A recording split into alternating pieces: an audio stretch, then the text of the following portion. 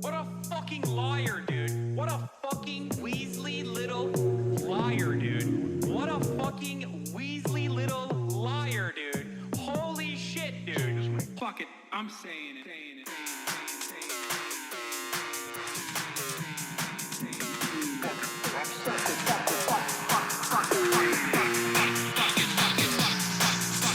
America deserved 9/11.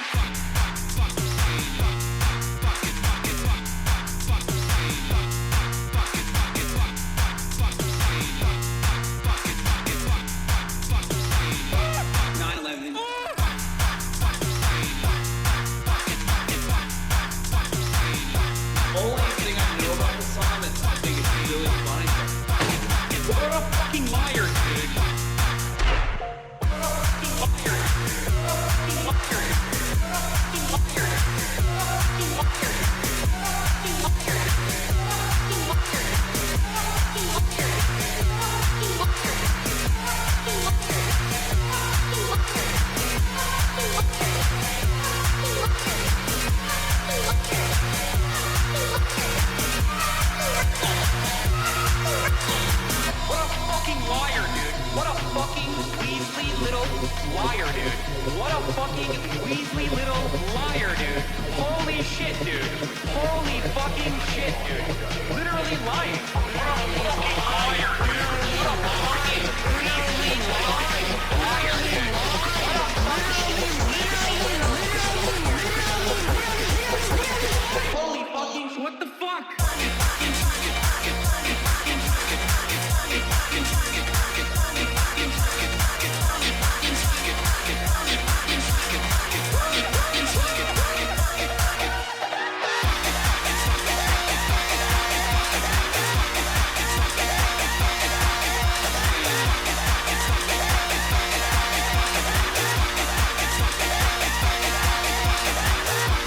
What's going on, everybody? I hope everyone's having a fantastic evening, fantastic afternoon, fantastic pre-noon, no matter where you are.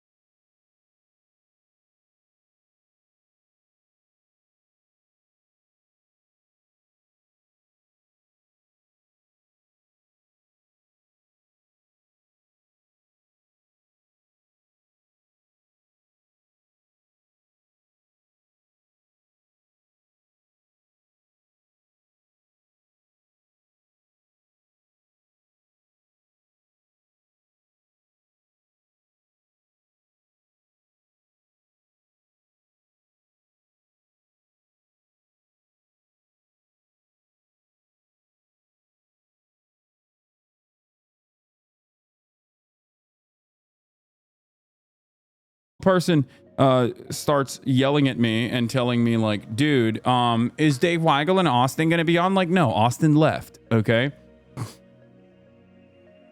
No, of course, Austin left. He went back home, and I don't know if I can get Dave Weigel back on the phone today, but we'll see.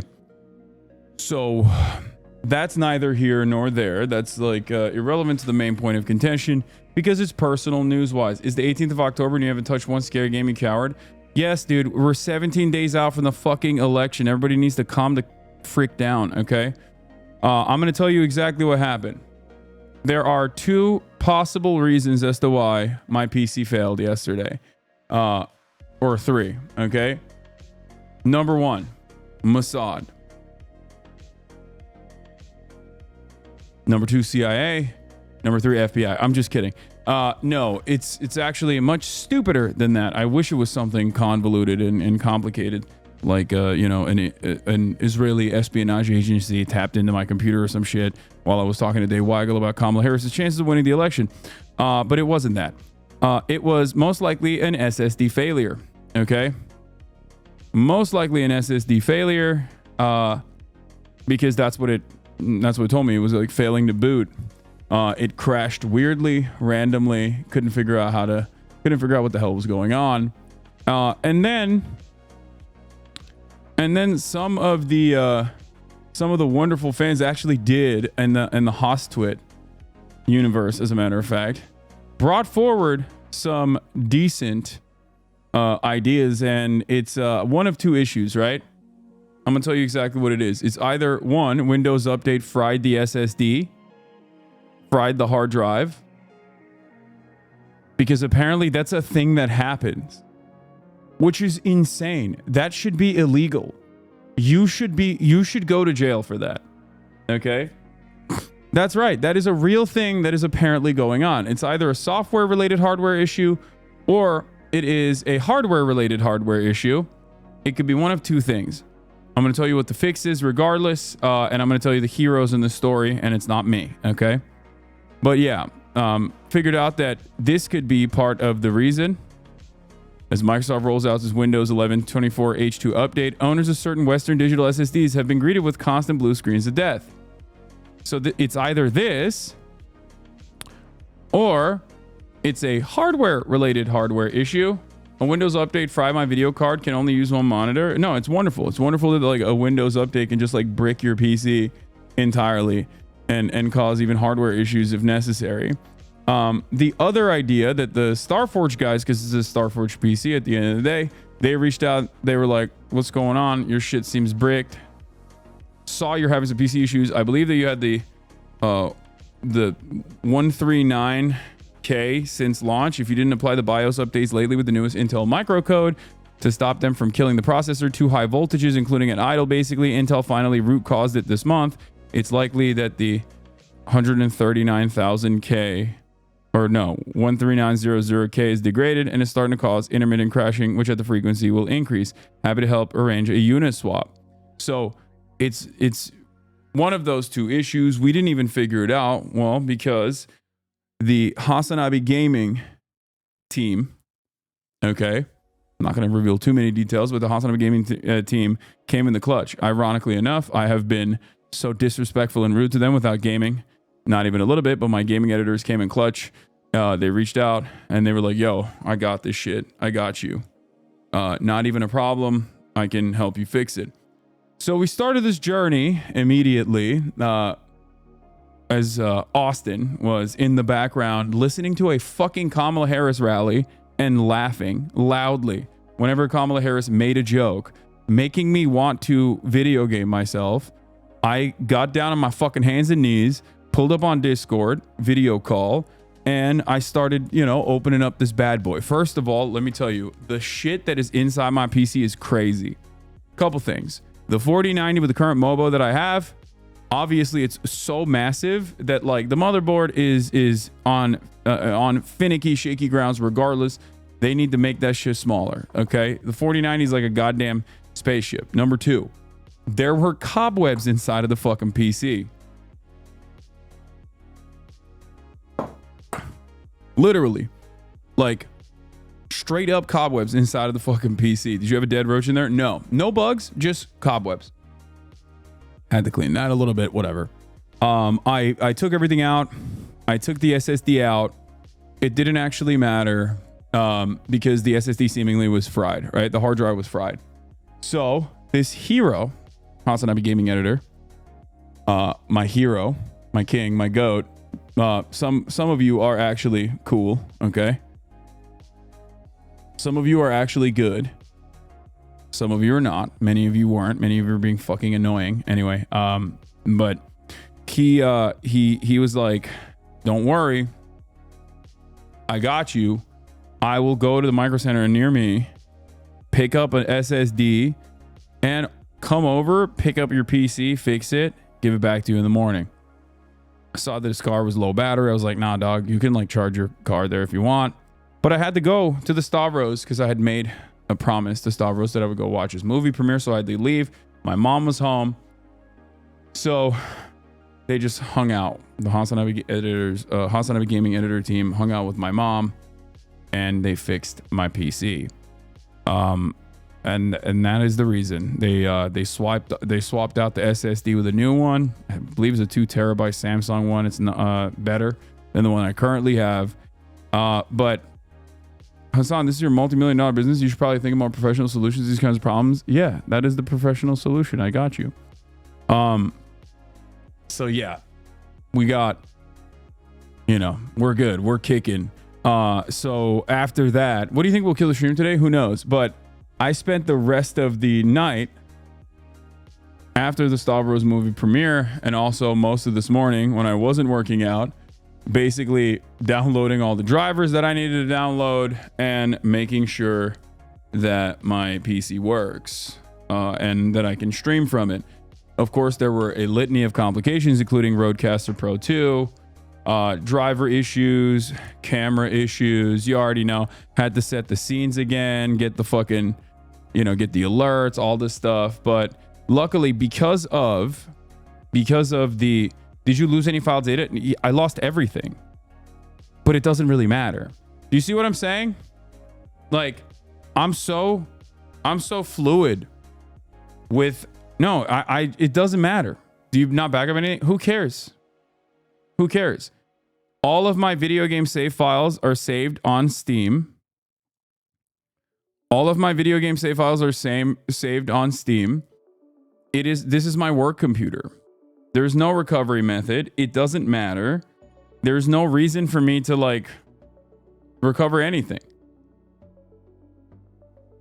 Do you see what I'm saying?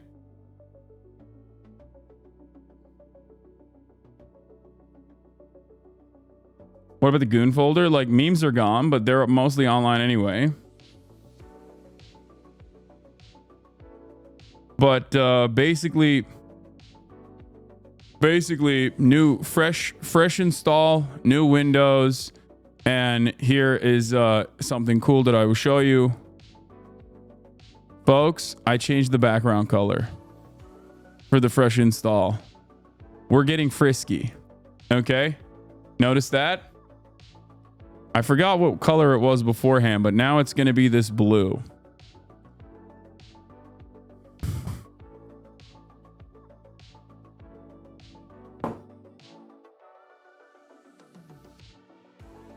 Nah, but you could offload them to a separate internal NVMe and not worry about games lost if your boot drive goes down. I don't really care.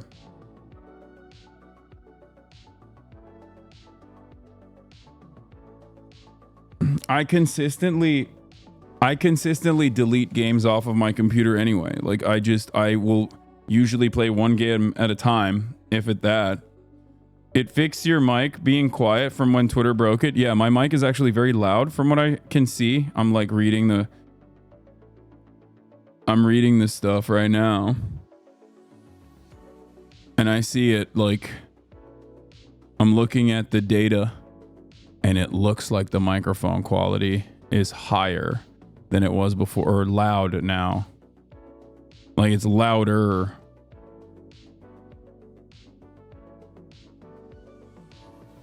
How's the premiere? The premiere was wonderful. It was a lot of fun. It was a really funny movie. Stavros did not lie when he said it's a very stupid, very funny movie. And he was right about that. It is a very stupid and very funny movie. Did you do any geek benching test on it? No. You don't have to be turned down the max volume anymore? Good. I love your haircut, Hasi. I did not get a haircut. I just simply parted my hair back.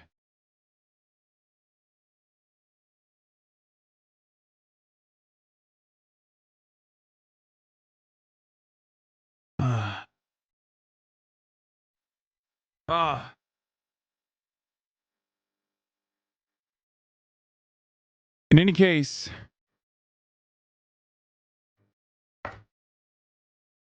I parted my hair to the side. So I guess technically it is kind of like a haircut.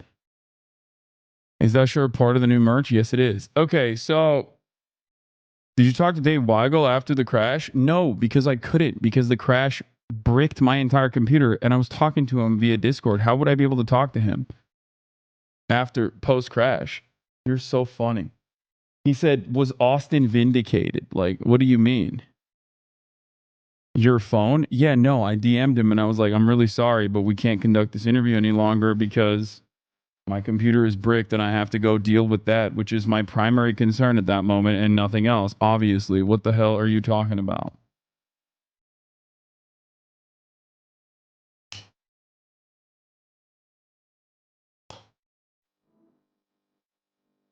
Can you please remove the coffee sins from the bottom of the wintergreen tower, separate but equal? What? No. They're not coffee sins in the bottom of the tower anyway. Those are different ones.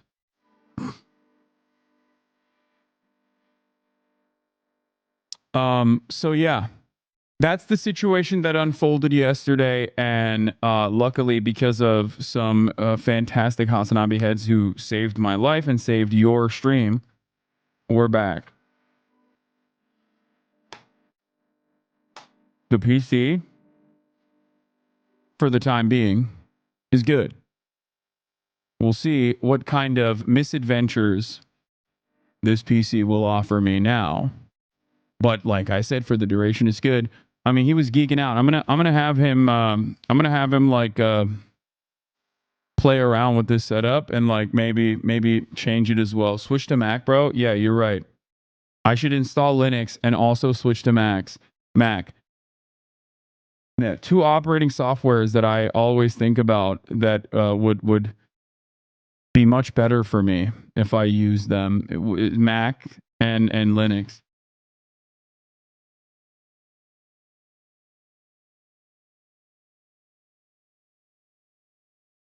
So,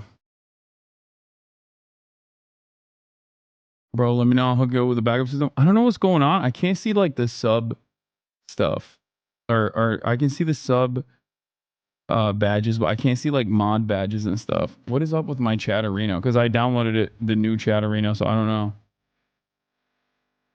Use Twitch Whispers inline. Where is it? Combine multiple bits, messages, mentions, a highlight tab. Just open and close it. Let's do it.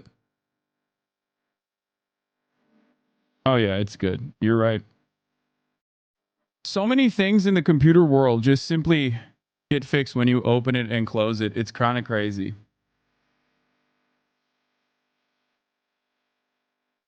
So many things. Kind of wild to think. Kind of wild to consider.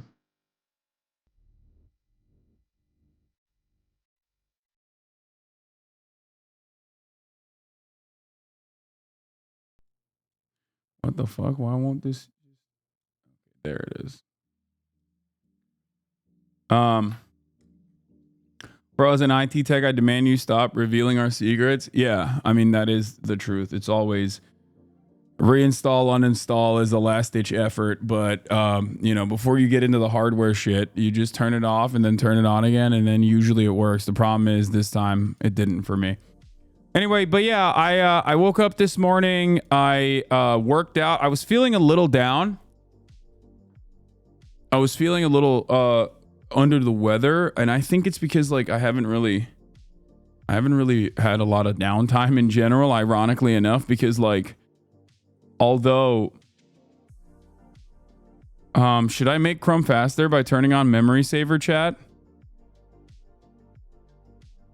Yes or no? No.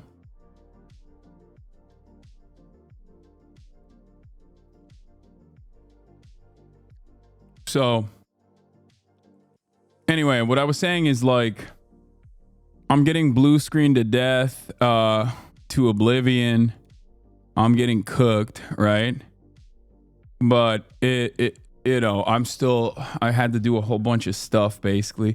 You don't need to have like 64 gigs of RAM. Okay, whatever. Use Firefox. Yeah, I'm not changing that. Okay, I don't care. I'm using Chrome. It's too simple for me. I'm not going to swap it for one reason or another. I'm already loyal to it, okay? But yeah. That is where we are at. That is where I am at.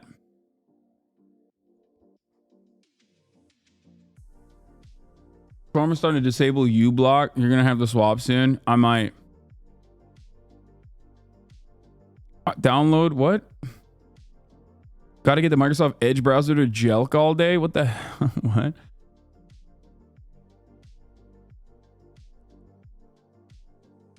That's insane. In any case, folks, you know, woke up, was feeling shitty, and had all this computer stuff that I needed to work on. So I was thinking to myself, do I do it? Do I finally today bite the bullet and not work out, even though it's a workout day, even though it's a lifting day?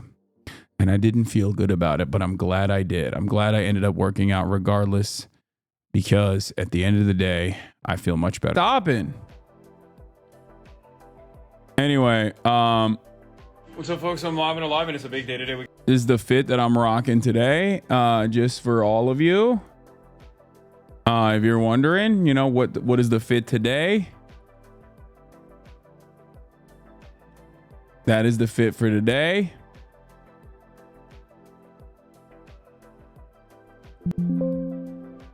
Okay. Why were you so late today? We're gonna need to dock that from your pay. I hope you're aware. Looking like an uncle for real. Good. I don't care. Bro, you gotta buy more pants, the same 3. It's just very comfy, and I didn't feel like fucking, you know, putting on new pants today. The real culprit behind your PC getting cooked? Yo jamás. ¡Jamás! Wait, fuck. Oh, I haven't... ¡Jamás! Come on! I should log into my fucking TikTok as well, because I'm gonna need to do that.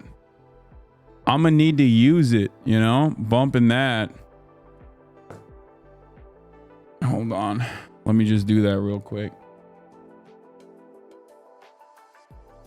Shirt is a typo, boss man. Wait, what? Really? I haven't noticed it. Please tell me it doesn't. Fuck you. Hold on. Let me log in.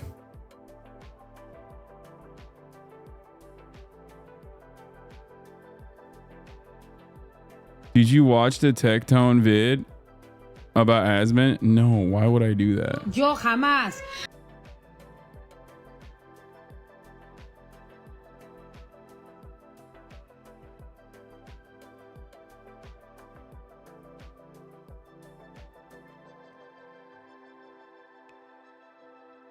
Oh no, it says regardless.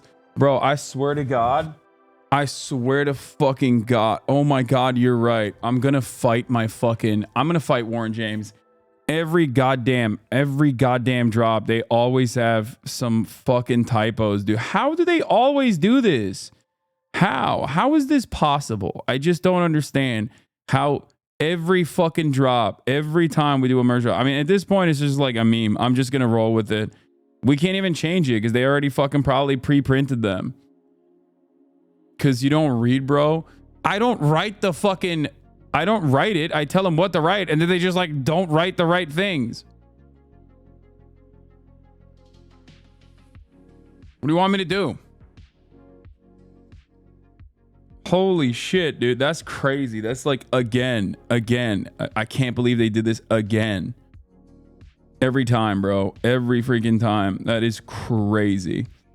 Let me see. Where's the text thread with these guys? I'm gonna be like, what are you guys doing again?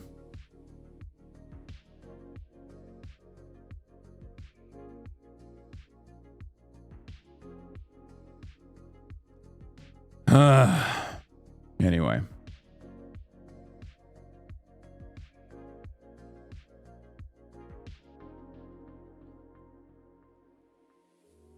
Yeah, I know. I know the Capitalism World Tour one had like typos in it too.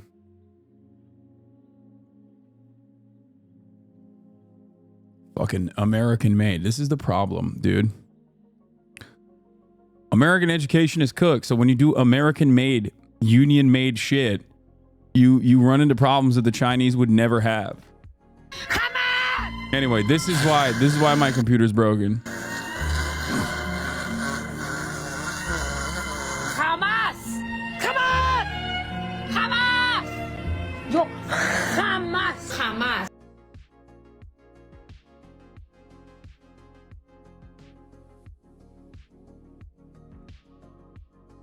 11-year-old Chinese workers never make mistakes? Yes, dude.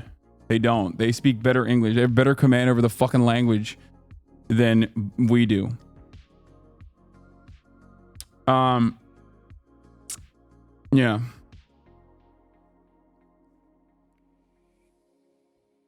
Bro was playing too much Ave Maria after streaming, his PC broke. Yeah, that's what happened. So, Trump Shop merch never has typos. Yeah, because they make that shit in China. Not gonna lie, brother, I'm close to unsubbing. You took the weekend off, then bullshitted the last few days. I was forced to touch grass and got laid. I'm sorry, dude. I'm sorry, dude. You got some pussy, and now you're acting different. And to be honest, I understand that. I respect it. I understand it. You know, sometimes you cannot be a loyal, committed soldier to the goon, you know?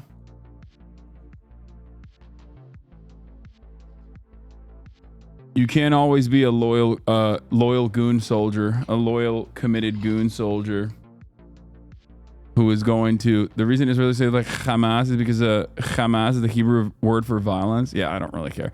Anyway, he's just making shit up. I got laid though. Nice. You need to fire Kaya's babysitter? What is this?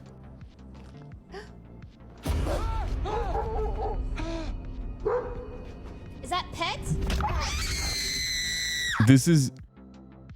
I think this is what happened. This is what happened. She did this to Kaya and then had to swap out Kaya with a new dog. It's all coming together now. She did this to the OG puppy Kaya, and that's the reason why there's a new dog.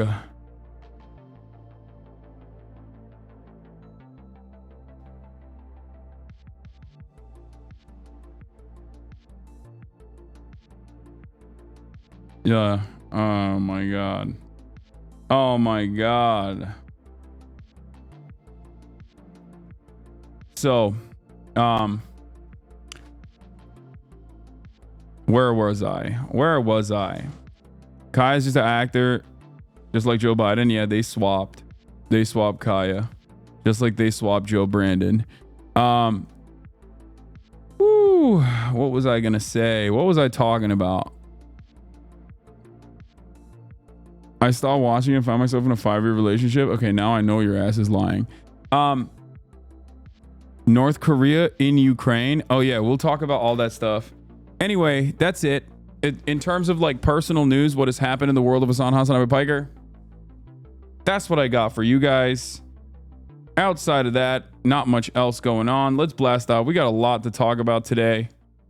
Okay, absolute gem from Hindu nationalist Twitter. I saw the one that with Adolf Hitler, but it's like pro Adolf Hitler and pro Benjamin Netanyahu.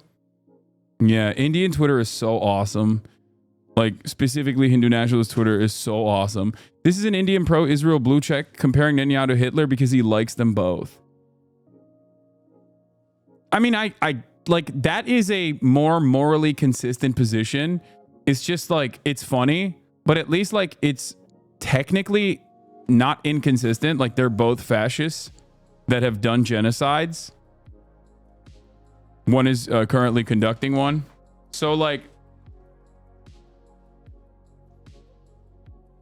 it's not wrong. It's just very funny to be in support of it. It's moral consistency. It's moral consistency, but it's like weird that you're in support of both of these things. You are a real freak. Like, while I admire the intellectual and moral honesty here, I cannot comprehend how unimaginably brain broken you must be to like both of these guys at the same time. Anyway. So, without further ado, let's blast off. We got a lot going on today.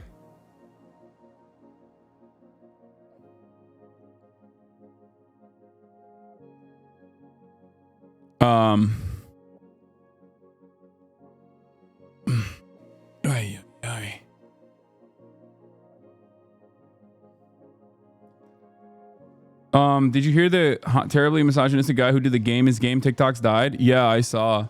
Rest in peace to a comrade, to a fallen comrade.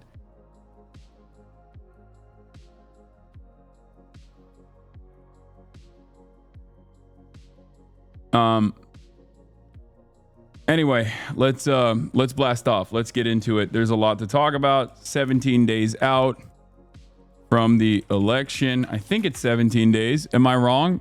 Is it 17 days? I hope I'm right. Fuck it. I don't even care. Poll watch. Hog watch. Talking. Yahya Sinwar assassinated by Israel. What does this? What next?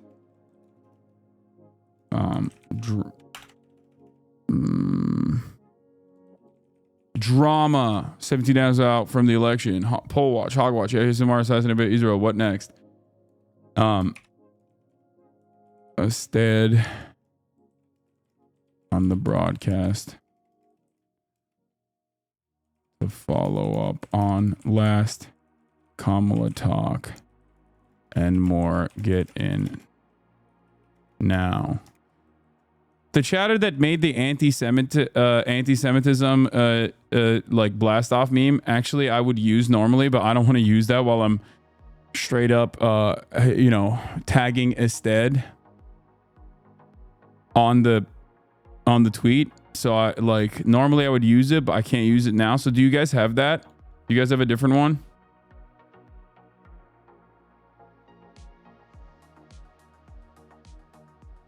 Okay, that's a good one. Okay.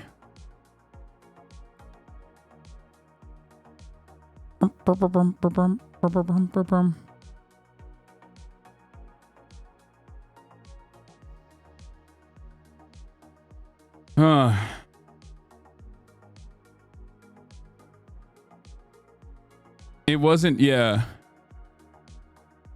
You know what? You're right. I shouldn't say assassinated. Killed in combat by Israel. I updated it. You're right. Assassination is not the correct term there.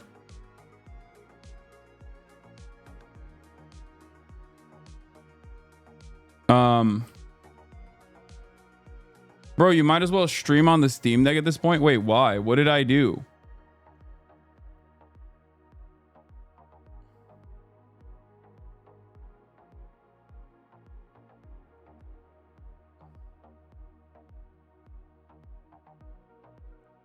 There's Trump burgers? What the fuck is that? Today we're reviewing Trump Burger. Yes, guys, Donald J. Trump has a burger restaurant, and I am not biased. I do not take sides. However, he has burgers, so we're here for the burgers. So whether it tastes good or bad, that's up to the restaurant. But in any case, I was going to Austin, Texas, and I saw this place, and I had to stop in. Look inside, guys. This is insane. I've never seen a restaurant that looks like this. They also have a Biden burger for $51, like inflation. 1 ounce of beef topped with old tomato and oldest buns available due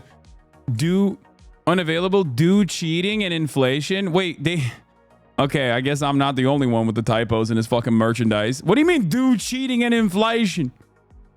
Shit, it says like old buns, old tomatoes. What the heck?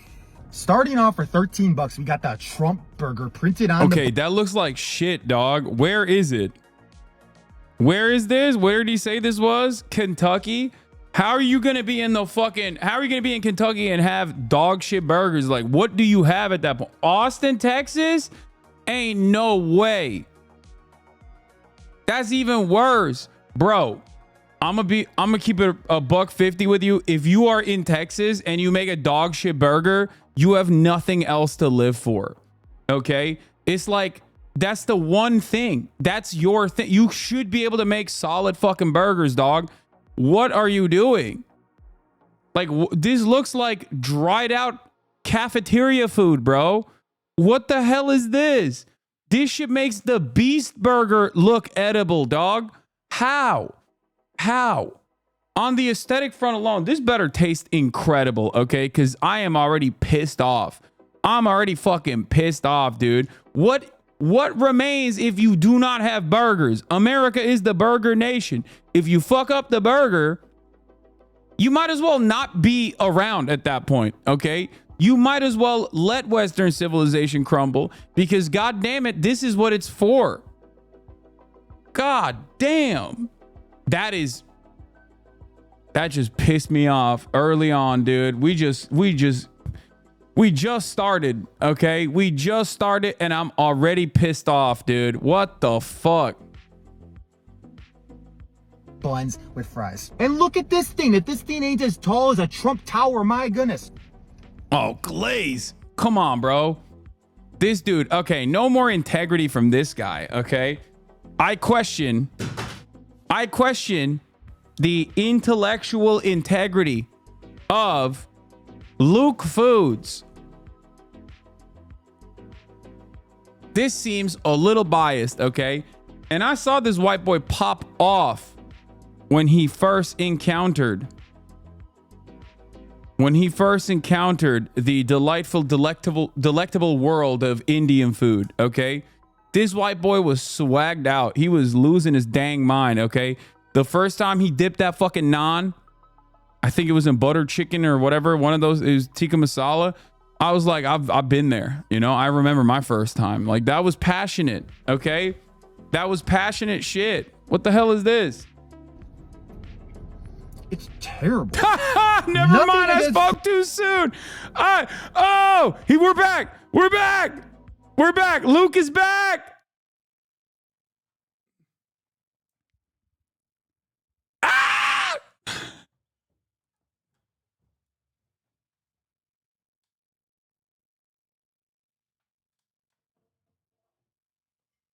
Listen. My bad. I should have never come for the king. I should have never come for the GOAT. I should have let my GOAT speak. I saw him talk about the Trump Tower thing and I was like, damn, he's glazing. Okay. I should have never, ever come for my GOAT like that. Luke, I apologize. Mea culpa. Okay. My B. Okay, my fucking B, dude. This is like at the Hasan Abi broadcast, you know, you got some moments, right? You got like, oh, Putin would never invade Ukraine. You know, you got that. And now this, okay? Probably worse than the Putin take. This is your my bad asthma moment. Yeah. Not as, yeah, this is my bad moment. My bad moment. Sometimes I'm popping off a little too hard, okay? I'm trying to make some content here. You turned into a snake dog? Yeah, for sure. Trump, but this burger sucks, okay? Maybe he'll flip again by the end of this video. This dude has the independent voter face. That's a great description. This burger is absolutely horrible. It tastes strange, really funky, fake as heck. Like, it's a pretty big burger, but it just, yeah, try their fries. Those are all right, but they just don't have like any salt on them. Finally, we got the First Lady chicken sandwich for also 13 bucks. And look at this chicken. It looks kind of square for some reason. No. But that's not the most unseasoned chicken I've ever had in my life. I mean, It's so yeah, what good. were you expecting, honestly? It's the Trump establishment, dude. You know, that's...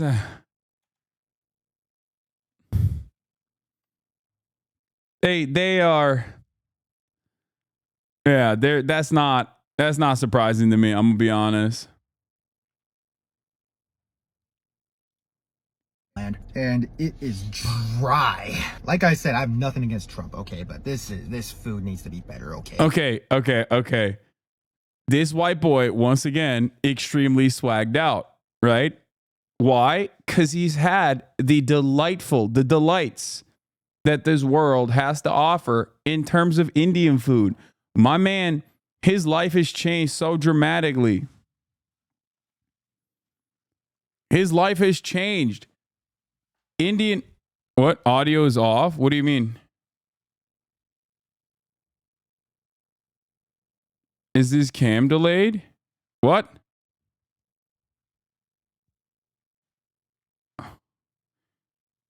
Desktop audio is behind? Oh, hell no. The prices aren't terrible, but overall taste-wise, I'm going like a 3 out of 10. Donald, please make your restaurant great again. Oh, yeah, it is? Oh, hell no. Oh, hell no. It's happening again. This happened like... I can't unsee it now. They're trolling. Do you remember the solution from last time? Fuck, I don't remember.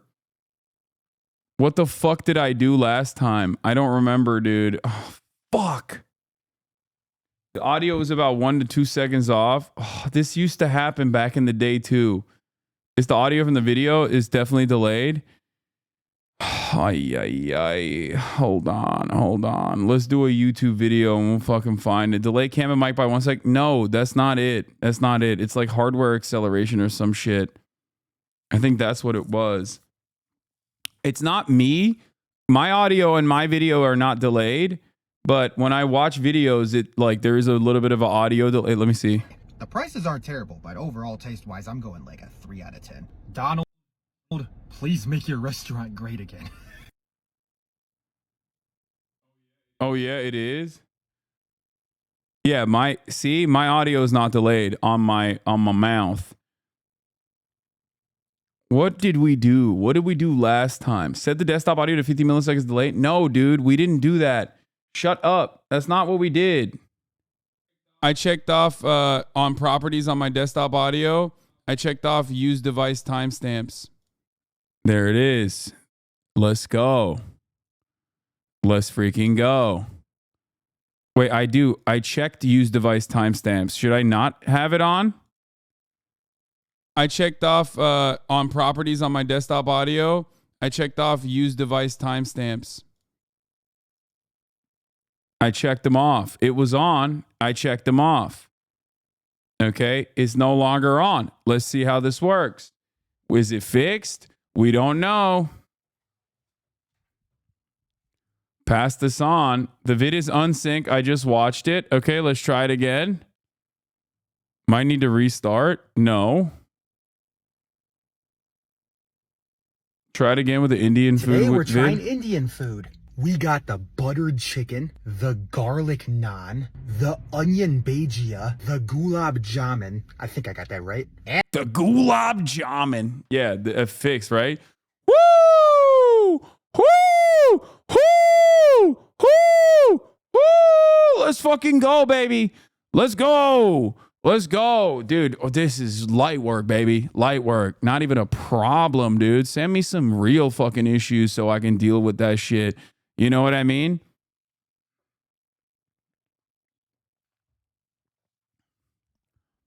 Okay, I'm just kidding. Spectrum, please don't fuck me up.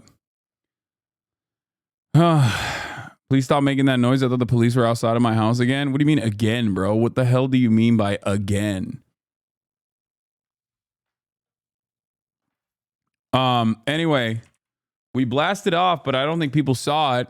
Go fucking interact with this shit, bro. What are we doing? Go interact with this. Go like it. Go retweet it. Okay? Hi chat and rest easy 515 D53. Oh, that was the other. Yeah, that was the color scheme that I used to use, and I no longer use that.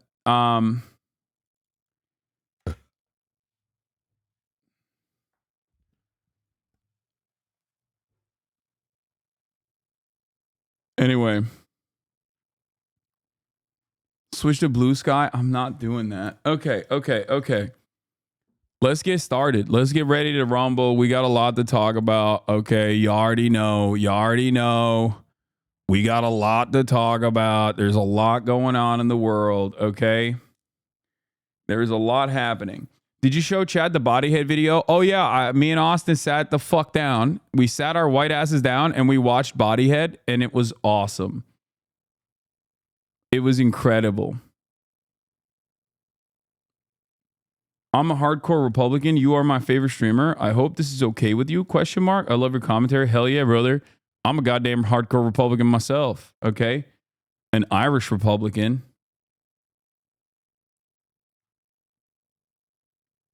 Did you see Emma Vigeland and her team defending you yesterday on the Majority Report? Yes, I did. I did see that.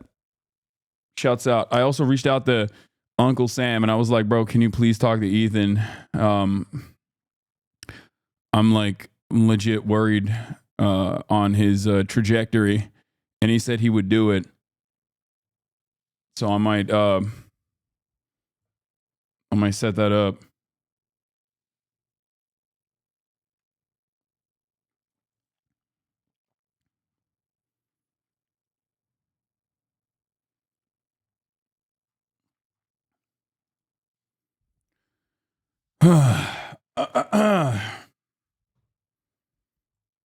You got to cut the Greek slander.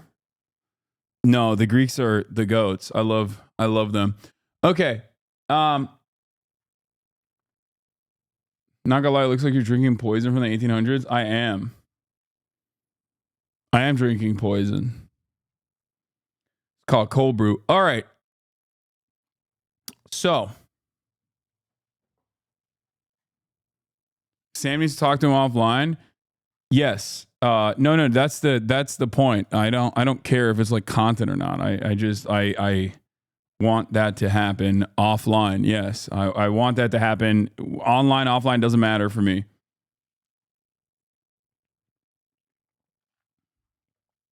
Donat or gulab jamun, gun to your head? Donat. Very, very few foods that I would substitute donat for. Maybe some other Turkish food, but maybe manta. What the fuck is cold brew? Is beer? Yeah. I'm getting hammered every goddamn morning when I start my broadcast. I'm getting freaking hammered. I'm getting sauced up.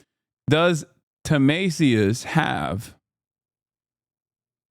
a playlist for today? That's the question. Or did he not make a playlist for today? I'm sure he has one. We got CIA Johnny back at it. We'll talk about the strongest militia in the Middle East. He's talking about Hezbollah. We'll watch it, of course. Oh, here it is. He linked it twice. All right.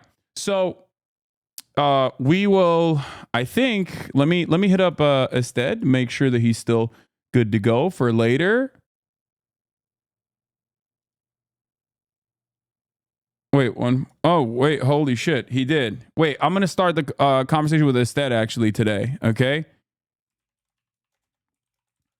I forgot that I had him on for 1 p.m. and then I was wrong. I didn't end up doing that. Hold on. I got to fix my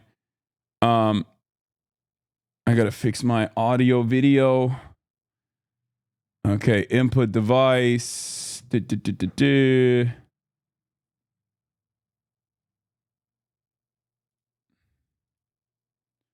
Voice settings, Rodecaster Pro, microphone. Okay. check. Okay, that's working. Output device. That's good. Okay. La. Video settings. OBS virtual camera. Start the virtual cam. Test that video. That's also working. Great. Okay, I can do it. All right. Today, we're going to start the conversation with Ested. Okay. Meanwhile, Tadic is here as well. He just walked in. That's crazy. Okay. But I'm going to call Listed right now. Hello, I am calling. Kaya, stop growling. I might need to open the... All right, let's see if he turns on. Let's see if I hope I didn't mute. Calling now. Okay. I gotta open my door real quick because Tadic's here. Actually, I can just do that from here. Hold on.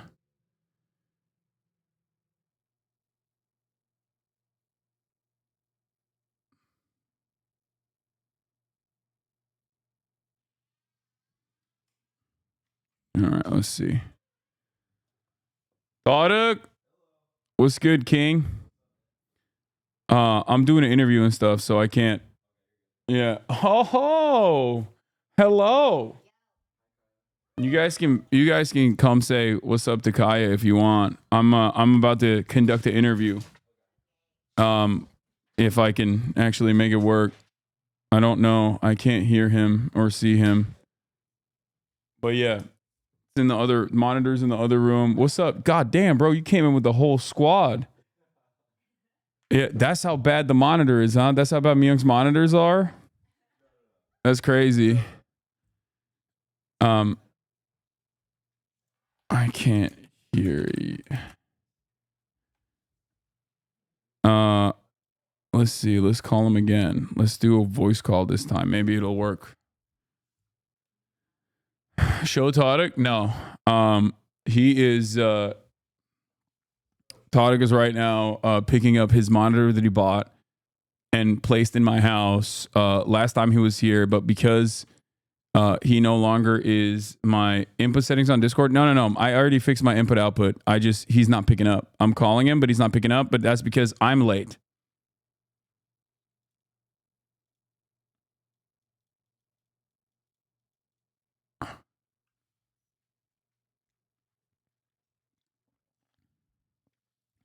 Oh, okay. Can you hear me? Hello? Yeah, can you hear me? It's dead? What's up? How are you? What's going on? Can you hear me? Yeah, I can hear you. Can you hear me? I'm in a Yes. suburban North Carolina. Hell yeah. Okay. I'm going to pop out right here. I might actually have to change my my virtual camera settings real quick. Program default. Scene source 4K cam. Okay, that should be better. All right. Okay, doing a couple tweaks. My computer fried yesterday while I was talking to Dave Weigel. Oh from no. Semaphore, and that is the reason why I've been, I had to reboot everything in its entirety, and that's what I'm working on. Dave's a good currently. dude. His piece about Democrats moving right was really good. Yeah. Well, that's actually interesting enough. That's probably what we will be talking about quite a bit today, I suspect. Let me do a video. Let me do a window capture here. And let's see. Oh, there it is. Perfect. Boom. Okay. I got you right here. Okay. Here we are. Thank you so much for coming on. That's what I actually wanted to talk to you about. What are you doing right now? You're in North Carolina? Yeah, I'm in North Carolina for an episode of the Run Up, our podcast. We are following a bunch of the storm recovery efforts and seeing how it affected early voting. And so today we were with Democrats and the North Carolina governor. Tomorrow we're out in the storm affected areas in the western part with the Republicans, because there's actually a lot of Republican areas who have been most severely damaged. Yeah, and so we're seeing how it impacts. Yeah, because of the lasers, here. right? Because of the weather machine. Because of the scientifically controlled storms. I mean, that's part of what we're talking about here too. Like, there's been so much misinformation and disinformation on that front too. It's been a huge story. Yeah, it's really interesting to think about how we have arrived at the idea that climate change is man-made, but like in the worst possible way for the at least 30% of the American population that was like, nah, climate change is made up, it's a Chinese conspiracy. And then now they're like, oh, anthropogenic climate change is real. It's just that, you know, it's the weather machine that's doing it. It is like one of those. I do think that we've always talked about climate impacts as like theoretical and coming in the future, when this has totally been, Florida, North Carolina have been totally upended, Georgia, parts of it too. So a bunch of the organizing efforts we're hearing now from Democrat and Republican are about making sure people are still all right, even though Republicans, as to your point, are like not acknowledging the source or obviously have made climate a big part of any policy. Yeah. I do find it interesting because like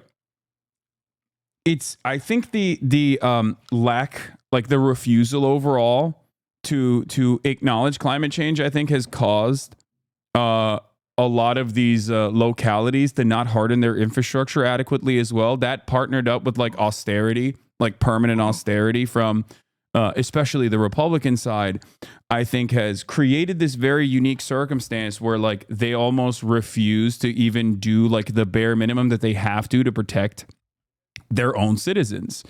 I think that's fair, and I think we're in North Carolina, the only southern state that has a Democratic governor, and one of the things he said was like, for a lot of those states, they're the ones experiencing the obviously frontline impacts of climate change, but most of them are run by a Republican Party or Republican governors who are not even interested in the federal money on that front. And so like it's taken this massive disaster for even Republicans to like even acknowledge in the slightest even some of the funds that were available to them to do something up. And so like it has taken the kind of lowest common denominator for there to be any type of shift, particularly in the South. Yeah. So last time you and I had a conversation on this broadcast, we talked about Kamala Harris's chances or what it would look like. I think it was before Kamala Harris became the candidate, or was it right after? It was right after, I'm pretty sure. Yeah. And some of the things that I was like very worried about on the messaging front was that, I was fearful that the Democrats might pull the old tricks that the Democrats always engage with, which is to like moderate their views and try to like hammer on this like moderate Republican framing on a lot of issues, adopt Republican framing on a lot of issues, which I thought would potentially be a dangerous gamble in the electoral calculus for the likes of Kamala Harris. And I was wondering, since you've been all right, bye guys. Sorry, I just have my buddy who's picking up his monitor.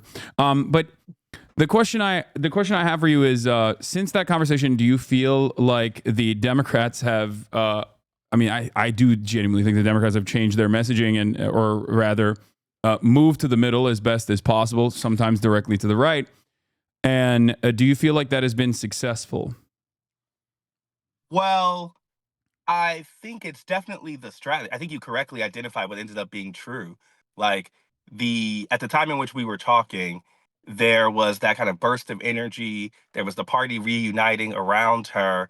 And I think there was an open opportunity of interest for people to say, okay, let me take another look at this person who I may not know a lot about.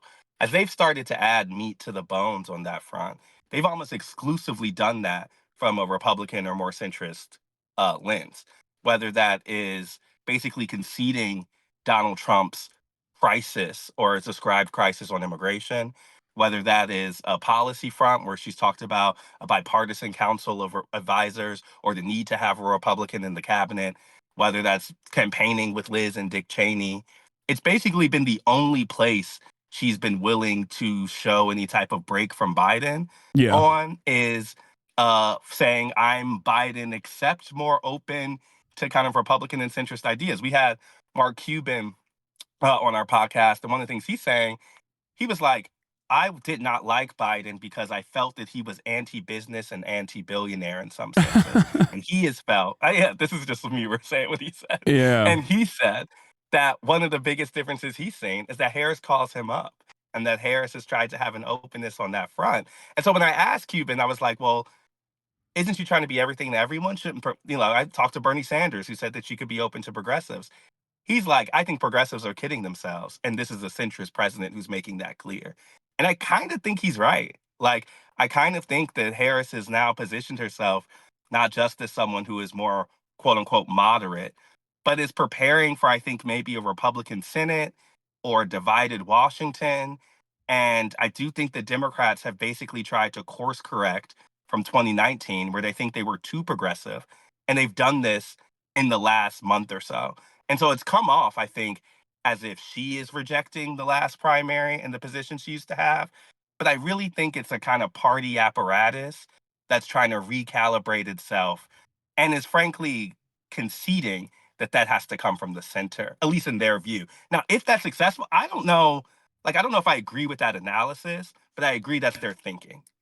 Yeah. So there's two different questions I have, I guess. I'm of two different minds here.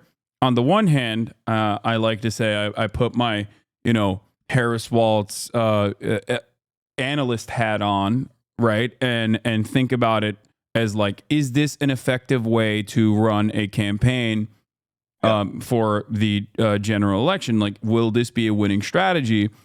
And then I also have this pesky little, like, my own personal opinion on the matter. And then I think even if it is successful in terms of winning the election, what does that say about the future of not only the Democratic Party, but just like the future of American governance in general? And I don't think that it is as profoundly and as overtly successful in the way that like the Democratic analysts think. And I wanted to show you this blueprint 2024 public opinion research that came out on messaging and the preference effects it has. And I wanted to hear your perspective on that. Hold on, I'm going to share my screen with you real quick. Let's see if that works. Last time I did this, my computer basically broke, but hopefully it'll, because I was showing this to Dave Weigel and my computer basically broke. And I also just spilled some coffee in front of me. I'm all over the place. So, have you seen this already? I don't think so. So yeah, it shows the hypothetical answers. What, if anything, would have done differently than President Biden over the past 4 years? And it shows the preference effect overall and the preference effect from independents. Yeah. And some of her most progressive policies that I've definitely been on board with, that I definitely appreciate, such as at-home. Hold on, let me do this real quick. Okay, such as at-home medical care, at-home Medicare, the expansion of Medicare to also cover home assistance, to cover at-home healthcare. Plus 10 for Harris. Preference effect for independents, also plus 10 for Harris. Framing it as like greedy corporations. I'm not happy with what greedy corporate giants got away with over the past year, last few years, since the pandemic. Price gouging, which has been an incredibly resilient policy point from the Harris camp, regardless of the attacks, including but not limited to even the New York Times, like doing the classic, like, we brought forward our economists and they thought this is not even possible to do. This is, regardless of that, it seems like the American public is very receptive to this idea, although it is a profoundly, dare I say, radical policy, if we're being real. I mean, I think it's very effectively messaged, because you're not saying we're going to institute price caps, but it's been very popular. Whereas in terms of the actual answers, like the further down you go, the more she talks about like small businesses or the opportunity economy, or what is my only difference from Joe Biden? Oh, I'll have a Republican in my cabinet. The preference effect is underwater, minus 21 when she says not an actual thing. I mean, I think that tracks with some of my reporting and experience. And I mostly think that because the desire for change and the dissatisfaction with the status quo has always been more evident in the electorate than I've seen the Democratic Party acknowledge in this cycle. For the first 2 years, they were holding on to Biden. And I don't think that was just a problem because of his age. I think that was also a problem because it kind of tied them in to a status quo that for a lot of people, they're not really working from the premise of that being what they want. And so so I think that they were just late to arriving, that even in just switching candidates, there was another barrier that she had to clear is what is the difference between you and the previous candidate? And they just arrived to kind of articulating any of those differences. But let me explain to you what I think is, or what my kind of reporting tells me is the campaign's thinking on this front. Like, it's not just that centrist policies have often been where the Democratic Party reflexively goes in the general. It is their lessons from the last midterm election and the presidential election before that. They basically have gotten away from the idea that they can change the electorate by bringing in a whole bunch of new people and bringing in some progressives or young people or the like. And they pretty much embraced the idea that they should win over those people who are most consistently going to vote. And as much as the electorate looks like that, that's better for Harris because that's the kind of anti-Trump coalition. And so I think it's an effort for them not to really just target the folks they know are most likely going to show up to the polls and try to get the gang back together that caused them to do better than expected in the midterms. It's a very like battleground specific strategy, but I also think it's a strategy that kind of concedes the issues to Trump Yeah. and concedes him as the main character of the race. And so, why we could have had a race that was kind of two competing visions or two directions of the country. I think it's directions. I think there's a competence difference. I'm not saying they're the same. I guess I'm saying they are not playing, they're not starting from a different premise. And Yeah. partially that's because they don't really think they need to win. They think the type of people who come out and they know are going to come out, they're willing to take a Trump referendum because they think basically 55-45 chance anti-Trump beats Trump. I Yeah. just think that's a little risky. And so, like, the risk of that has been something I have just been shocked about their unwillingness to price in.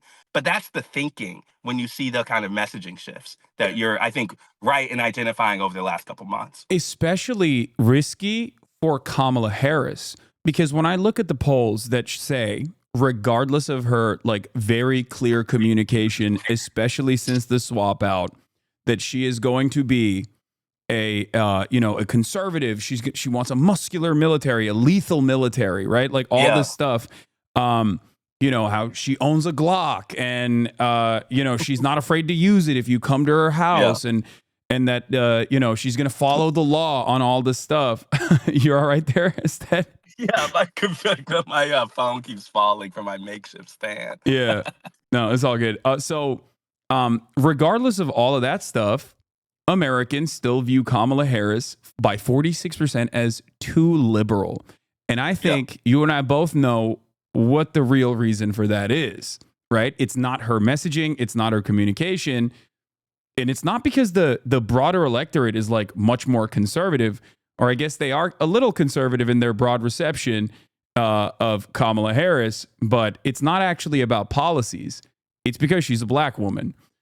I think that is the real reason why they view her as liberal, too liberal, quote unquote. Yeah, I think that is 90% of the reason. I think that and even in my own experience, like you'll go places and the assumptions that black folks are inherently this like progressive, even if he doesn't even fit with sometimes the facts of black electorate and communities. The only thing I would add to that though is I think it's also tied for me to how she introduced herself to the country in 2019. Yeah. She and I think this is the kind of core problem with people's understanding of her ideology. She was half a progressive messenger back then.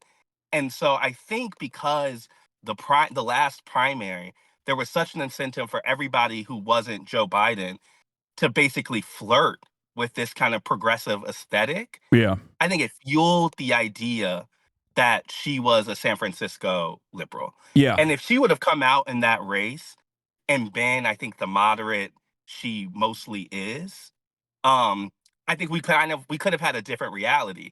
But I think the assumptions based on identity plus what we saw in 2019 adds up to something where I think the campaign has a challenge of authenticity that they have to clear. Like you have to tell policy is mostly a proxy for people. You know, most people understand, who I talk to at least, that when politicians promise something on the trail, it won't often happen because of the realities of governance and Congress and stuff. Yeah. You're mostly signaling to people who you are, what you believe in, and what the story you're telling of yourself and your beliefs are.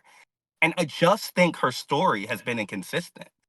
And so I thought they would come into this race after the candidate switch and understand that and kind of more frontally own the pivot.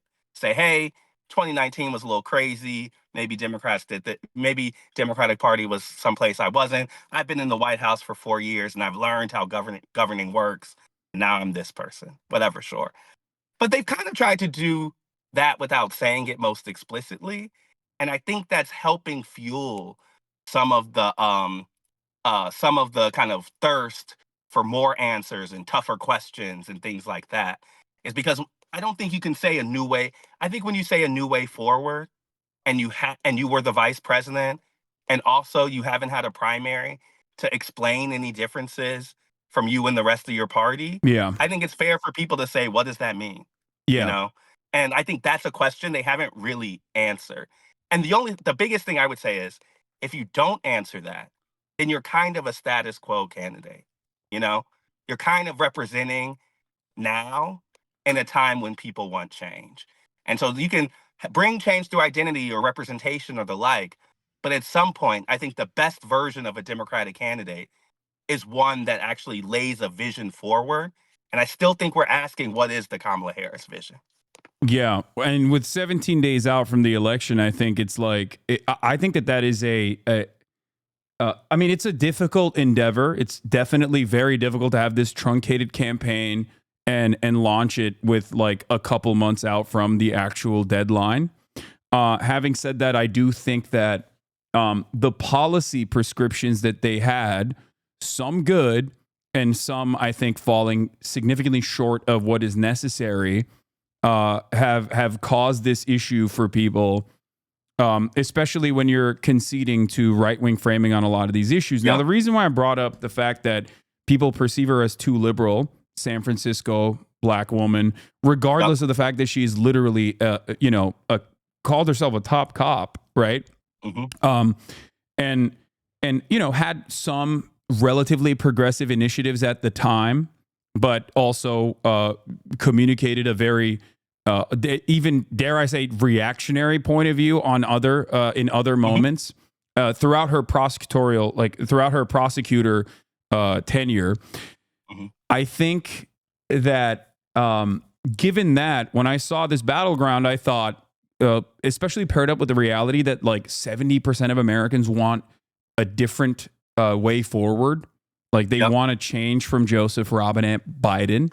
I thought that she would run a 2008 Obama style campaign that was like more progressive, or rather like communicated, actively targeted the harm and communicated the desires of the broader populace. And I don't think that she did that I don't think she did that, especially when it comes to like her economic policies. Like there's the good, you got the price gouging, right? Mm-hmm. We're going to lower these costs. You're hurting when you go and you purchase groceries. I see that. I see you. I hear you. I'm going to fix that. Americans don't care if someone goes and says, that's Venezuela, that's communism. That much is clear to me. This policy, when she unfolded it, price gouging, was polling around 73%. After she unveiled it, and then Republicans launched attacks against it, calling it like, this is Venezuela, this is price caps, you don't want this, this is devastating, this is going to be horrible, Comrade Harris, Comrade Kamala. It polled at 83%, a month later. Americans don't care. They don't. And that's why I was a little bit more hopeful, although cautiously optimistic, I guess, when I saw Tim Walz, because I thought they are going to have to lock in and communicate to everyone that these policies that are called radical by everyone, whether it's the media or whether it's the Republicans, are actually very helpful. Like feeding children is not a radical prospect, right? Mm-hmm. Paid family leave is not a radical prospect. Tim Walz actually did a really good job communicating that with both Ezra Klein and on numerous occasions before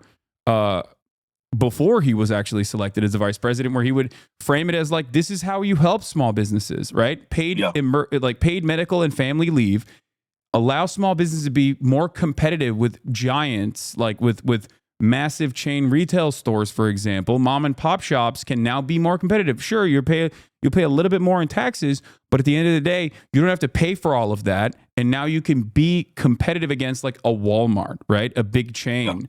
Because those guys can potentially do, paid family leave if necessary, because they have a lot more leeway.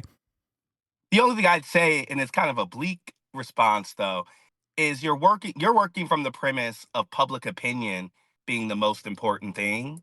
And that's not always true for them, right? So things can poll well. They could even be popular among a broader voting base. But things like price gouging were specifically targeted by a kind of elite centrist class, right? They don't, and I think those folks have an outsized amount of power because we know kind of how donors get direct lines to candidates and campaigns. Yeah. Even when we have talked to the kind of money side of the Democratic Party, it's oftentimes a focus on things like price gouging. They don't, or even the FTC coordinator, Lena Khan, has been a focus for them, and some of the specific kind of progressive pieces of Biden. And so sometimes the reason a candidate backs off from those policies isn't even because it's not polling well or it's not popular, but it's unpopular with the wrong people, frankly. And the other thing I would kind of add to this is, Biden had such a long history of being the bipartisan, moderate white guy that his general election challenge was the other side. And he was actually fine with that.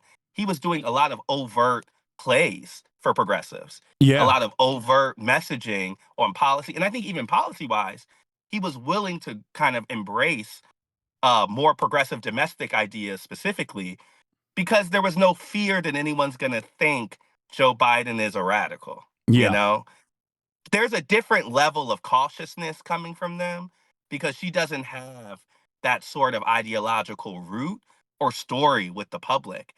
And so I think they could have taken different strategies on how to actually, deal with that electorally.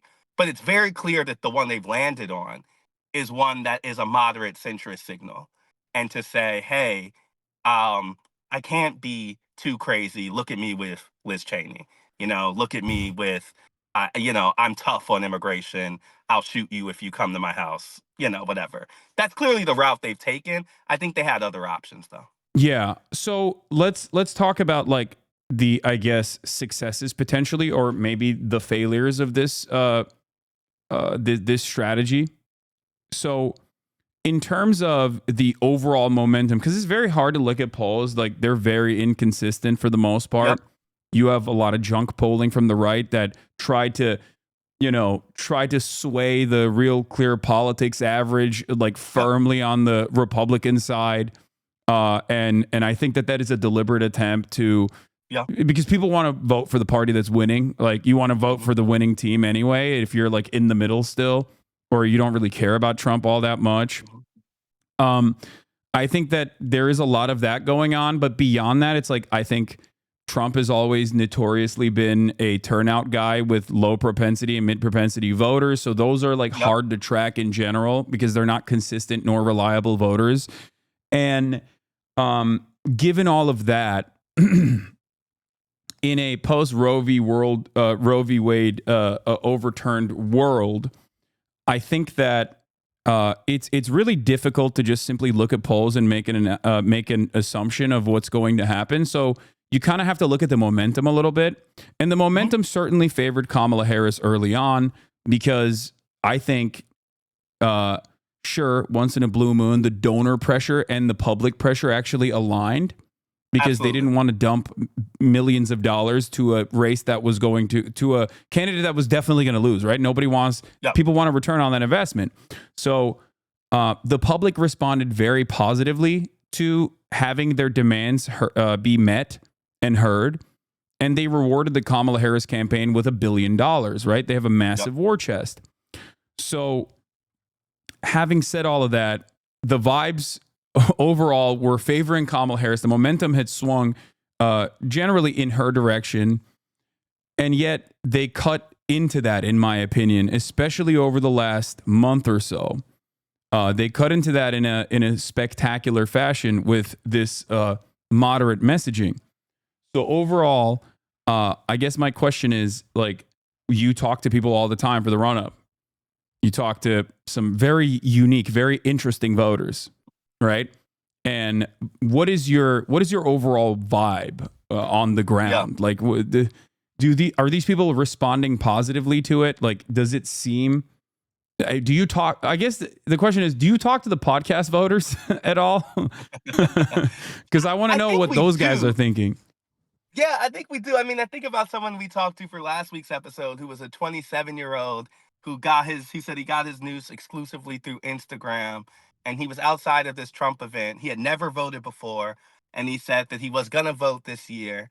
And I was asking him why this year and not previous years. And there was the kind of same, and honestly, it was a very unintentionally rattling off of Trump talking points.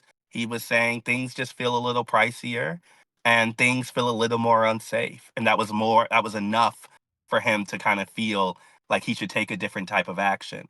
I guess to your larger question about momentum, I think about it in a broad way. Like before the switch, and you've kind of said this, Democrats weren't even in the game. Like, there was no doubt in my mind that Donald Trump was going to win.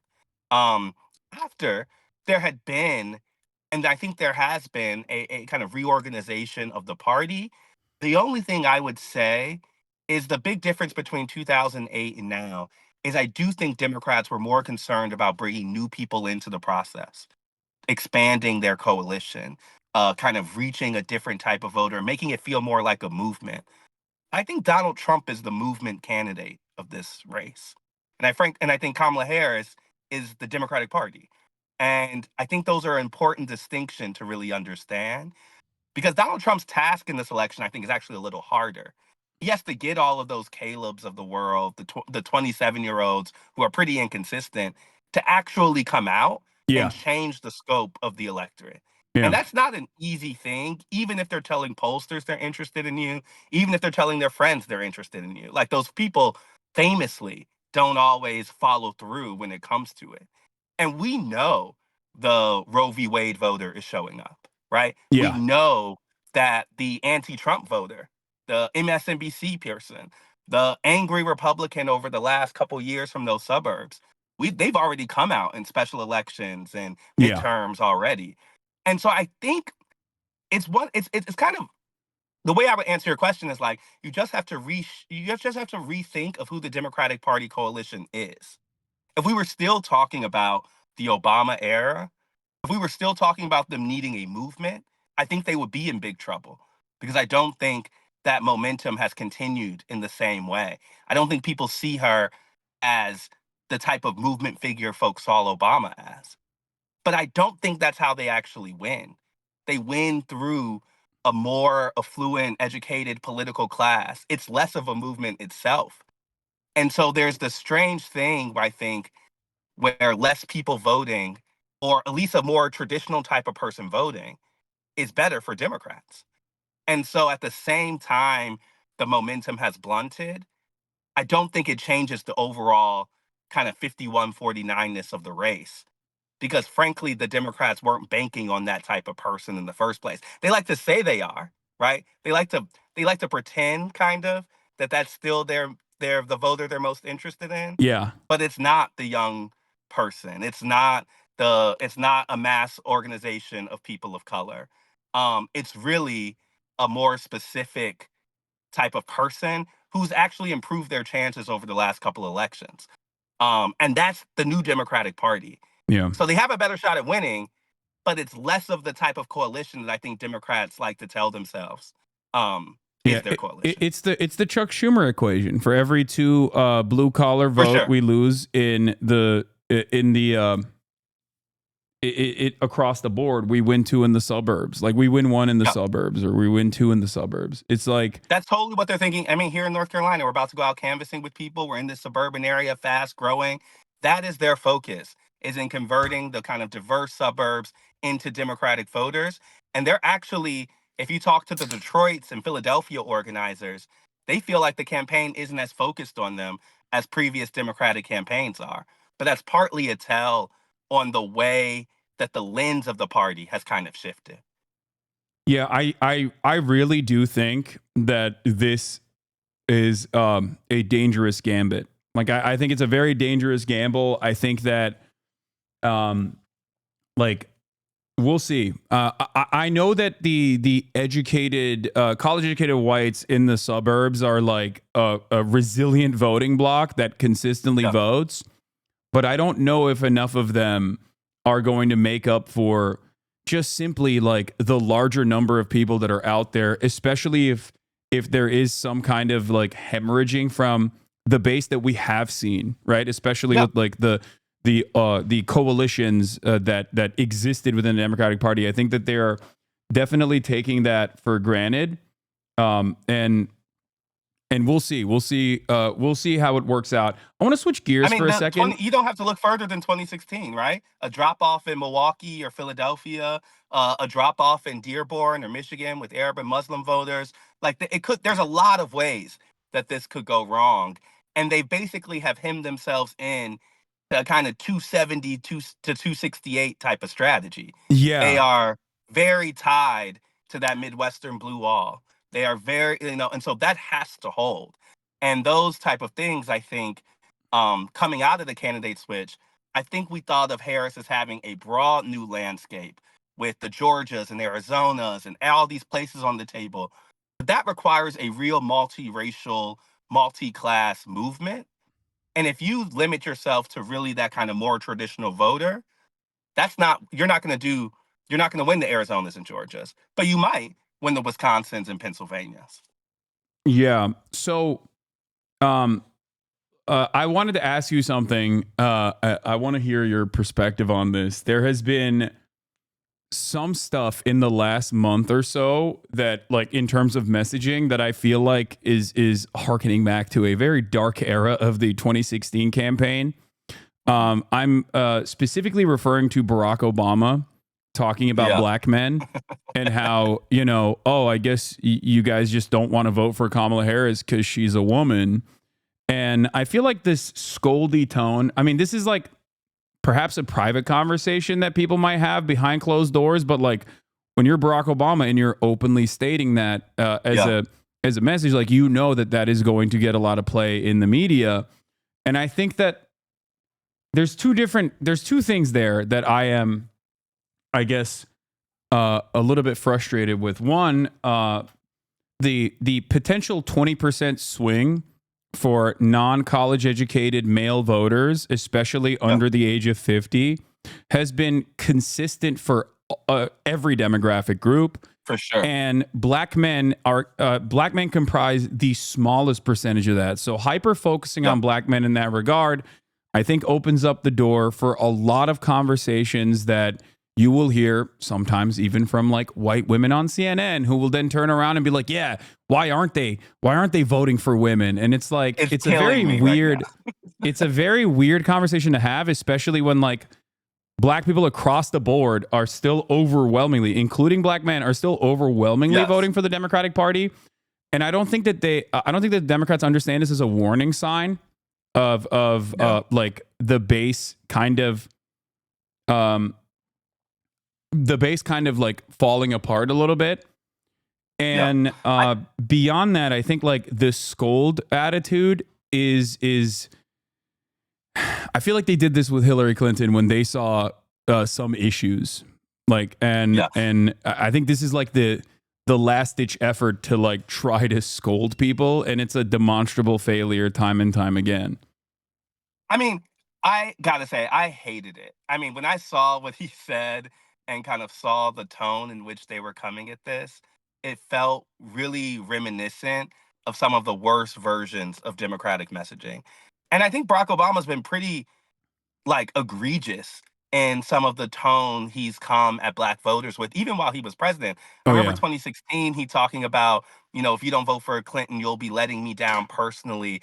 I mean, I think the thing that I often come to is like, there's no way he would come to different type of voting groups and place the blame on them for their own actions. He would hear those interests. He would listen to those frustrations. I was talking to Governor Wes Moore, only black governor in the country, about the question of black men specifically a couple months ago. And he was saying that Democrats have not done the job of acknowledging folks' frustrations with the political system broadly and the role the party has played in it. We know what the research says about what motivates these group of people. And we know that it is part of a larger educational sorting that's not specific to black men. But Barack Obama is missing all of that type of context when he says that. I Yeah. also think also think it completely ignores that for the type of black man we're talking about who's dropped off from Democrats, Obama is an avatar of the party's failures on that issue. Like, they are not ready for a lecture from him. They think that he was part of the problem. And so his inability to kind of see himself in his own kind of time in office as the reason people have shifted on ideas of representation, shifted on the ways that Democrats relate to black communities, is itself kind of a self-fulfilling thing. But to your point about the ways that kind of there's been a larger shift among non-college men, I think Democrats could be honest with themselves. They talk more in the cultural language of Twitter and academia. They talk more about their biggest pitch often in the black communities is about representation or getting elite black folks into elite spaces. Yeah. All of those are things that are way more motivating for a college educated, affluent class of people of color than they are for working class people of color. And so it's no surprise to me that that is reflected in some of the drop off here. And I just think they have to ask themselves, do they want to reorient issues to actually speak to these folks? Or is their only message to them one of shame and blame? And I think, like, in this election so far, we've really seen them hit the shame and blame button more than anything else. And I do think that's a big warning sign, because if they're repivoting to really focus on this type of coalition, a more college educated one, a more affluent one, I think they're only a Nikki Haley nomination away from getting wiped off the map, you Yes. know? So, like, they are being helped right now because the person on the other side is Donald Trump. And he's so And it bad. has It's it, not and it just has Donald not Trump, but a bad version of him too. a bad version of Donald Trump, yes. And so I'm saying they have not had the inner party discussions and growing pains to really acknowledge what I think has been a big shift from them in terms of the types of issues they talk about and the folks leading that sort of messaging. And so if there's a gut check for Democrats, even if they win this election, I think it's, how do we talk to folks who did not go to college? How do we talk to folks who are, and there was such an assumption, again, this is the same point.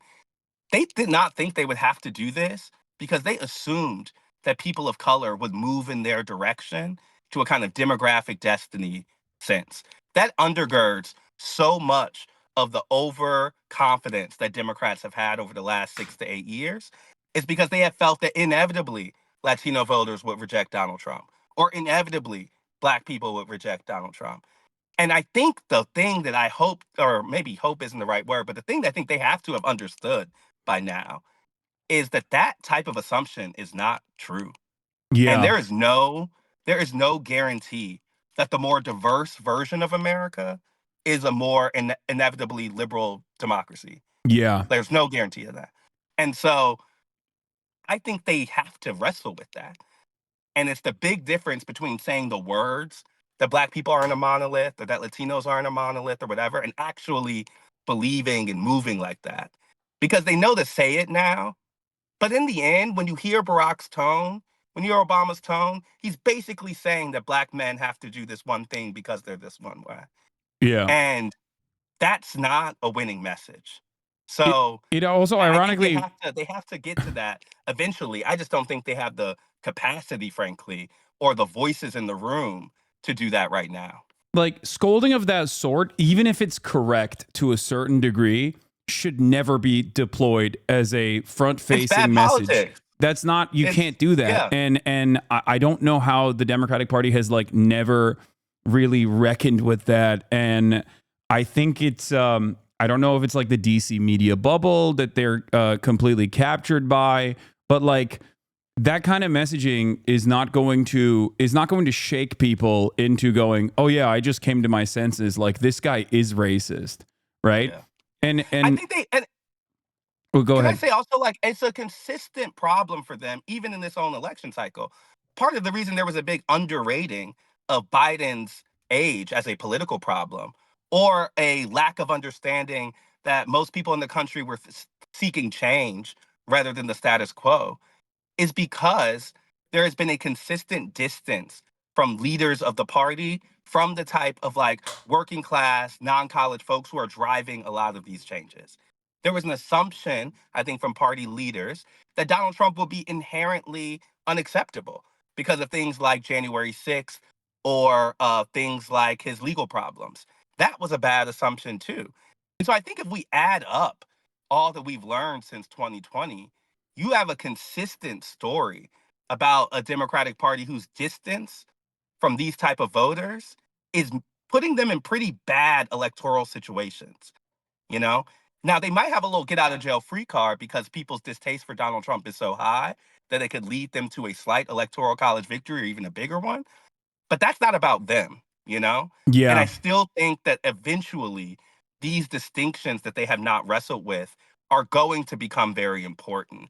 And I don't have the evidence over the last couple years, or frankly, the confidence knowing some of the folks who run these campaigns, to believe that they even know enough of these type of people, you know, or like care enough, frankly, about these type of people to really do the type of recalibration I imagine will be necessary. Yeah, I hear a lot of you know, I hear a lot of feedback from people that like are in the campaigns, and they're mostly just like celebrating the massive war chest that they have, and they see that as like, you know, brat summering your way into the November deadline. And it's, I think that's a truly terrifying prospect that I personally saw when I went to the DNC. I was like, what the fuck? Like, these guys are. I mean, it's very conventional people for very unconventional times. Like, and so the playbooks they are using are ones that are not necessarily even in the same language. And so, yeah, they can update it with a meme or with TikTok or whatever. And I think they have been trying to do some of that stuff. But I think you gotta, both parties, like the Republicans have already had their big sea change with Trump. You Yeah. know, their big rupture came after 2016 when he broke the party. I think Democrats haven't had their moment of reckoning, but the signs are there that the fault lines are real enough that it might come. I think the difference between the Republican shift from in the post-Trump world, however, is that he leaned into the base further than previous Republicans had. Whereas I feel like the Democratic Party is constantly moderating against their base, like against the broader population, that time and time again, especially when it's like associated not with a Democrat, but like a faceless ballot initiative, like a ballot measure, will vote for the most progressive possible thing, including but not limited to, you know, the expansion of Medicaid, for example. Yeah. Like, these are the things that people want. They have the capacity, no matter what their like weird, dare I say, kind of silly, inconsistent political worldview might look like, when they are staring at something that is going to help them materially, they want it. That's an understandable desire that people have. And it is very frustrating if you have this charisma gap, for example. I think with Kamala Harris, like, she's appealing to suburban voters for sure to a certain degree. But I think like for the broader electorate, I don't think she is like uniquely charismatic at all. And I think that like, if you have that issue, right? Like, even Joe Biden, when his brain was working, was like a relatively solid retail politician. Like, he was great at kissing babies and shaking hands. Like, that was something that he did quite well. Not to say that he couldn't do that in 2020, regardless, because of both COVID and because his brain wasn't functioning too well. But the way to make up for that charisma gap, in my opinion, is by having solid policies like the price gouging thing, like finding the best possible way to communicate how you are going to fix people's issues directly, and then putting that at the forefront of your campaign rather than like vague generalizations about the opportunity economy and how you're going to give small business owners $50,000 in tax cuts. And I haven't seen that at all from the Democratic Party, and it is certainly frustrating. There are obviously a lot of gimmies here too. Like one of the biggest ones, of course, is the ongoing atrocities in both Gaza and Lebanon. Something that is profoundly popular across the board. Even majority Republicans want a ceasefire, and the only mechanism to enact that ceasefire is fairly simple. It's just one phone call from Biden saying, we're no longer giving you any weapons if you keep this up, which Biden, weirdly enough, presented as an opportunity now in the last iteration, as they are, as Israel has shut off humanitarian aid into North Gaza, as they're pummeling North Gaza. And I found it shocking. I found it, dare I say, spiteful that Biden was pushing the deadline for a potential embargo, if humanitarian aid is still restricted to North Gaza, to after the election. Yeah. Like, unfortunately, I have to go, so this might have to be my last answer. But I want to say something to that point. The biggest thing that Democrats can do is respond in policy. Is to tell a story that actually motivates folks and combines messenger with message. Now, we've talked a lot about the message front, but I also think there's a big piece here about Harris not going through the primary and not getting those type of reps to be able to communicate the differences within the party, how they've changed over the years, and kind of get Democrats on the same front headed into the general election. No matter what happens between now and the next 3 weeks from now, I still think Joe Biden is the secret, main, most important person of this race, because his inability to step aside, stop the party from being able to have an open conversation with itself about what it believes. And I think that type of conversation could have been a motivating or jolting thing in an election where apathy is just as big of a deal as the choices in front of them. And so sometimes it feels as if they run from having these conversations in an attempt to be everything to everyone, rather than actually answer people's concerns on that front. And we should say Republicans have an easier job on this front. They have a more monochromatic base. They have a base that believes more of the same thing, that is more alike than the Democratic one, right? Yeah. Diversity is actually a challenge for Democrats because not everyone believes the same thing on a lot of stuff. But one of the things I do think is true is that hiding from it is not going to be the most helpful. And I also think that they have been avoiding, ever since 2016, they have been a reactive party to Donald Trump rather than an affirmative party laying out a kind of vision. I think the last time Democrats had that sort of conversation was in an Obama era, where there was like a vision that was being laid out. yeah. And Biden won, frankly, by saying this primary should not really be about vision. It should be about who can beat Donald Trump. Yeah. That has just delayed this inevitable conversation within the party further and further and further. And so even if Kamala Harris wins, I still don't think that solves that front, because she's more of a weather vane for where the party exists than she is setting an agenda going forward. And so I just think that eventually these chickens will come home to roost. And whether it's this election that kind of hurts them on that front, or if it's a kind of open party question or where they go on issues like immigration or the like going forward, they're going to have to wrestle with this stuff. And even things like foreign policy cannot be things that they put aside any longer. They have an increasingly diverse electorate, increasingly first generation. Black and Latinos are coming from different parts of the country. They don't look the same as they look 50 years ago. And so they're going to have to actually, I think, spend time on issues that they have not considered and frankly have benefited from not considering. Even if you take foreign policy, my last point, back in 2020, there were so many differences between all those candidates. But basically, bar Bernie Sanders, most of them believed exactly the same thing when it came to Israel. Yeah. Most of them believed exactly the same thing when it came to a lot of foreign policy questions. I think that's changed among Democrats. And so where they fall now is going to be a bigger, more open question. And we frankly won't know until after this election, because they're going to punt that as far as they can. Yeah. All right. Estad, thank you so much for coming on. It was thank wonderful you. I having always you. appreciate it. You're brilliant as always, and I hope to have you on again.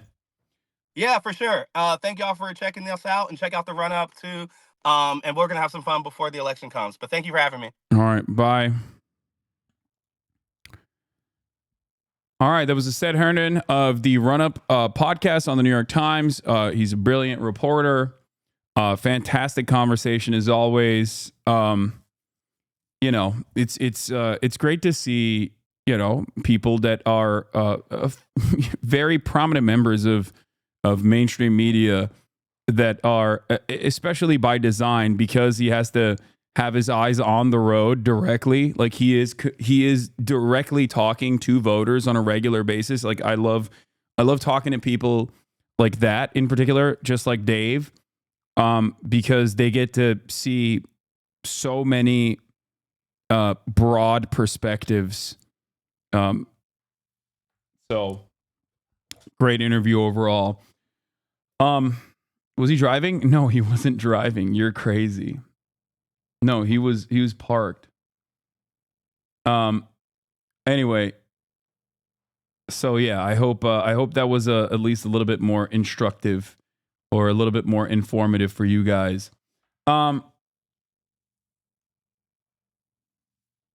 You said he had to keep his eyes on the road? No, I meant like on the campaign trail, chat. Yeah. Also, he's in North Carolina. He has to avoid the anti-FEMA militias. Okay. Oh man. So yeah, that is interesting to hear from. What do you think about making the left more masculine? That's a funny question. Do you think if the Dems lose is squarely Biden's fault? No, I think it's the conversation we just had is the entirety of the Democratic Party has like refused to reckon with the reality of what the American electorate wants and desires. This is something that I consistently point to with the 2016 election, 2016 primaries in particular. Hillary Clinton was a representation of like elite Democratic Party machine, right? And a lot of voters despise that, so much so that they voted for an old Jewish socialist, right? In overwhelming numbers, as a matter of fact. And obviously, at the end of the day, with superdelegates and the media support, that campaign got packed up, especially because Bernie was never able to make it past the finish line and get to the general and see if that would help with the broader turnout strategy. But having said that, I think that the reason why the Democrats lost in 2016 beyond the Bernie stuff is because they were not responsive to the anger and resentment that a lot of people feel about the way things are going after 8 years of Barack Obama, right? This is the reason why I always point to that is because a lot of people have short-term memory and they look at the differences in the economy between 2020 and now, right? And they say, well, the economy is rebounding. I don't understand. Like, why wouldn't people actually refuse to reckon with that? And what a lot of people don't, what a lot gets lost in that conversation is that regardless of the economy rebounding or regardless of the soft landing or whatever, these like vague concepts that people cannot comprehend because they know that inflation hit them already, is that in spite of all of that, people were already angry before COVID, right? That's the reason why I point to 2016. Like there was already an anger and resentment that was brewing within the base that existed before COVID, before Donald Trump. That anger and resentment and a lack of interest in dealing with that is what got us Donald Trump. And I think continuing with this strategy of hyper focusing on people that are better off, people that have higher education, and going after the low propensity voters, I think is going to, especially when you are using all of the opportunity you have on the communications front to normalize right-wing sentiment, to normalize right-wing framing on every single issue, you are creating an environment that is never going to be hostile to Republican ideas at all. And the moment that you have a competent Republican is going to be a moment where they run the table, Reagan style.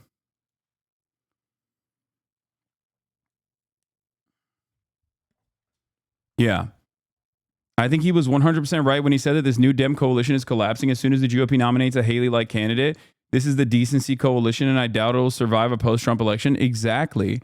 Now, this isn't to say that the Republicans don't have like larger, more holistic problems within their own campaigning as well. The Republicans have designed the situation that will cook them inevitably, that like nobody that can make it out nobody that is like a Haley style candidate is making it out the primary, unless I guess all the options are Haley style candidates. Okay. But overall, I think there's a real problem there's a real problem in the, what is this?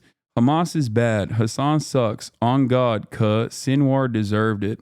Thanks for your valuable feedback and input, chatter.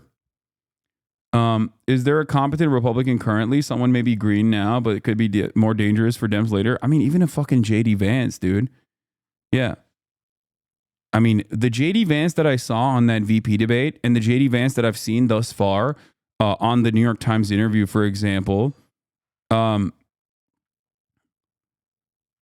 is a scary JD Vance. A scarier JD Vance than the JD Vance that you saw on the podcast that is gross and frustrates people, right? He is a chameleon. He's very good. He's like a Pete Buttigieg. He's very good at adopting different shapes and presenting himself depending on which audience he's talking to. He's getting better at pretending to be human. And he is very comfortable in those liberal spaces because he is a liberal. So in terms of like the liberal intelligentsia stuff, like he has an easier shot winning back those Kamala Harris coalition voters and bringing them firmly back to the Republican Party where they already were and where they belong than Donald Trump is. He is probably worse off at captivating the fucking hogs, you know?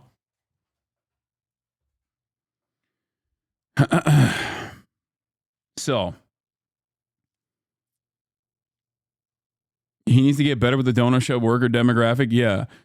Felix says Trump's biggest asset in 2016 was independents seeing him as more the moderate of the two choices. That's not value judgment. That's an objective fact about voter perceptions. Why in the fuck world would your message be he's actually more moderate than he claims? Yeah, I know. The hypocrisy baiting stuff is really stupid. Although I will say something that may be considered controversial in this community. I do think that the way that Kamala Harris handled the trans question on the Fox News broadcast with Brett Baer was not as hypocrisy focused, but actually was relatively solid. Not just for the Fox audience in general, but I think it was a solid way to talk about it, as in like, who cares? It was fine when he did it. It's fine when we did it. Like, shut the fuck up about this. Okay. Let's get back to the kitchen table issues. I think that is the expert way of just neutralizing the anti-trans narratives that Republicans desperately want to put at the forefront. She pivoted away from the transphobia issue, closed that door fast, and made Brett back down. Yeah, exactly. Lawless on, respectfully, you're dumb on the trans question. What do you mean?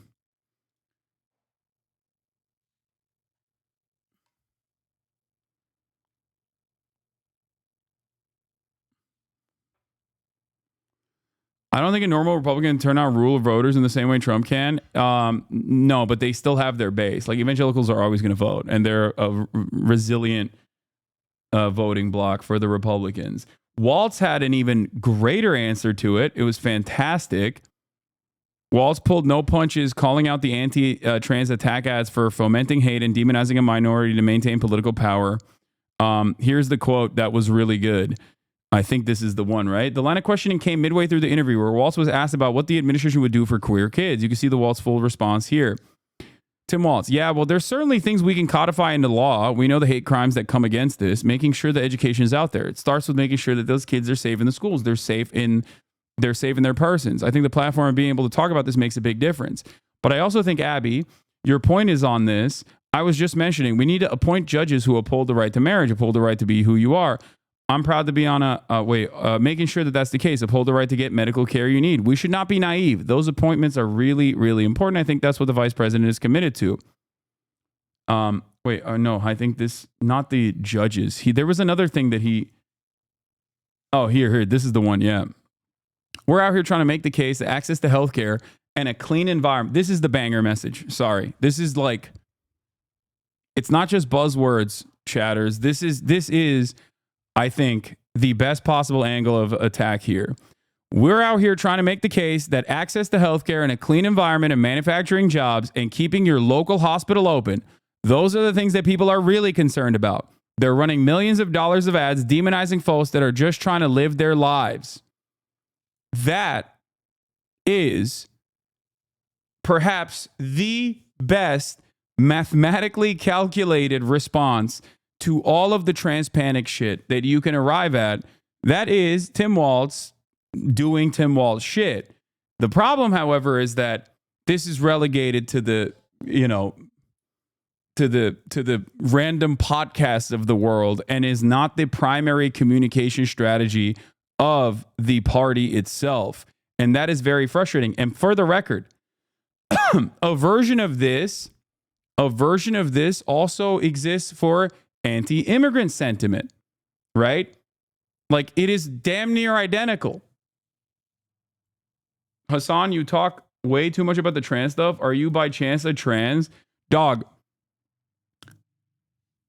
this is such a funny thing to say because this question in and of itself, and I know you're like trolling or whatever, but this question in and of itself basically destroys the conception that like gender norms are binary and rigid.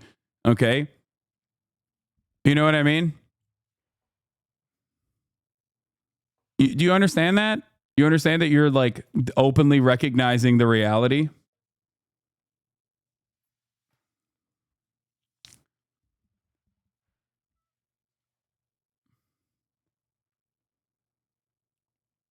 I think it's not as effective for immigrant stuff because people don't interact with that many trans people on a daily, but they do interact with immigrants and form a bigoted relationship and view them. Wrong. 100% wrong.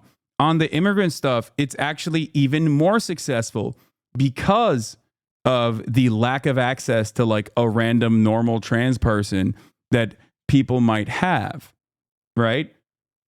Everybody is around immigrants, both undocumented and documented, all the fucking time. And that's precisely the reason why in the polling data, if you dive a little bit deeper into polls on the way that the American population views immigration in this country, 60% say they want mass deportations and 60+% still say they want mass amnesty, a pathway to citizenship. It's the idea that the immigrant that you don't know is actually responsible for all of these crimes, but the immigrant that you do know is good, is a hard worker. Okay?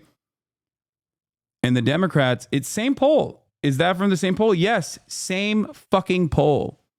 It is so shocking if you're oblivious to how Americans believe contradictory things, but it is expected if you are familiar. That sounds like racism with extra steps. Yeah, no shit. All the immigration conversation revolves around white nativist ideals. Yes, that is racist. Inherent permissible white supremacist talking points. That's what it is.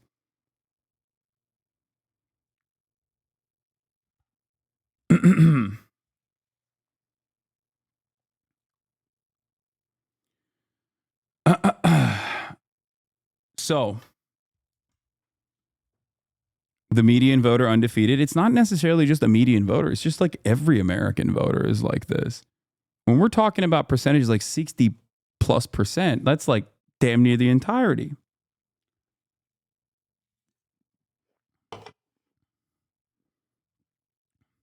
But yeah. He then turned the role that coming out plays in advancing making a plea in advancing acceptance, making a plea to parents to accept their kids, and explaining how we can move people to a place of acceptance. You're reaching a lot of folks in hearing this, and for some people, it's not even out of malice. It's not a pejorative. It's out of ignorance. They maybe have not been around people. You've all seen this, however it takes you to get there. But I know it's a little frustrating when you see folks have an epiphany when their child comes out to them. That's good. We're glad they got there. You'd like to think that empathy would be there. But I think especially for older folks, they want to do right, but they don't really understand. And when they see these guys trying to demonize and make things scary, that's where I think family members can just come out and say, look, here's what you should understand about this community. Here's what you should know. It feels to me like that goes a long ways. We're winning public opinion and we need to continue to do that. But I don't want us to get too far away from, we need to also make sure that the power that protects these rights is in place too.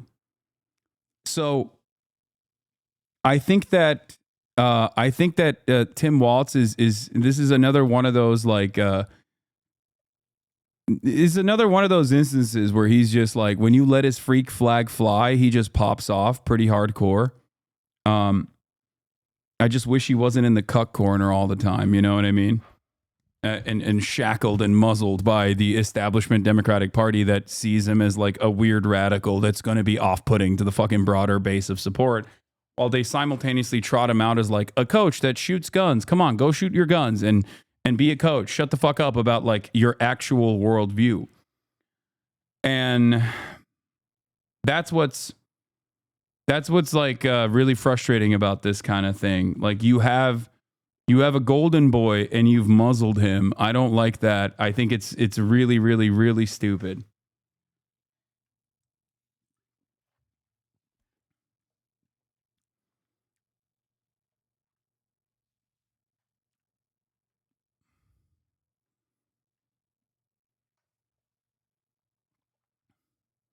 Did you talk about the 30-day deadline that Biden did? Yes, I did.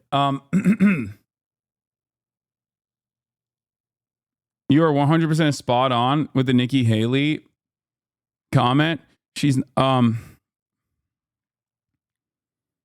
Zogby's frustration reflects that and an acknowledgement among some Harris campaign operatives that the damage with a small but potentially crucial subset of voters has been done, especially in Michigan. The battleground state has one of the largest Arab and Muslim populations in the country, and those voters signaled long ago that they were angry with Biden administration over the war. The path to victory in a state like Michigan, Harris campaign officials are betting, is through suburban counties that are home to many college-educated and white voters. That includes a slice of more than 296,000 voters who supported Nikki Haley in the state's Republican presidential primary race. Ms. Harris's visits to suburban areas of Michigan and Wisconsin this week underscored where she and her advisors believe she can win. Paul Bless says she's not going to for the same reason she's given nothing to the anti-war movement so far. She wants to be seen as more pro-Israel candidate. The Harris campaign is forfeiting Arab American voters in Michigan and hoping to offset the loss through white suburbanites. The only Democrats who are honest about this are the ones who say there aren't enough Arab Americans in Michigan to tip the scale against her. I don't know if it's accurate, but it's better than pretending she's going to suddenly run an anti-Netanyahu ad 18 days before the election. Yeah.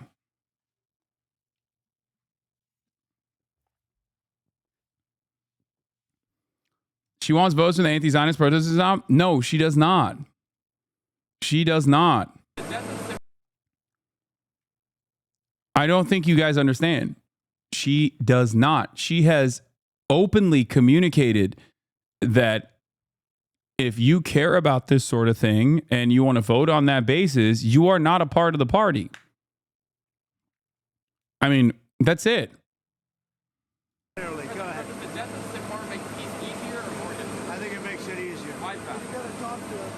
Minister Netanyahu about it? He's called me, yes. What was that conversation? He's called me. I have not spoken. I'm going to speak to him probably now. What are you going to tell him? Well, look, he's doing a good job. Biden is trying to hold him back. Just so you understand, Biden is far superior to the VP.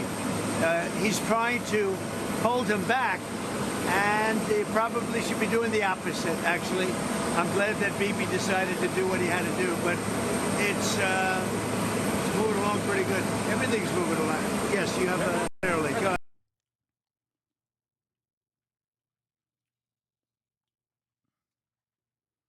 Obvious, you are a Jewish supporter, anti-Zionist as I am. Please stop anti-Semitism in chat. What? Are you okay, chatter?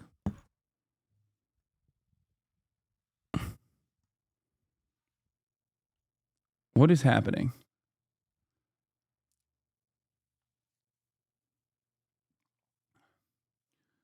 Yeah, so people are looking at this and going, oh, you should just use this. You should run this ad targeting Arab American voters in Michigan. It's like, I don't think they care.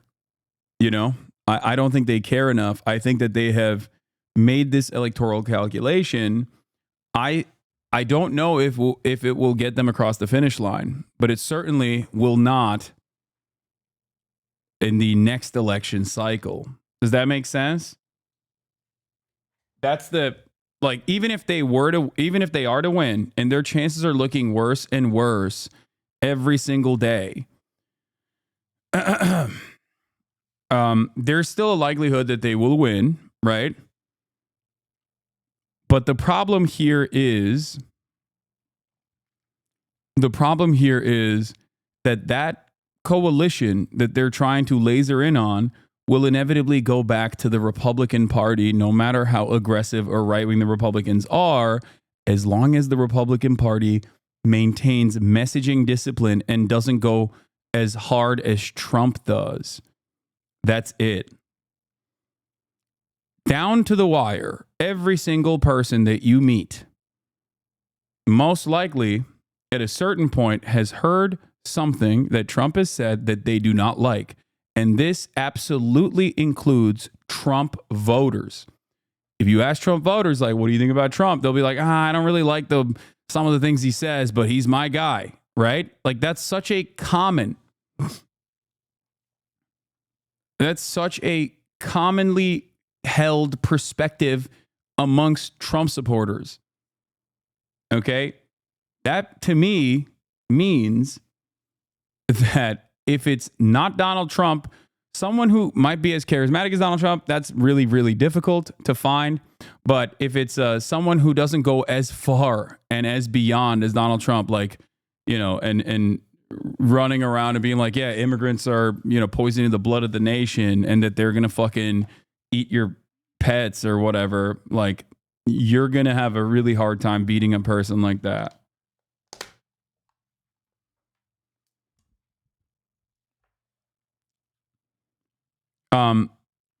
Even into recent days, people have spoken with close Biden advisors. They have heard complaints that the president would be in the same spot or better right now had he stayed in the race.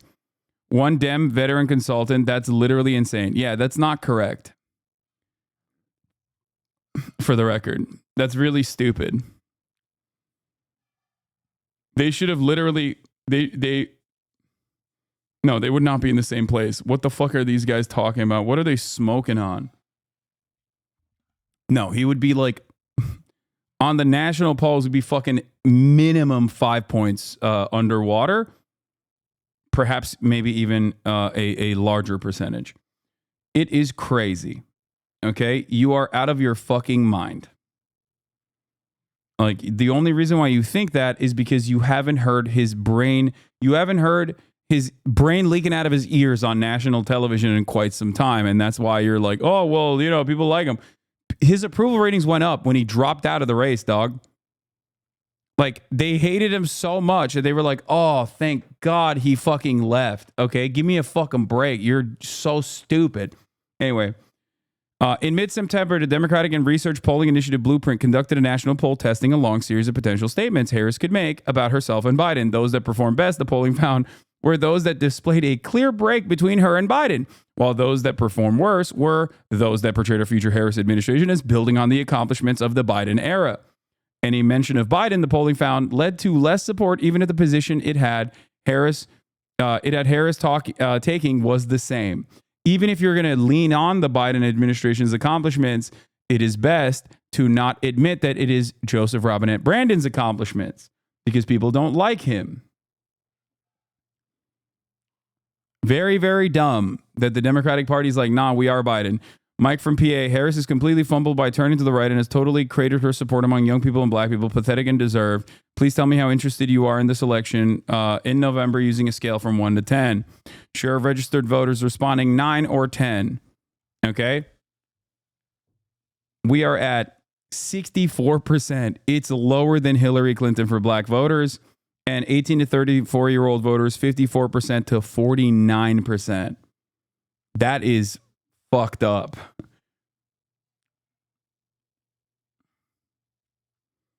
Her early surge was entirely with young people and people of color in hopes that she would represent progressive change. Her entire campaign since then has been spitting in the progressive faces, and thus she will lose this data from the right after the dropout proving it. I think overall, I am not as assured as Michael from Pennsylvania is in terms of like Kamala Harris's like definite electoral defeat. Although I am certainly worried about it. I do think that there is every day that goes by, I think the likelihood that she will lose gets higher, and that is not good when you have 17 days until the election. Okay?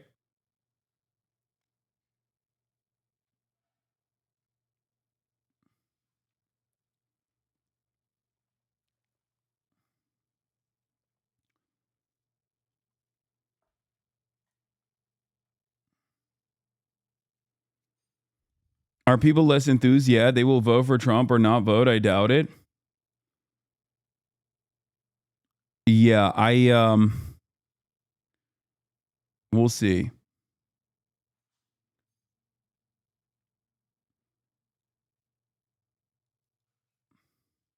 Yeah, but this poll doesn't mean crap. I mean, the trend of younger person not being as active in election has been a trend in almost all countries.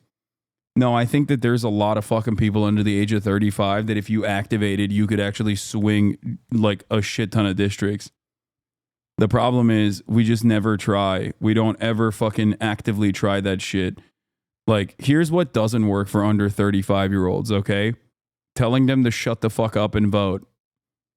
You can have a million Harry Sassans vote scolding people over and over again. People just don't give a shit. They're like, I don't care. You know what I mean? It doesn't matter. Like, and you also cannot find a better strategy of communicating the campaign policies if the campaign policies are kind of shitty. Like, I don't know how else to describe this, right? Like, you cannot find a good way to massage right-wing framing on these issues. And that's why Tim Walz fails spectacularly when talking about like nuking Iran or fucking talking about immigrants and how we're going to pack them up ourselves. We're the anti-immigrant party. Like, that's dumb. You can't do that. You're just not going to fucking win on that front. So what remains in that situation? Trump did January 6th, which, you know, obviously a lot of older voters or, election lovers such as yourself care about that. But I don't think the broader population gives a shit about that. Right? Like, it doesn't matter. I think about what? This guy literally said something so anti-Semitic in defense of Asmongold. That's so funny. This guy said Asmongold said nothing wrong, which, by the way, you should check in with Asmongold because he thinks he said something wrong. And then he turned around and said, you've said worse about tiny hat people, as in he's saying, like, he's using an anti-Semitic way of referring to Jews. Like, how am I supposed to assume that you are not a Nazi here and assume that you're like actually someone who cares about anti-Semitism as you refer to Jewish people as tiny hat people? The fuck is wrong with you, dude? That's insane. Like, he couldn't even hide his like perspective. He couldn't even like find a better way to communicate that to like virtue signal as though he does care about Jewish people by literally being anti-Semitic. It's fucking hilarious. He right? Okay. I'm voting for Kanye. Fuck it. Okay, chatter. There's nothing funnier than being anti-Semitic while simultaneously being like, I really care about anti-Semitism and you're presenting it. You're being very anti-Semitic right now. Nick had a great statement for the Asmongold people, even attacking Asmongold for his willingness to Defenders, change. Y'all are so fucking cringe. Listen, he is our friend. He's not yours. You don't need to go harass everything OTK related for him. Okay? You guys look like fucking losers. Stop it. Like, holy shit, I cannot. He don't know you, little bro. Stop. He's our friend. We talk to him daily. We know him more than you do. Grow up. Go focus on yourselves. Get a job. Go to the gym. It is pathetic. Like, after every single OTK tweet just getting harassed, it's insane. Stop. Stop. Like, stop. Like, it's crazy. It is crazy. I've never seen this before.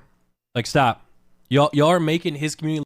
He's throwing them in the grinder, look I horrible. think. Like, horrible. Please stop. For the love of God. Like, we know him. You do not. Just because you watch him all day. Holy moly. I haven't been getting a lot of like Asmongold supporters in here that's like that chirp at me though, to be honest. It's crazy. Like I haven't really seen that much. I never even say shit. Yeah. Like I think they just don't even come around these parts, or we probably banned them a long time ago. They're just like mostly on Reddit. Like this. But like, fuck off.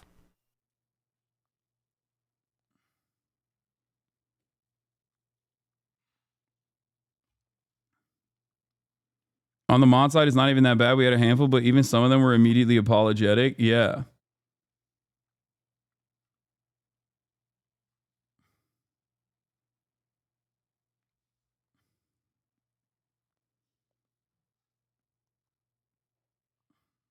I don't know.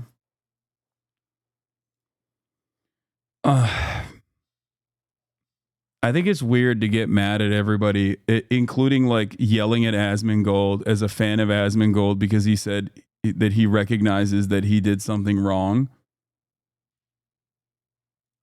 Like it's a wild situation.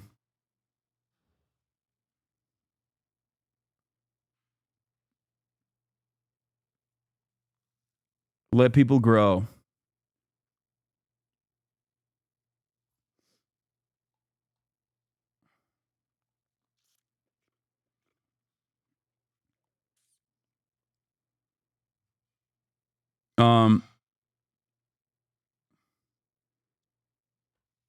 Anyway,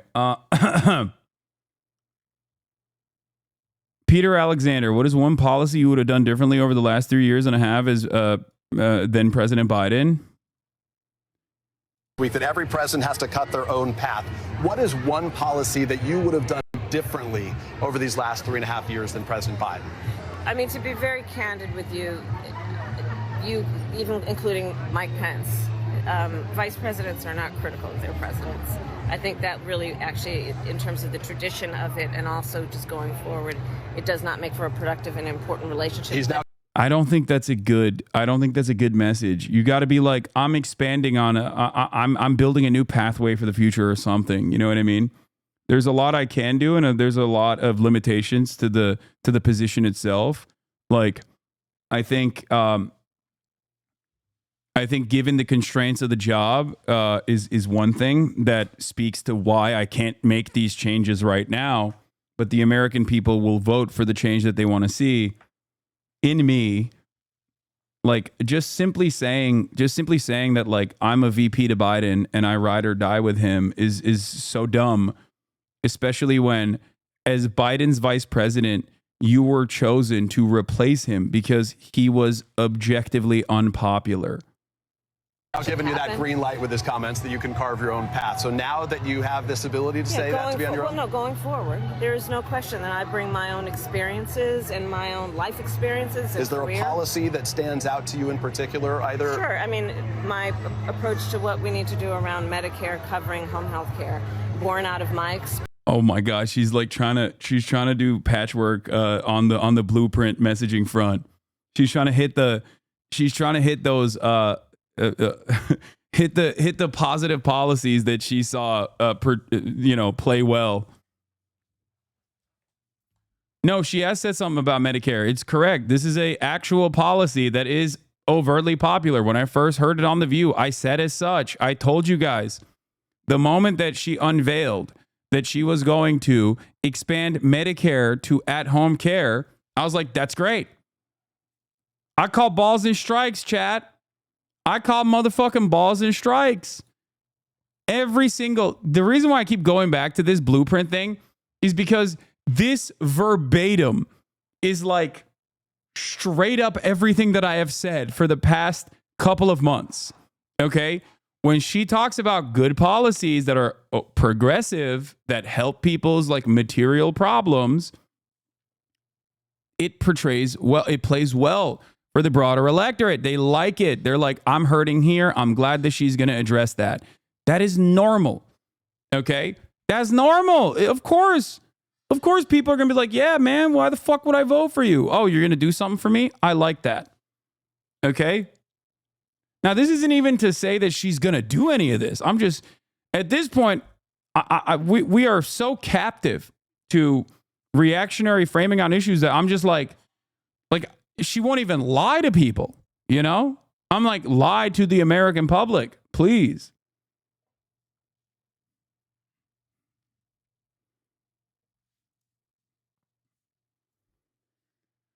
Oh. It's very, very, very stupid to not do this. And the things that I hate, small business stuff, like the hyper focus on giving tax cuts to a person that wants to launch a small business, plays very poorly. Who would have thought? And the worst of it all being that she would put an actual Republican in the cabinet. It's like, you're not a Republican. This is not the Republican primary that's happening on November 5th. Okay, Barry Balls, thank you for the 100 community gifted subs. During this freaking hype train, that's crazy. Allowing 100 people to no longer see the ads at the top of the hour. That's wild. What a time to be alive, Harry Balls. Barry Balls, sorry, not Harry Balls.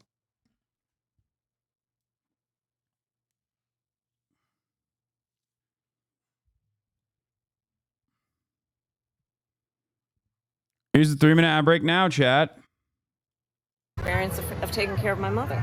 My priority on housing, one, because I know what it means. Like all of the personal anecdotes that she tries to tack on to the policy. I'm sorry. People might get mad at me about this, but like, I think when she talks about the personal anecdotes, it comes across as robotic and insincere. It comes across as inauthentic. Please don't yell at me and tell me that I am like anti-black or anti-woman or whatever. I'm just telling you how I read it. And if I read it and I am susceptible to her framing on the issue because I like the policies that she's talking about, then I suspect that a lot of people that have way more hangups than I do, okay, because I have none. I don't give a fuck what someone's background is. I only care about what they're saying and what they're going to do. I don't know. I think that is an overt problem with the way that Democrats are perceived. And I think that that is that's another part of the messaging gap, another part of the messaging issue. Bro, she's committing genocide, but you like her policies? My friend, that's neither here nor there. Should I put the hat on? I have a hat for this. I have 2 different hats.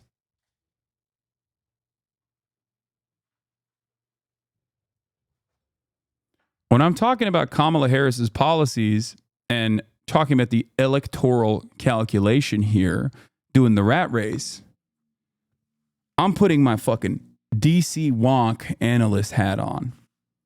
When I'm talking about the Republican Party, for example, and how far they go, okay, in terms of like messaging a radical agenda that comes across as overtly gross and racist, okay,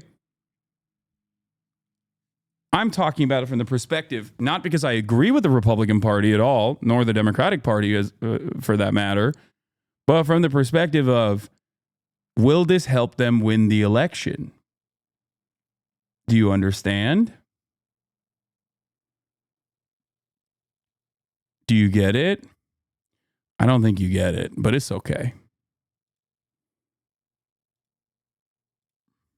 Serial wanker.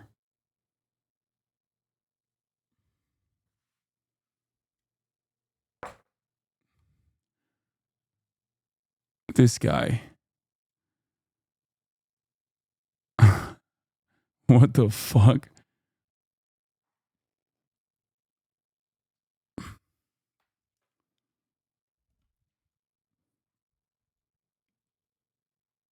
Dude, why are you making it like America Kaka wants a ceasefire? There's literally nothing isn't real does that without America Kakan approval.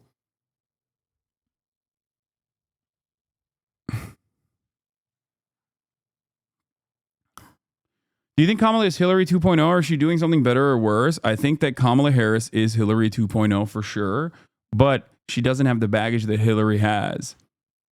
So she is, her favorables are better than Hillary Clinton. That much is a certainty. You know?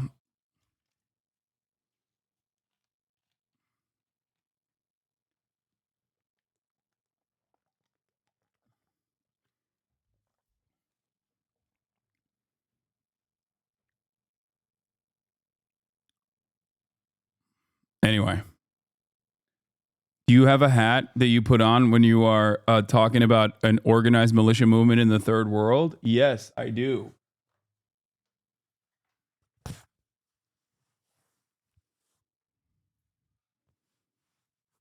I wear many hats.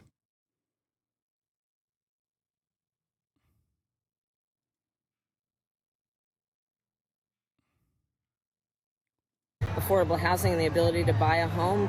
Again, my own experience, my mother saved up, and not until I was a teenager was she able to do it. But also I know that for so many young people who I speak with around our country, the American dream is just really out of reach. So my policy about $25,000 down payment assistance to help them get their foot in the door. The work that I have been doing and will bring to the presidency around emphasizing small businesses as being part of the real Oh, shut the fuck up. Never talk about small businesses ever again. Shut up. of America's economy. Those are the experiences and the ideas that I have that are about moving forward and really in being a part of the next generation of leadership in America. Last one, I know I got. Ugh. I hate the small business shit, dude. It's so bad. It is so fucking bad. All right. Let's get to. I already served the 3-minute average at the top of the hour. I don't know why people are fucking still trying to debate me or whatever. Let's talk about Yahya Sinwar. Okay.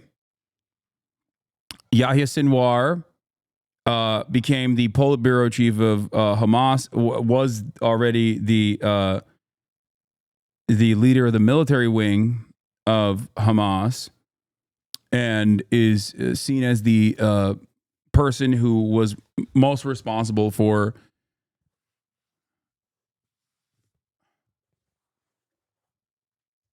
I don't want to use the term masterminding because I feel like a lot of people are going to say, oh, you're being fucking anti-Semitic or whatever the fuck. What's a better word than that? Coordinating the October 7 attacks on Israel. And yeah, the planner, the designer, the architect, yes, orchestrating.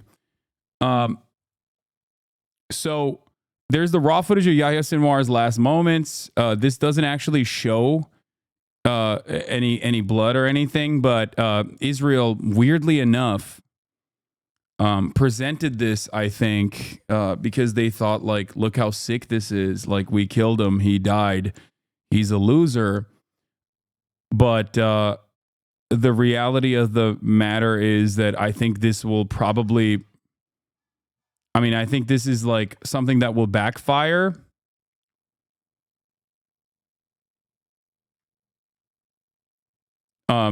Considering that it shows, it completely contradicts a lot of the messaging surrounding Yahya Sinwar and the way that he was presented to be like surrounded by 20 hostages that he's handcuffed to, and that he was in a tunnel structure always, like consistently hiding.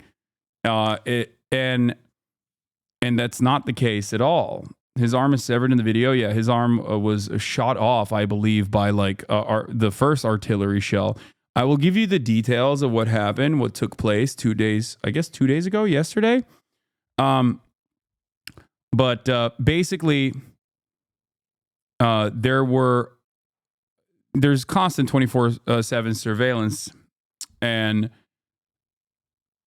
in that 24/7 surveillance within the Gaza Strip, they saw like a bunch of militants. The Israeli army saw a bunch of militants that they suspected, or maybe Palestinians, I don't know, being suspicious.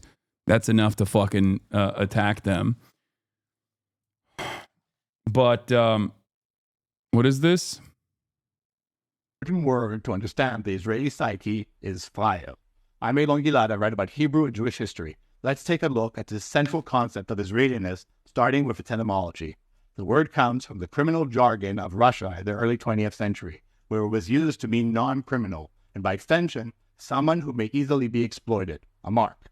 The word comes from the Yiddish word fire, meaning a customer of a prostitute, a John, which itself probably comes from a German word meaning suitor. Now, this word arrived in Israel with Russian immigrants in the 1950s, where it took on a life of its own in Hebrew. The closest word in English to fire is sucker, but it's so much more. It's a cultural touchstone that reveals the heart of Israeli society. You see, in Israel, being a fire doesn't just mean you're easily fooled. It's more about missing the chance to cut corners, dodge rules, or get ahead by any means necessary. In a society where bending the rules is often seen as savvy, being a fire means you're the one who plays it straight. And that's not a compliment. In fact, being called a fire is one of the worst insults out there. Sociologists have noted that the concept of fire is closely linked to the Israeli national identity. To be Israeli in many ways is to be aware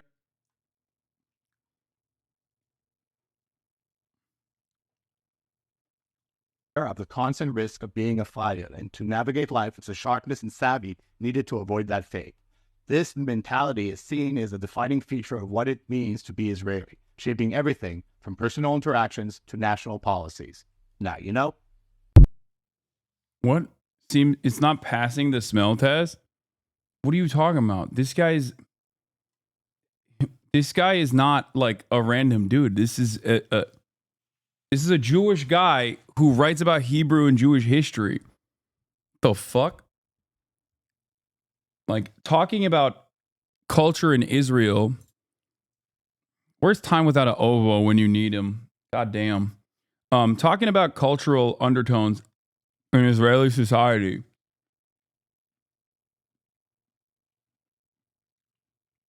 I think is important to understand. I didn't know about this to begin with, but like something that we talked about,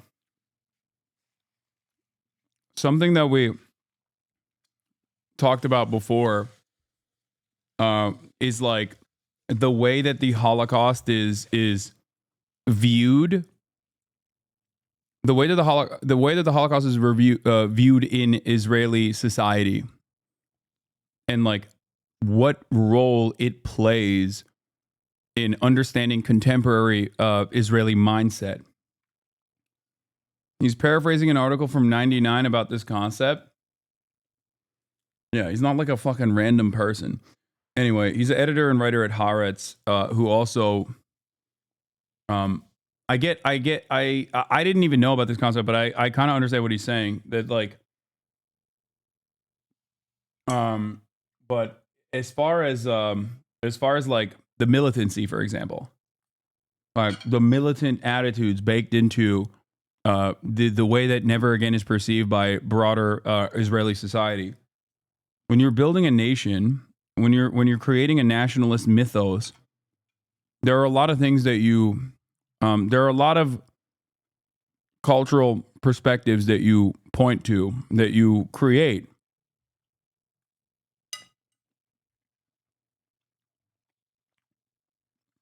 BM on Twitter retweeted this article.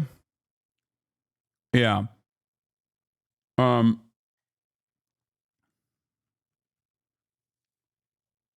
Anyway.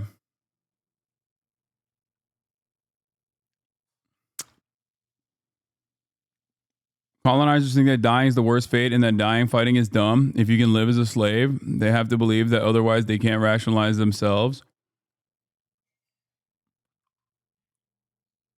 So,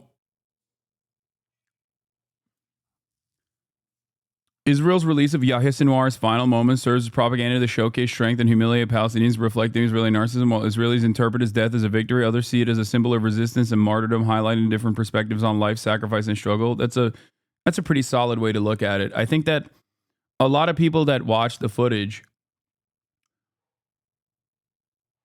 I think a lot of people that watched the raw footage of this drone footage, like when I saw it, I could not comprehend why they had released this, especially considering that overall the way that this played out is that they didn't even know that they actually ended up targeting and killing Yahya Sinwar. They thought that they were just targeting and killing random Palestinians. Basically, they see three people that they think are suspicious. Those three people scatter. There's like a firefight. One of them runs into this building. The building is shelled. Okay. Originally, I believe that the early reporting from Israeli media was that whoever it was in that building lobbed grenades. But then that could have been a mistranslation. I know that the grenades were involved, but I don't know if it was actually the person that was in the building, Yahya Sinwar, which we know now, or rather the people that were following him.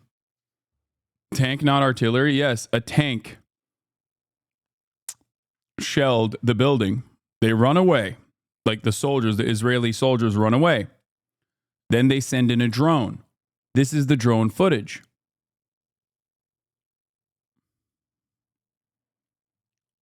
The suspicious figure, the bloodstain, and the shell to Building 42. New details about Sinwar's assassination. Israel confirms the IDF didn't find Sinwar. Sinwar found them. He emerged suddenly in plain view, shot through grenades. IDF troops got wounded and took cover in a building where he continued to throw sticks, rocks, and grenades while the IDF shelled the place from a distance. This is the article.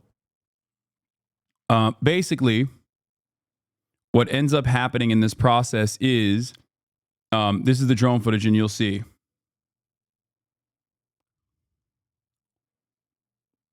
He's right there, sitting with a keffiyeh over his head, in military fatigues, with a vest on, and you can kind of tell, even in this grainy footage, that his arm is gone. Like his one arm is just blasted off.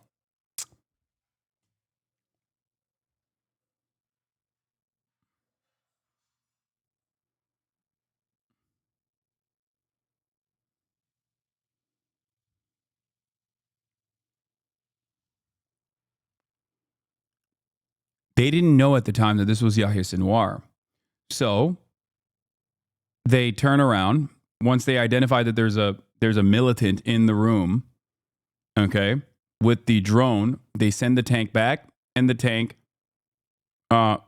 basically shells this area once again. And the next day, they're doing a sweep to see what they conducted, what the operation they conducted ended up looking like. And that's where they find the body of Yahya Sinwar.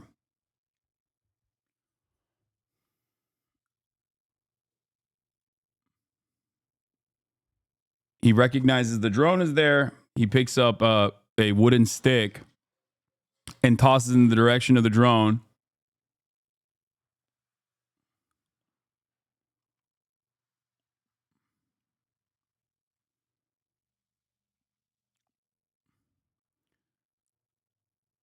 And then, here is the details. Then a tank and other troops arrived at the scene. At this point, Sinwar went up the second floor of the building where he was hiding, and a tank fired a shell at him. Sinwar was apparently wounded by the tank fire and lost his hand. After soldiers entered the building, he threw 2 grenades at them, and they rolled down the staircase. Soldiers retreated and used the drone to scan the building. Then the drone spotted a masked man with an injured hand. Sinwar saw the drone and threw a piece of wood at it. At this point, the tank fired another shell at him. Okay? Which I think that it is interesting that they presented this, like, it didn't make any sense to me that they like openly presented this, and I like in terms of this being like a massive W for the Israeli military. Of course, this is a very high profile target for them. This is the architect of October 7. This is the person that is the leader of the Al-Qassam brigades. A lot of people actually were very upset about the Gilad Shalit hostage negotiation and the hostage swap, where 1,000 Palestinians that were imprisoned by the Israeli state were allowed to be released for the return of one singular Gilad Shalit.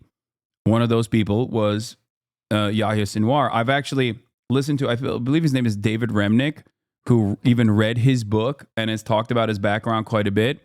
He had a conversation with Ezra Klein a while ago. But I guess I'll give you more details on his background after we talk about long before the attacks of October the 7th last year. After we talk about like Sinwar the details surrounding the death of Yahya Sinwar. The top of any notional Israeli target list. A former internal enforcer, a former prisoner in Israel, since 2017, the head of Hamas in Gaza. Why would it be in the front lines, though? Does Hamas lack men now? I think that is one way to interpret the situation. And Hamas's ranks have obviously been diminished in the last fucking 12 months of a genocide. But I think the other reason is that the other reason why he was in the front lines is because, one, all of Gaza is a front line, and two, at least in terms of like how he has always operated, he is not exactly a shy person. There are a lot of instances, I think, like where he's openly called for Israel to try and drone strike him as he like walked freely in the streets. But this is before October 7. I'm talking about. So it's not like he was he wasn't similar to the usual Politburo chiefs and the way that they are presented to mainstream media, like other Palestinian leadership that was oftentimes maybe even seen at odds with the immediate interests of Palestinians, that they are like wealthy, they live in Doha, they're far removed from the consequences of like Israel's violent actions, even though they are making these decisions, right? He, on the other hand, was always amongst the population. I will, of course, bring up Hind Hasan's interview with him, which I have literally watched before. Hind Hasan says, "This was my interview with Lama Al-Arian, documentary filmmaker, war reporter, Vice News, and NPR. It's his last ever on-camera interview. Everyone told us he was hiding, as it was just days after an assassination attempt during 11 days of Israeli bombardment in 2021. We found him walking down the street, so we stopped him and asked for an interview. We found him walking in Jabalia. After we introduced ourselves and asked for an interview, he said he would consider it and that he would be in touch. Later, Hamas contact got in touch with the team and arranged a time and location. The interview was for Vice News." So he was not the leader of the Al-Qassam brigades, for your information. That is Mohammed Daif. He was the political leader who wanted to be more involved militarily. Sorry.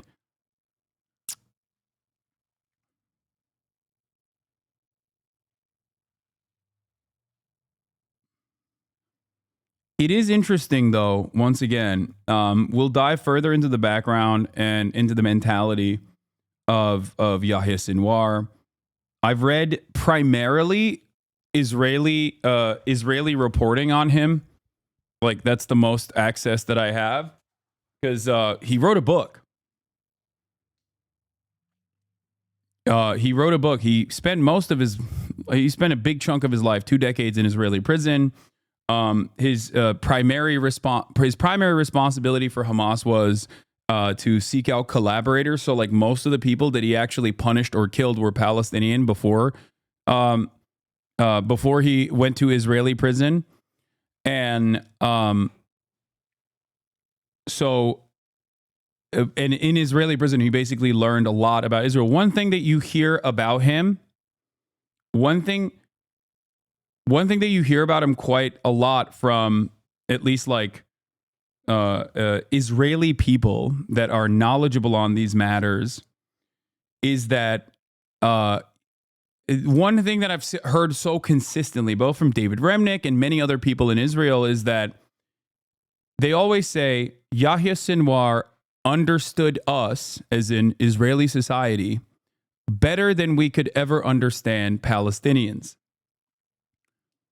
Like, that is, and these are not people who like him, okay? These are not like people who are pro Yahya Sinwar. They're saying that as someone who learned Hebrew in Israeli prison, as someone who translated many Hebrew works into Arabic and even wrote his own book as well, if someone who was friends with an Israeli dentist during his time in Israeli prison, like, there are a lot of people. He was more accessible to the average Palestinian than many other people in the Hamas leadership structure.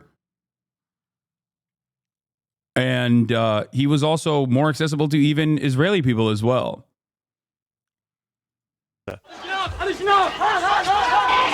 Born in southern Khan Yunis to Palestinian refugee parents, he was 25 at the time of the first Intifada, or uprising, in 1987. Yeah, he was born in 1962 to a refugee camp, by the way, a refugee camp that still very much exists, by the way, even though Israel basically destroyed it. So, like, that gives you a little bit of a better understanding of, like, the terms and conditions into what the world that Yahya Sinwar came into. Recruited to the newly formed Hamas, quickly becoming its chief enforcer, punishing, killing Palestinians suspected of collaborating with Israel. In 1989, he was convicted by Israel for the abduction and killing of 2 Israeli soldiers and the murder of 4 Palestinians. He spent 22 years as an Israeli prisoner, even giving interviews in fluent Hebrew. Studying Israeli society, media, politics, the better he had it to attack and undermine them. His then interrogator telling us today that he was never in doubt about the threat he posed. I'm really glad that he's dead. Yeah, his interrogators thought he was a highly dangerous person when he was in prison. He tells interrogators he's going to remember all their faces. He also learned Hebrew while in prison, yes. Because it's very important, and believe me, I know him, to the whole world, not only to the Israel state, to the whole world, because his dream was to kill Israeli Jews and infidels. That was his big dream. I think that's a bastardization. I don't think that second part is correct. In 2011, he was one of more than 1,000 Palestinian prisoners released in exchange for the captured Israeli soldier Gilad Shalit. Doctrinaire. It's interesting because while he was in Israeli prison, he was scheming, right? While he was in Israeli prison, he was scheming to figure out a way to do like a hostage negotiation already. Like to potentially like do a prison break, I believe, if I'm not mistaken. And he was one of the primary parties in the negotiations process. He was a primary. He was a principal negotiator. Like, he played a role in this hostage swap that occurred with Gilad Shalit. Long opposed to the Oslo peace process, with the aim of eradicating Israel and reclaiming all of Palestine, he established himself as a chief strategist, boosting ties with Iran. In 2015, he was defined by the US government as a specially designated global terrorist. His seniority within Hamas was cemented in 2017 when he became its Gaza chief, changing the power balance in favor of its military wing. The same year, Hamas issued an updated charter suggesting it would accept an interim Palestinian state alongside Israel. Sinwar entering into what some saw as an unspoken arrangement with Israel's Prime Minister, Benjamin Netanyahu. Israel allowing Qatari funding for Gaza in the hope of containing Hamas and maintaining the division between it and the Palestinian Authority in the West Bank. But as October the 7th proved, and his speech nearly a year before it suggested, Sinwar was still planning a major attack. We will come to you, God willing, in a roaring flood. We will come to you with an endless number of rockets. Wait, when did he say this? 2017? We will come to you with an endless number of rockets. We will come to you in a flood of soldiers without limit. We will come to you with millions of our nation, tide after tide. With the Al-Aqsa flood, as he called last year's attack, killing 1,200 Israelis and capturing 200... 2022. It was 2 years ago. 50. Okay. Sinwar dealt Israel a military Or a year humiliation before. and a deep psychological wound. But it also brought an unprecedented Israeli response, laying waste to Gaza, killing thousands of civilians and destroying much of Hamas's military capacity and now all of its top-level leadership. This, according to the IDF, is the moment a tank fired on the building Sinwar was holed up in. Hasan, looking back now, don't you think that it was Gazan's misfortune that Sinwar got released, considering the state of Gaza now under his leadership? Well, considering prior to his release that Gaza wasn't exactly looking too great, and even after his release, Gaza isn't looking too great, and that the responsible party for Gaza's demise is always going to be the occupying state, the sovereign state of Israel. No, I don't think that his release, because I don't think that his release plays a role in what Gaza looks like, considering that, you know, Israel has historically almost always occupied it and has controlled everyday existence in Gaza. I'm not a believer that, I am not a personal believer that like October 7 is when this history unfolded or history happened, and that there was nothing prior to that. And that's precisely the reason why many people will say that you cannot kill an idea. The people will always yearn for emancipation. That's a totally normal, totally understandable, totally human position to have.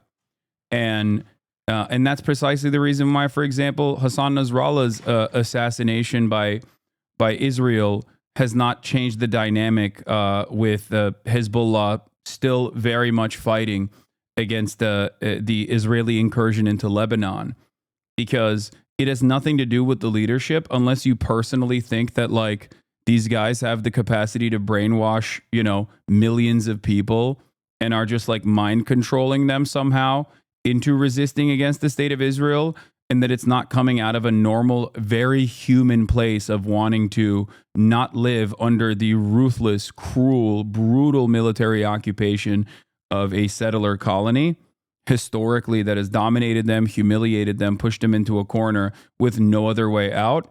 That's the reason why I wanted to look at this Vice coverage from 2021, which is, of course, prescient, considering the way that, once again, Gaza looks in 2021, far before October 7.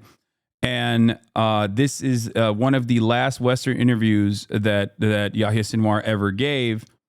I've watched this video on stream before. I think I might have watched it multiple times. But having said that, I think it'll help you develop a deeper understanding of the experiences that Palestinians go through and where it stems from.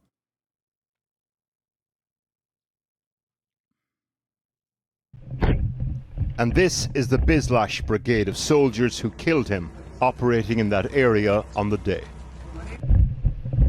Like, this place is nothing. This changes like not a lot in terms of the way that Israel is behaving either. I disagree with this perspective because October 7th happened. The death toll accelerated. Saying that Sinwar's release was not unfortunate for them seems divided from the reality. Even though it's Israel's doing the atrocities of October 7th, form of resistance could have been viewed as an unfortunate miscalculation. This way out that's being played out now seems worse, especially if things go back to apartheid anyway. I'm not Palestinian. I don't live in Gaza. I don't I can't speak on I guess like the broader analysis beyond the fact that I don't feel comfortable placing the blame of a violent settler colony that has killed and displaced tens of millions of Palestinians. I don't feel like it's appropriate to lay the blame in the hands of anyone that is resisting against their own brutal occupation. Like, you can't. It's like saying the Warsaw ghetto uprising is responsible for the Holocaust. That's a ridiculous argument to make. It's not a correct argument to make. It is completely, it's antithetical to everything I believe.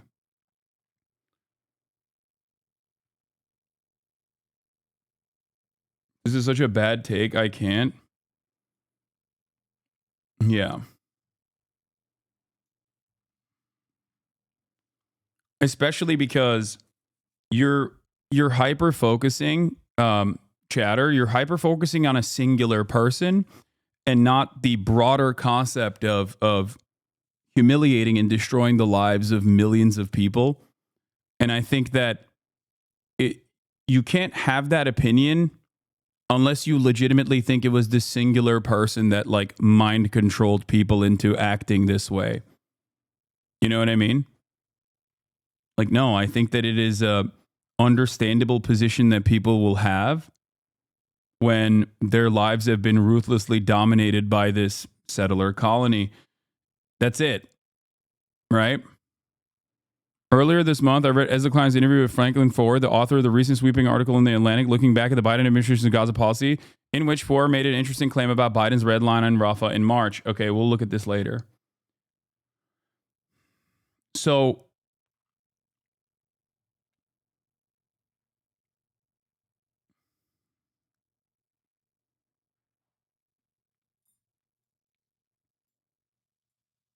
like every kind of conversation that we have about Yahya Sinwar or any kind of resistance against Israel has to be within the framework of like how we got here.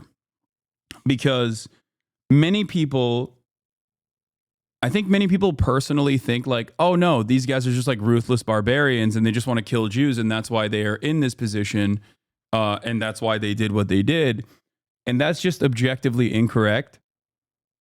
I think I've done enough commentary on that front. I mean, it's pretty illogical and mostly Islamophobia that is the missing puzzle piece for you to make to this leap.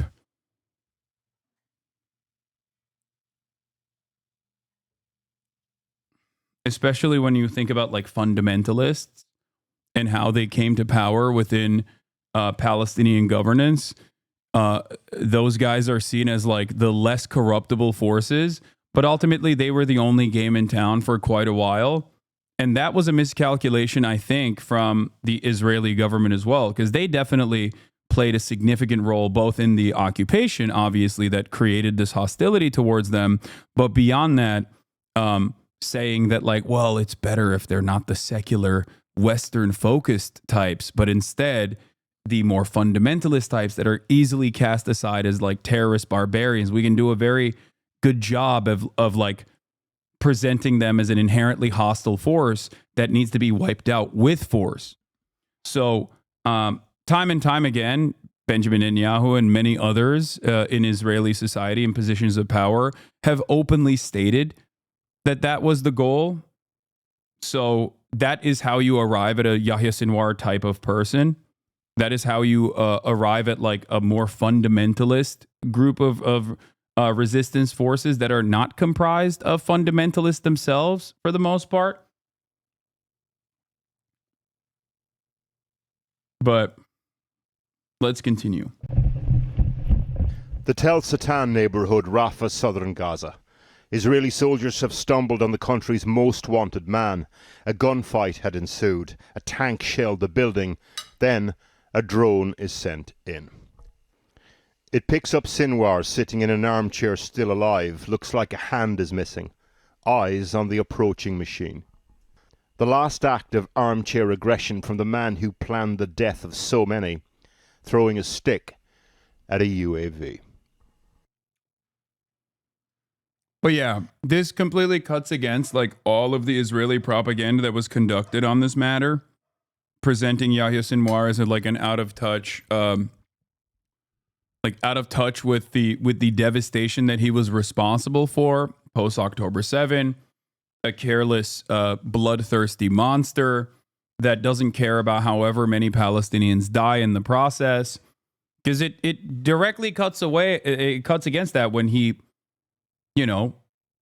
died fighting all the way till his last breath. So that is the reason why I didn't fully understand why they showed this drone footage. Maybe they were like really excited. Maybe they were just like really fucking excited about the prospect of like showcasing Yahya Sinwar as like dead.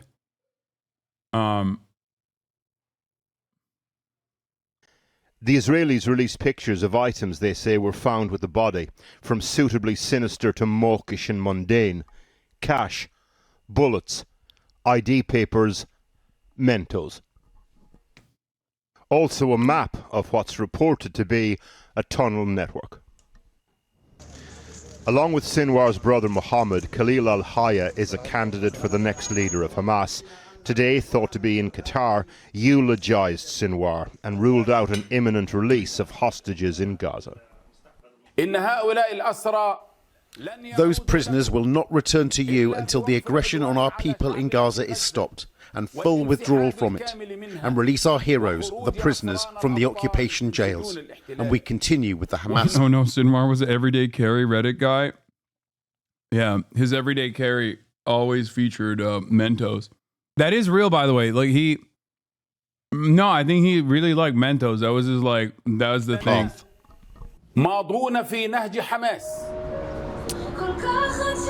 101 hostages are still being held in Gaza, at least half of them thought to be still alive.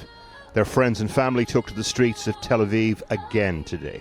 Here in Israel, we don't celebrate the elimination of our enemies. We celebrate when our loved ones come back home.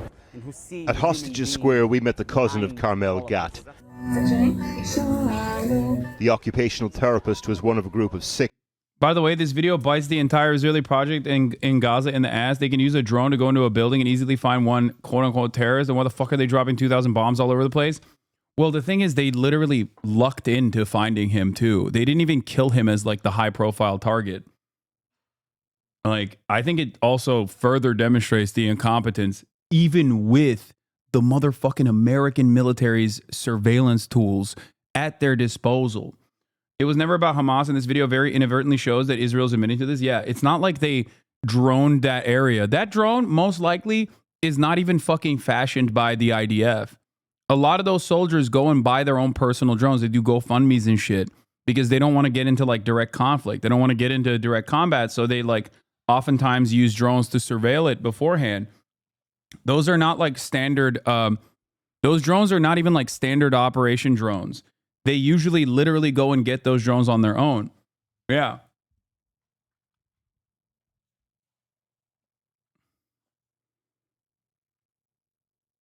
You're lying? Yes, 100%. The thing is, Israel does have incredible precision striking capabilities, of course.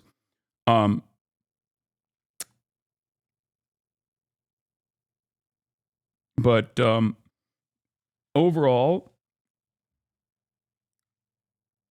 The German progressives' view on this is so skewed at a talk in my uni. They disavow BDS, showed the Grand Mufti, and you know who, and said that it showed all Palestinians are anti-Semitic, saying never again applies to Gaza because of Holocaust is a Holocaust denial. Okay, yeah, I don't want to hear from Germans. Thinking about the words of Che, I know you've come to kill me. Shoot, coward. You are only going to kill a man. Yeah. 6 hostages murdered in Gaza's tunnels back in August. DNA found at the scene indicated that Sinwar had also been in the area, possibly using Carmel and the others as human shields. Some people... Oh my God, come on, dog. Like, bro, they killed him alone.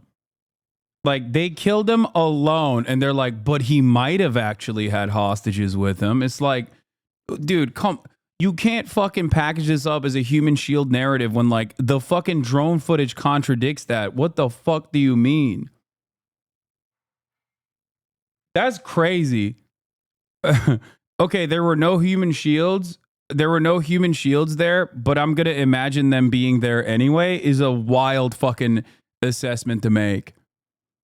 But I think it goes to show, like, the attitude that a lot of people have about this stuff. They're just like, they would rather hallucinate a different reality than the one that they are even presenting to you immediately, right?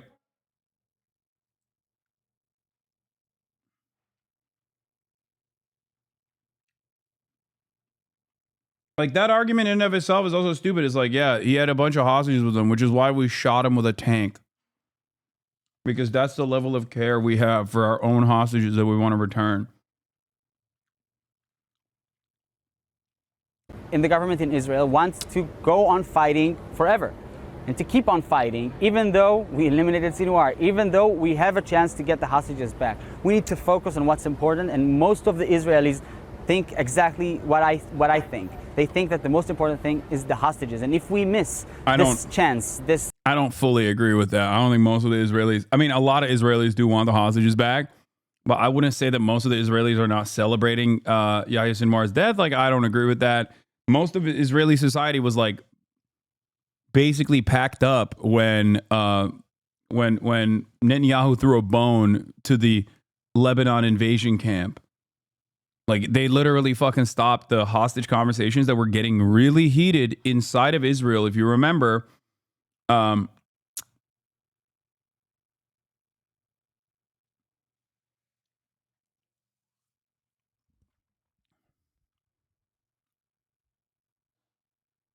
like, I don't think this person is a bad person, for the record. Like, especially in comparison to, like, you know, how some in the Israeli society view this entire situation. I think it's a little bit naive on the other hand, especially when you see this kind of shit all the time. While celebrating the death of Yahya Sinwar, Israelis at Mahana Yehuda Market in Jerusalem sing the new unofficial Israeli anthem, May Your Village Burn.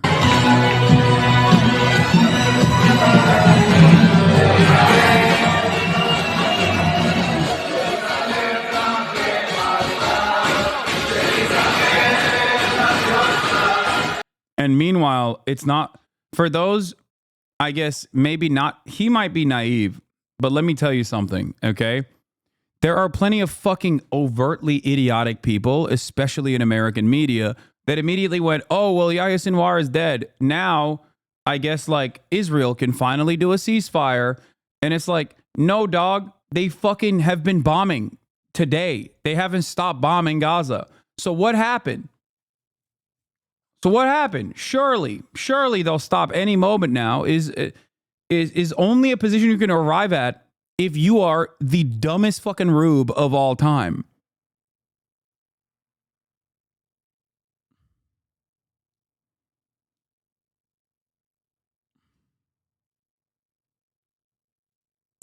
golden hour to get the hostages back, we can only blame ourselves. Benjamin Netanyahu has said that Sinwar's death doesn't mean the end of the war in Gaza. Oh, never mind. Okay, well, there you have it. Oops. I guess not.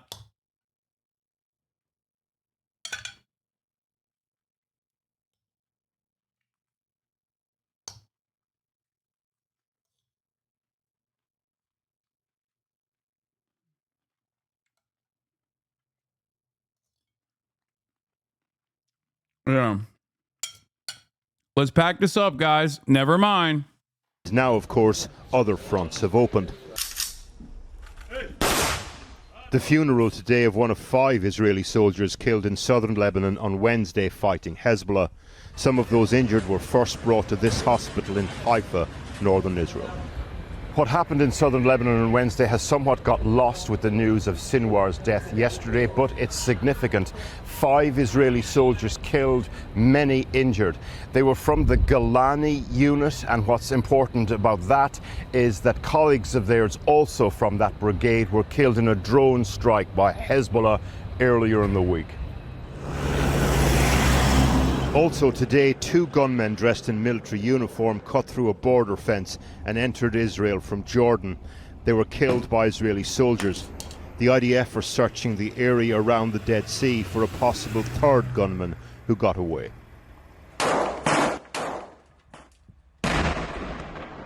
A reminder that even with the death of the man who let this conflict's genie out of the bottle, the possibility of escalatory action can come in forms and from places no one is ready for.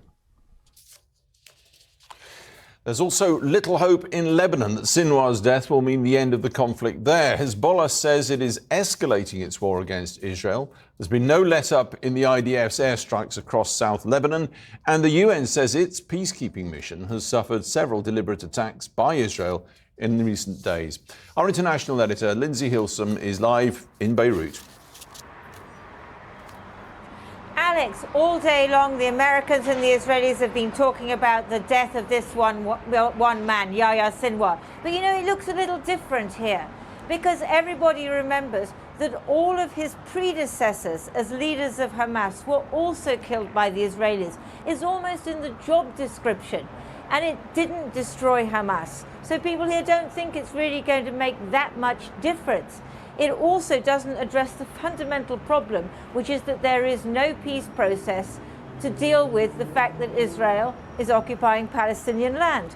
Similarly here, they killed Hassan Nasrallah, the leader of Hezbollah. Of course that weakens the organization, but it hasn't stopped Hezbollah from fighting. She's awesome. This is my favorite fucking...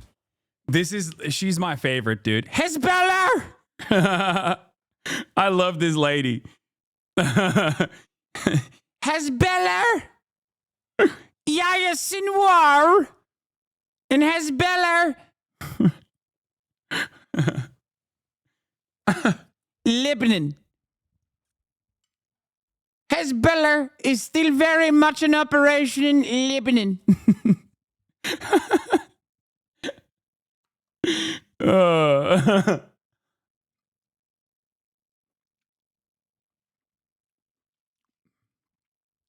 The CC gave up. Look at the closed captioning. They say Hizbah. She's breaking the fucking closed captioning, dog. And we understand that the fighting is quite fierce down on the border.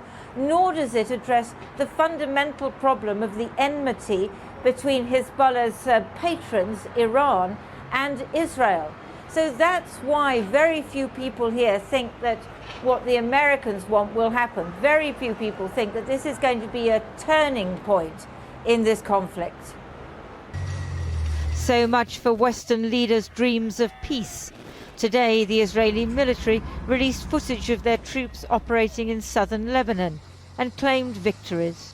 There is great damage. An entire chain of command is being wiped out. Hezbollah is hiding its fatalities. It is hiding dead commanders. But Hezbollah is still firing rockets and announced today a new and escalating phase in the confrontation with the Israeli enemy. Those fighting Israel do not believe the Jewish state's ambitions will be satisfied by the killing of the Hamas leader. They have this bigger plan for the Middle East, the whole Middle East. And that's what Netanyahu said bluntly when he said that we need to establish a new Middle East order. So the Hezbollah will keep fighting, and that's why I believe that this battle would be longer than we expect. It wouldn't stop at with the killing of Sinwar, nor with ceasefire in southern Lebanon. 3,000 kilometers and a world away, President Biden was meeting European leaders. Cue optimism, some might say wishful thinking, about Israel turning from war to diplomacy and the Jewish state's weakened enemies realizing that their time is up. The death of the leader of Hamas represents a moment of justice. He had the blood of Americans and Israelis, Palestinians and Germans and so many others on his hands. I told the Prime Minister of Israel yesterday, let's also make this moment an opportunity to seek a path to peace, a better future in Gaza without Hamas. Back in southern Lebanon, UN peacekeepers can do little but distribute aid to villagers who have defied Israeli orders to leave their homes. Thank God we're alive. There's a lot of bombing and we keep running from place to hide. Israeli troops have damaged UNIFIL's base in an attempt to drive them away from the border. The Italian Prime Minister... An insane statement. Like that right there, directly a war crime. Not just any kind of war crime. The one that counts, right? Because it's done against white people. The entire purpose of that base sitting there is to put white bodies in the direct line of fire of Israel to be like, yeah, we're not. We can't, they won't go this far. Nope.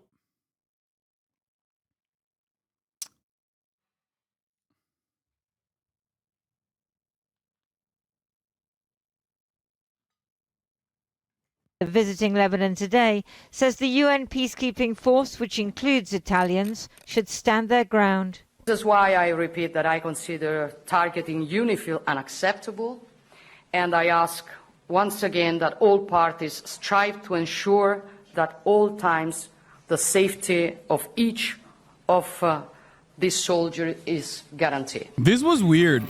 Today, they buried 13 people killed in Israeli strikes on the southern Lebanese town of Nabatea. The death of the Hamas leader is cause for neither joy nor despair here. They are engulfed by their own grief.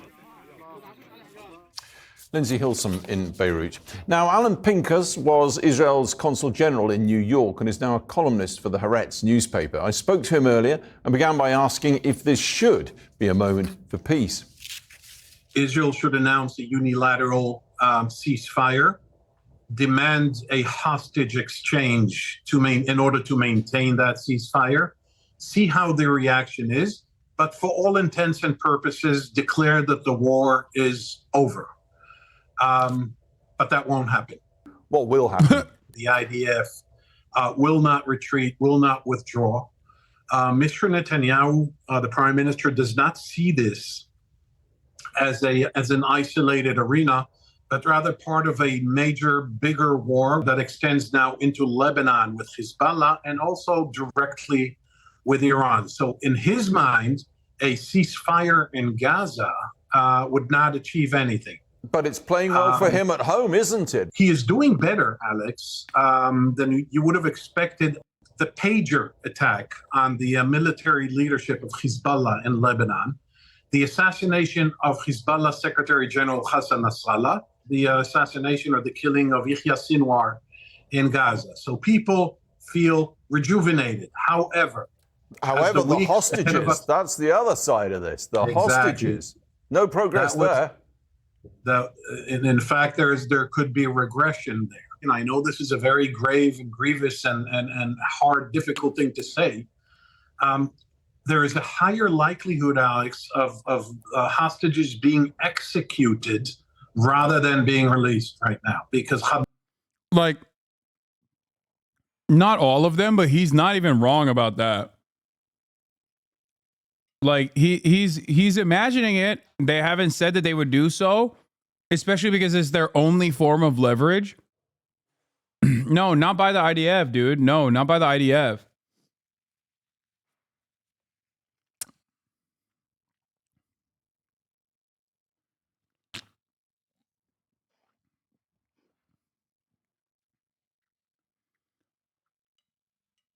the wild part about it is that it's not even fucking leverage. It's just not leverage. You know what I mean? Like, it's not. Israel does not see it as leverage. In the eyes of the Israeli state, it's just not. They don't give a fuck. And there's not really much you can do in that situation. 12 months. They don't care. The Israeli government openly sees the hostages as a burden. Hamas essentially splinters now into gangs of terrorists with no chain of command and no accountability. We don't know who to talk to if we wanted to talk peace. We do have someone to talk to. You don't need to talk to Hamas. You don't need to talk to the Palestinians in Gaza. There was a plan made by President Biden. It is being rekindled as we speak. I don't know that Israel will agree to it, to an inter-Arab force under the auspices of the U.S., perhaps Britain. God. I fucking hate this so much. Like, that part is so fucking gross, dude.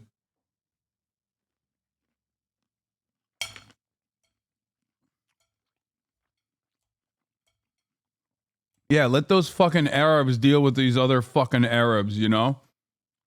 How is this anything but settler colonialism revisited, you know?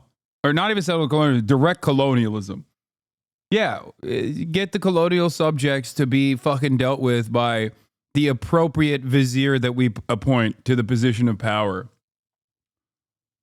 That's just crazy. That's crazy. That's what we used to do that. The last time we were doing that was in fucking history books, man.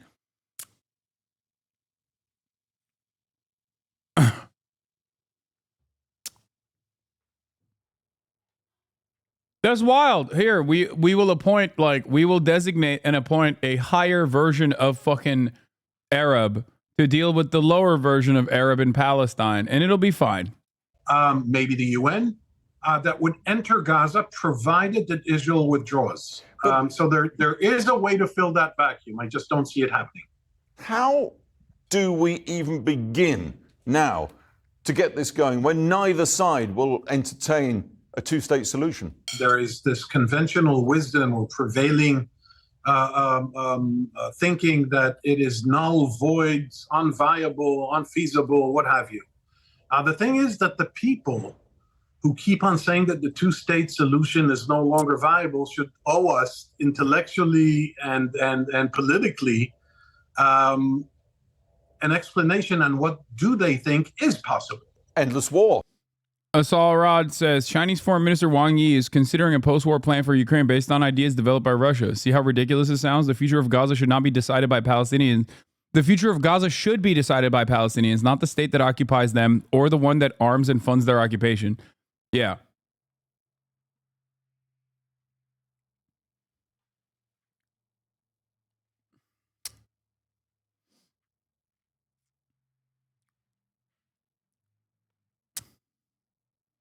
Because a two-state facilitates hegemony by Israel over the Palestinians, right? Dude, we are living in a two-state solution. That's it. It's not a real state. Like, what you're exhibiting, what Israel's exhibiting is a two-state solution. It's just a singular state. It's just one that Israel dominates. That's it. With brutal military occupation, an apartheid state. And some have said so. Politically, yeah, endless war, obviously, but politically, it's not sustainable that Israel hold 5 million Palestinians from the Jordan River to the Mediterranean Sea, meaning including the West Bank and the Gaza Strip, under this occupation. If you fail to accept the two-state solution, which I understand people find hard to achieve, hard to attain, you need to come to terms with the concept of a one-state solution, which I think is internecine suicide. And I'll tell you one thing. None of this could happen as long as Mr. Netanyahu is the prime. Most reasonable pro-Israeli guy. A one-state solution is suicide. Yeah, how could we ever live with these monstrous Arab barbarians? Well, you are doing that already. The difference is you're just dominating them. The only way that we can live near these barbaric Arab monsters is if we just continually continuously occupy them militarily.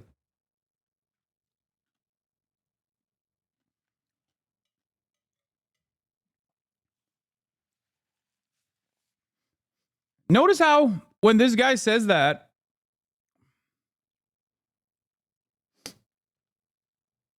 there is no reaction to it. It's just like, that's the normal acceptable position. There is not really any other group of people that you can speak like this on, like openly in your policies, and not be met with like at least some level of criticism by polite society. Do you understand?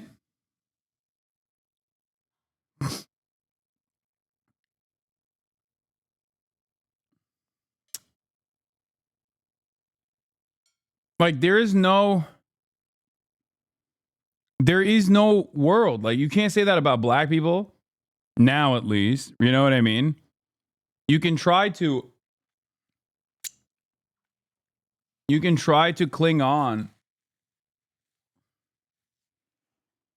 to the remnants of that white supremacist policy that is baked into our institutions, but you can't openly say it like that.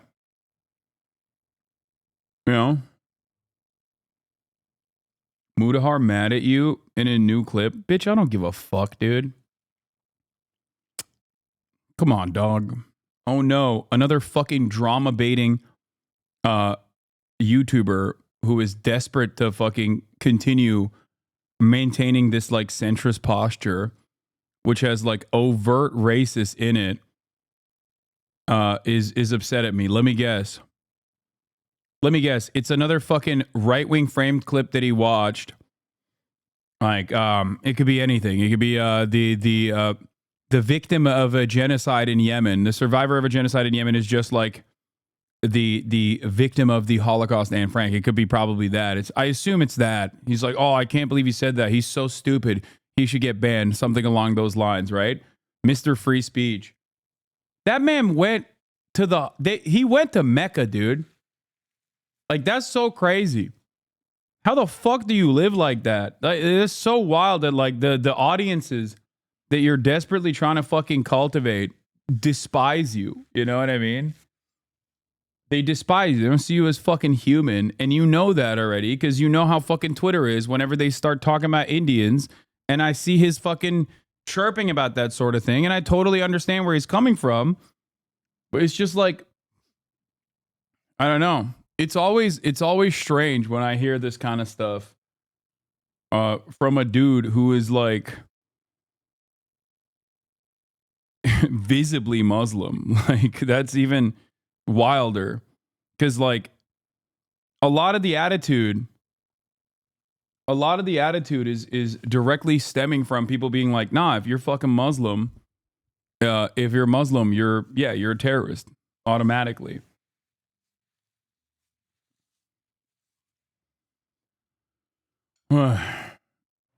They are farming you. He didn't say shit. Prime Minister. Alan, thank you very much indeed for your time. Thank you, Alex. What is next for Hamas and Israel after the killing of Hamas chief Yahya Sinwar in Gaza? The IDF video shows the building where Sinwar was targeted. Israel says its forces visibly killed him during lol. an Yes, you know what I operation mean, brother. His name is Mudahar and he's brown. What the fuck are you talking about? My name is Hasan, and I already get enough fucking shit for that from Islamophobes in general. Despite the fact that I'm fucking white, you know?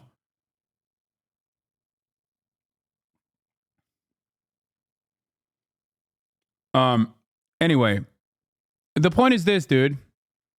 Do you believe that do you agree with every fucking international human rights organization that Yemen withstood a genocide or not?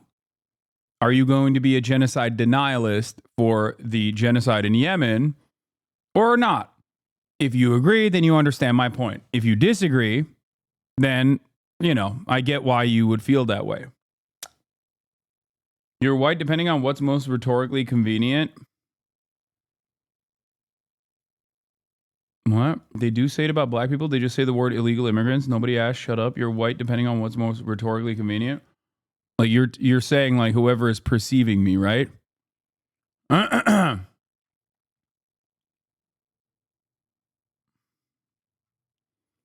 Anyway, let's continue. Targeting a house in Gaza, Hamas now confirms that their chief is dead. But a top negotiator for the group says hostages won't be returned until the war ends, Israel withdraws, and the Palestinian prisoners are released. Israel also warns that the war is not over. Today, evil has suffered a heavy blow, but the task before us is not yet complete. Hamas will no longer rule Gaza. This is the beginning of the day after Hamas. A lot to get to. Matthew Chance will be joining us again this hour from Tel Aviv. That is in just a moment. First, Salma Abdelaziz following developments for us today from London. I think we should start inside Gaza this hour. What's been the reaction there to the official confirmation by Hamas that Yahya Sinwar, the political and military head of that group, has been killed? Let me begin with a little bit of context, Becky. It's important to remember that Hamas is not an elected government. There have been no elections in Gaza since 2006. That means Palestinians simply do not get a say in who rules them, including, of course, Yahya Sinwar, a very controversial figure, one who really struck fear in the hearts of many Gazans because of his reputation of taking out any potential enemies. Of course, he has supporters, but at a time like this, even critics of Yahya Sinwar are focused on the one major enemy, as Gazans see it, and that is Israel. You are now more than a year into this conflict. At least 42,000 people killed, nearly every single person displaced by this near constant bombardment, and a ground incursion that continues, famine spreading, illness spreading, disease spreading throughout the Gaza Strip. So absolutely for Gazans, their focus is the conflict with the Israeli military, and for them the priority is not what are the political happenings within Hamas or who Israel kills, but quite simply just surviving, Becky, day by day. That is. Yeah, y'all are so primed to fucking yell at everybody on CNN that you're not hearing what she's saying. She's not wrong. She's 100% correct. She's like, nobody gives a fuck about Yahya Sinwar. Even the people that would not exactly be big fans of him are like, yeah, you know who the greater enemy is? The people that have blown up my fucking house and told me to relocate 8 times and killed half of my goddamn family.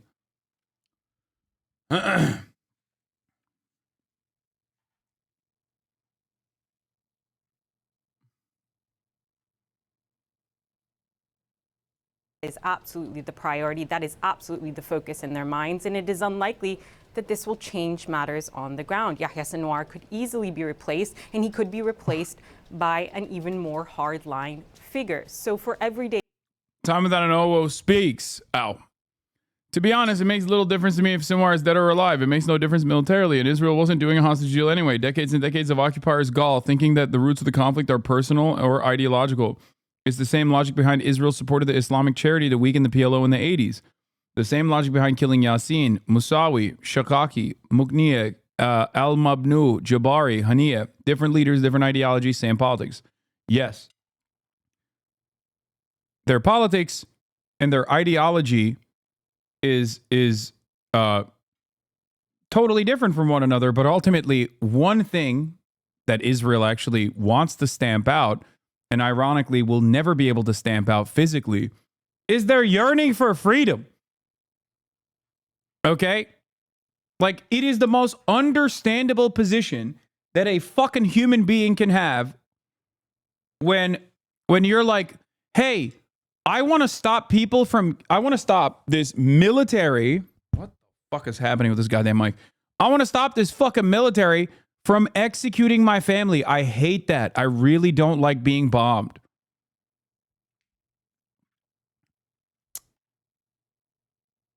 That's it. You can't stomp it out unless you fully conduct a genocide. That's it.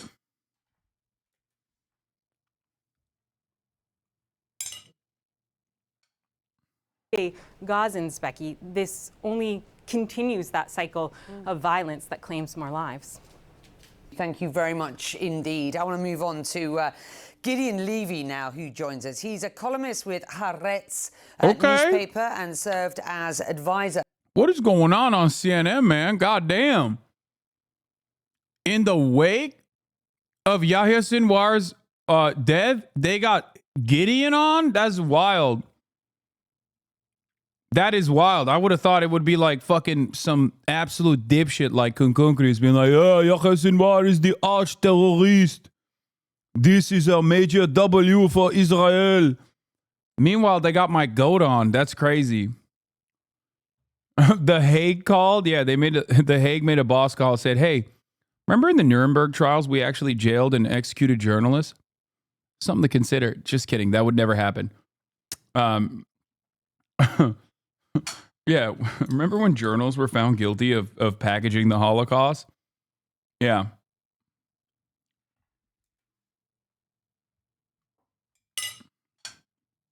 To the former Israeli Prime Minister Shimon Peres. It's good to have you, sir. I've just been discussing with Salma what happens, you know, what's been the response in Gaza to the news, some 24 hours ago, that Sinwar indeed had been killed by the IDF, and indeed what happens next. What's your assessment, sir? So first of all, I'm under the impression, if I can be emotional for a moment, I just spoke now with a friend in Gaza that I didn't speak the whole year, and I was sure he was dead, and he's alive. And he told me that there was... Yeah, he's bringing that up because he's saying Yahya is not the guy. He's like, make no mistake, my friend that I'm talking about in Gaza wasn't Yahya Sinwar. I know that you might have thought that that's what I was mentioning, but it's not him. Was quite a sense of happiness last night. He's in one of those rescue places in the Moasi, in those tents facilities, and he says there was quite a sense of happiness last night hearing that Sinwar was assassinated, which doesn't mean that all the Palestinians share the same, but there are people in Gaza who were happy last night. In Israel, it's different. If you ask me about Israel, I'll tell you.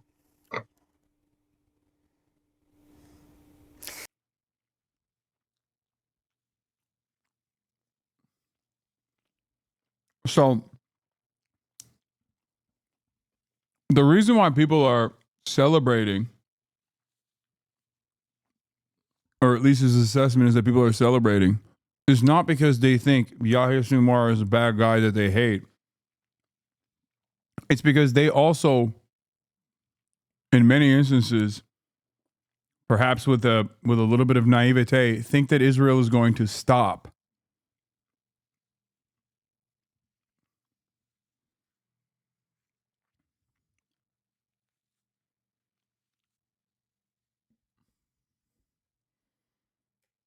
Yeah, and that sentiment we have heard reflected from those that are Gazan freelancers and staff. That's why he said, it's not that these guys all hate him. It's that they think it's going to end the suffering.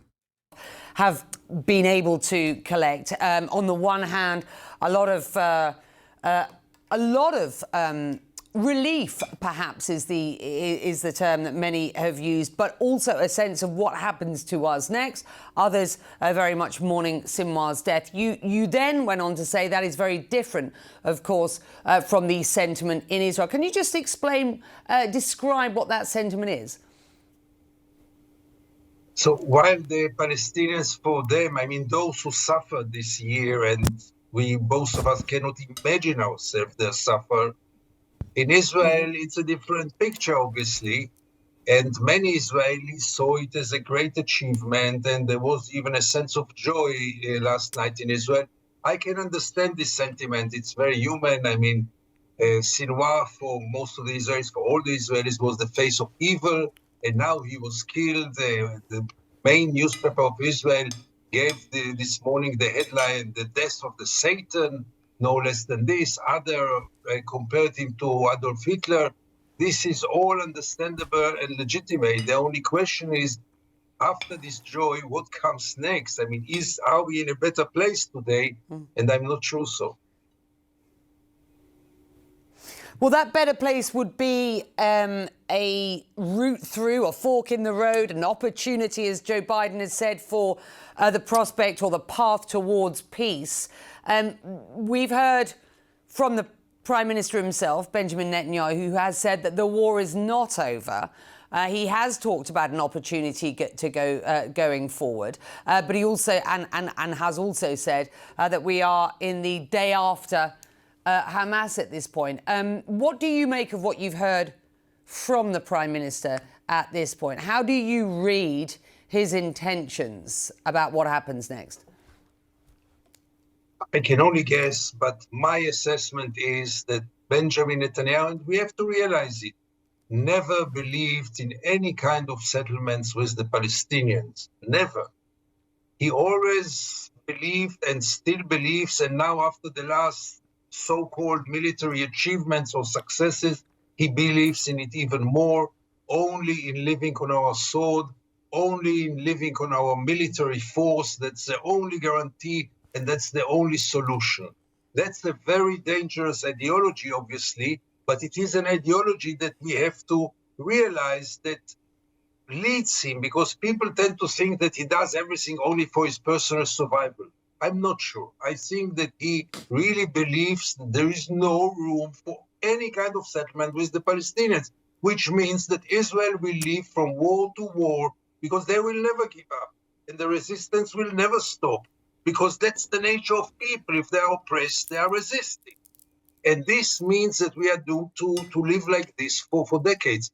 I hope that this ideology will be proven as wrong, and we will replace it with a new ideology. But right now, I don't see anyone in Israel who calls for a different ideology. Gideon Levy's perspective as we continue to question what happens next. Let me just bring in Matthew Chance, my colleague. Israel today, Matthew, as I understand it, calling up.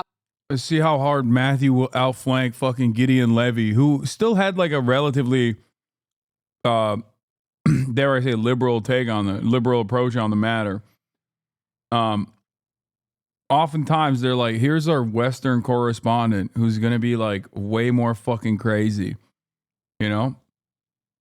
Baby Kaya sleeping well? Bro, Baby Kaya is straight up fucking snoring. Not a care in the world. Doesn't give a shit that at the top of the hour there's a 3-minute ad break and like 16 minutes have passed and the ad still hasn't come, but it's definitely coming, you know? None of that. Here's a 3-minute ad break now, though. It is coming for you. Up additional reserve brigades to northern Israel, pressing on with its war on a number of fronts. Of course, it talks about being at war on 7 fronts at the moment. We're talking very specifically about the front in and with Lebanon. What do we understand to be the detail, and what is the intention there at this point? Is the end game any clearer? Well, clearly the intention is to show that at this stage Israel is not letting up any pressure on Lebanon or indeed on Iran. There have been meetings, very high-level meetings over the course of the day with the Israeli Prime Minister and his top security officials, including the Defense Minister of Israel, to talk about the extent to which the killing of Yahya Sinwar, the Hamas leader in Gaza on Wednesday, may have an impact on the timing of any further military operations in Lebanon and in Iran. They haven't released any details about any concrete measures or any steps they're going to be taking, but they have said in a joint statement that a window of opportunity has been opened with the killing of Sinwar. Again, sort of reiterating this idea that... My least favorite version of saying his name is when Israelis often go, Yahya Sinwar. Like this guy said, yeah.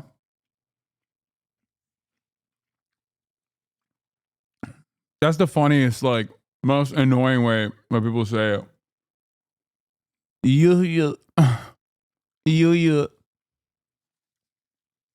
Because of the death of this key figure in the Palestinian militant group Hamas, it may be... How's the correct way? I mean, I don't know how you say it in Arabic. But in Turkish, Yahya is a Turkish name as well. You say Yahya. A time for renewed negotiations, and indeed my sources inside the Israeli government tell me they're trying to create pressure quickly with surviving Hamas officials on the ground who may be holding hostages to get them to set those hostages free in exchange. Yeah, Jesus fucking Christ. Yair Golan wrote a column for Hara saying we can't have peace with the Palestinians, so we have to have civil separation as much as we can and manage the occupation better. He was also one of the most vocal proponents for a Lebanon invasion. His party, the Democrats, is the most left-wing Zionist party in the Knesset. Yo. You mean, wait, Yair Golan? Isn't it Yair Lapid? You mean Yair Lapid, right?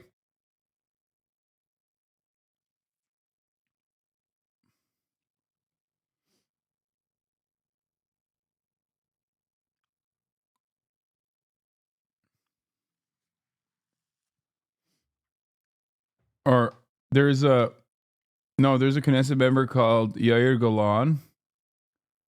No, there is Yair Golan and Yair Lapid, because Yair Lapid, Yesh Atid, you're right. To the right of Yair Golan's the Democrats. Yair Lapid is supposed to be like the centrist opposition to fucking Benjamin Netanyahu, like the one that has like any kind of constituency, significant constituency, which is nothing regardless.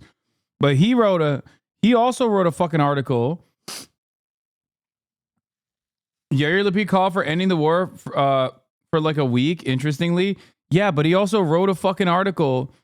Left that position and then wrote an article about striking. I think, was it Yair Lapid that actually wrote the article about striking Iranian nuclear facilities? Or I think it was like, or advocating to invade Lebanon.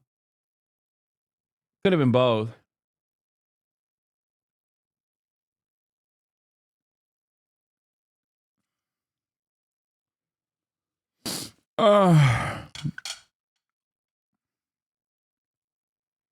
What? Israel banned Western journalists from reporting inside Gaza. They've killed more than 175 Palestinian journalists. So a group of American doctors reported what's happening from inside of Gaza. Now Israel is banning those medical workers. That is insane. I don't like to tweet about the news, but this one is too much. I'm the doctor who wrote the recent New York Times piece about what American healthcare workers saw in Gaza. The World Health Organization reports today that Israel has banned 5 American aid agencies from working in Gaza. Israel gave no reason, but are all organizations with Arab leaderships. This is the easiest way to win important votes at a close presidential election in history. Yeah, they're not going to do that. They are banning the organizations that fucking send, like, doctors. They're banning the organizations that send doctors into Gaza, bro. That is crazy.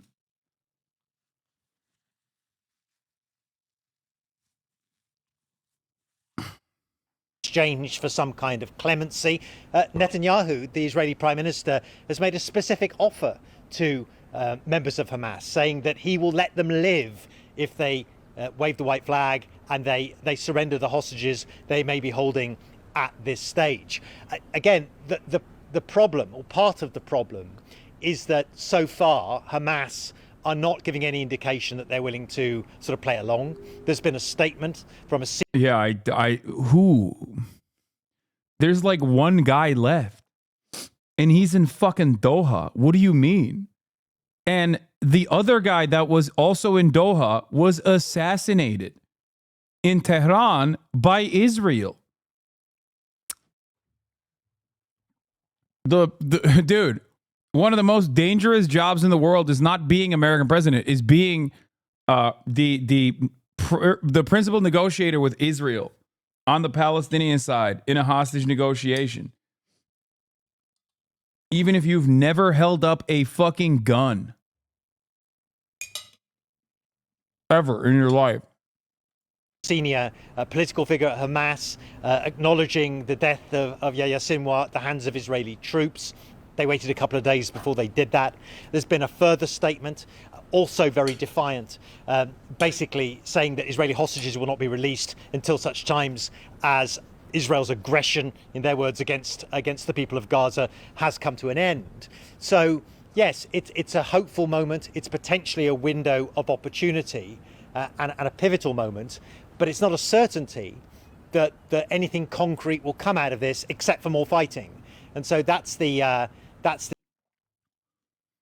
I think Khalid Mashal is in Turkey. Turkey, Qatar. Qatar is basically Turkey too. No disrespect to the fucking Qatari chatters that gift a fuck ton of subs in here, but it's like that's like the no PvP zone.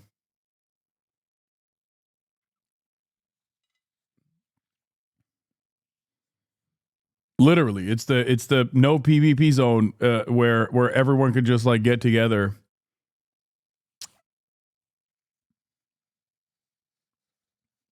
It's an extension of America and also Turkey. Turkey, which is an extension of America to begin with.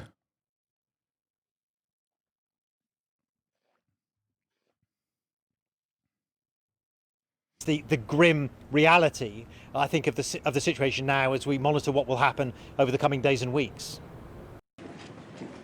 Is it also secular? Qatar? No. What? No, it is not.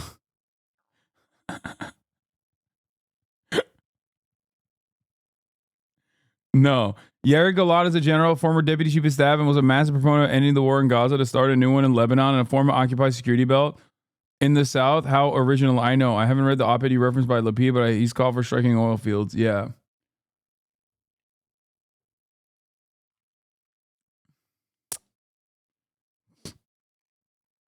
Watch yourself. We only have like 3 Turkish bases.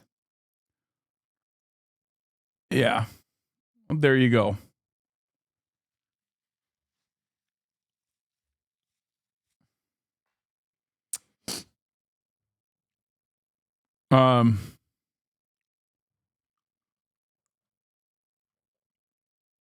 Here's what Kamala Harris had to say about Yahya Sinwar.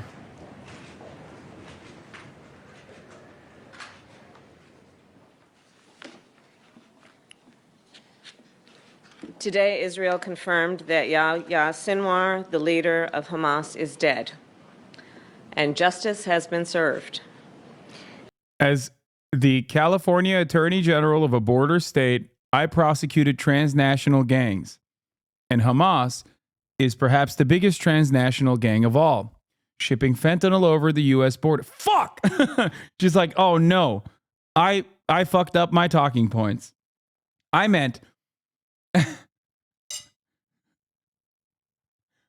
something different. I meant I love my small businesses. My mother was a small business, and Yahya Sinwar is a small business owner.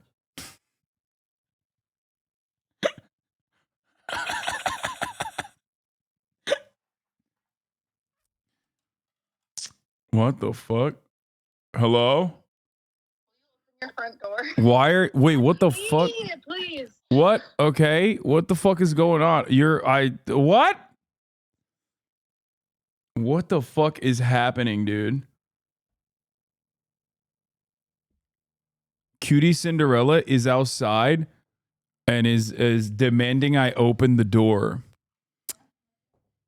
What the fuck is happening? What?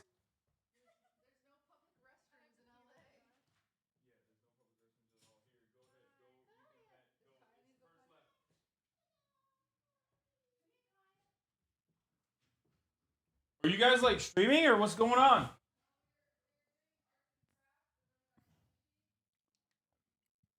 Maya and Cutie are here because apparently they needed to pee.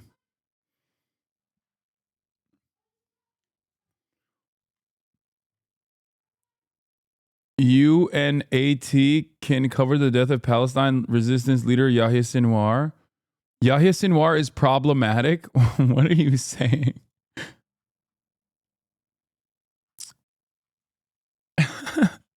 Oh, you mean you and Maya? Yeah, we're not going to do that. But I will be making some content with Maya. We just haven't been able to figure out exactly what we're going to do.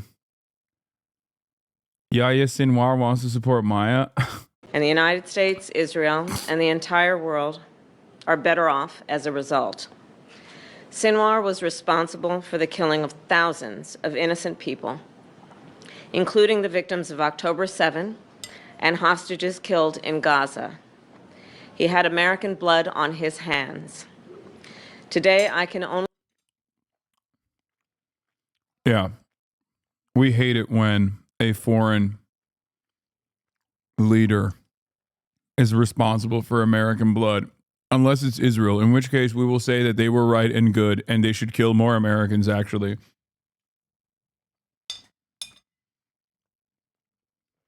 We'll even go so far to send American troops.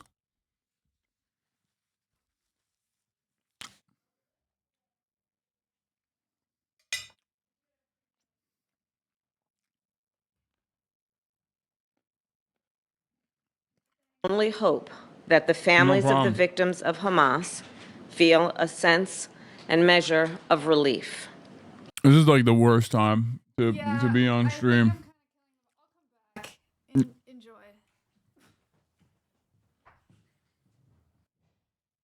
Sinwar was the mastermind of October 7, the deadliest day for the Jewish people since the Holocaust.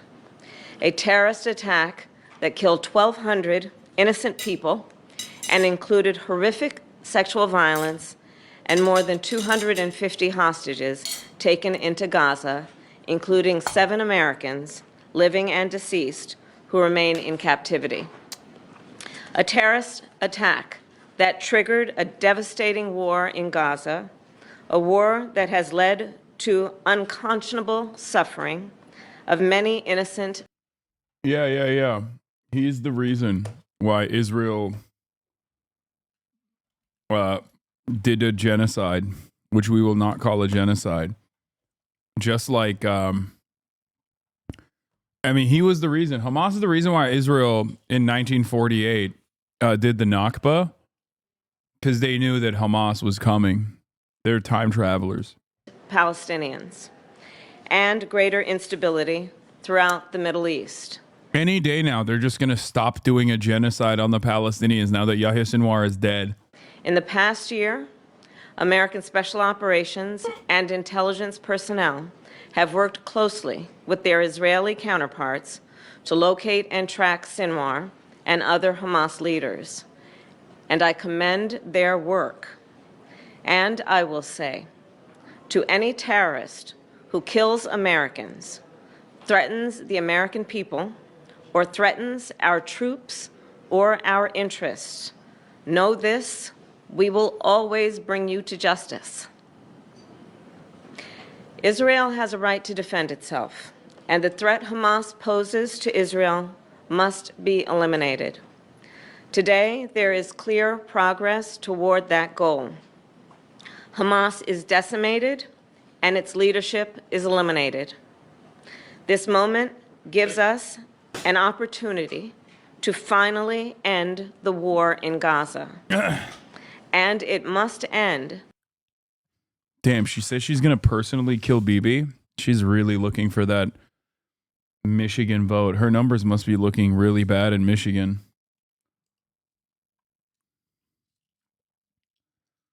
Trump up 30 in Michigan. Kamala Harris is like, we're doing it. We're doing the thing.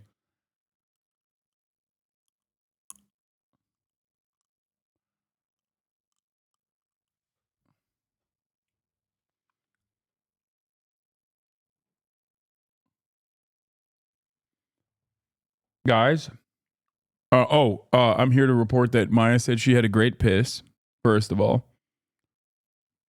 Thumbs up. And secondly, we have to figure out what we're going to do in terms of like what the collaboration is going to look like.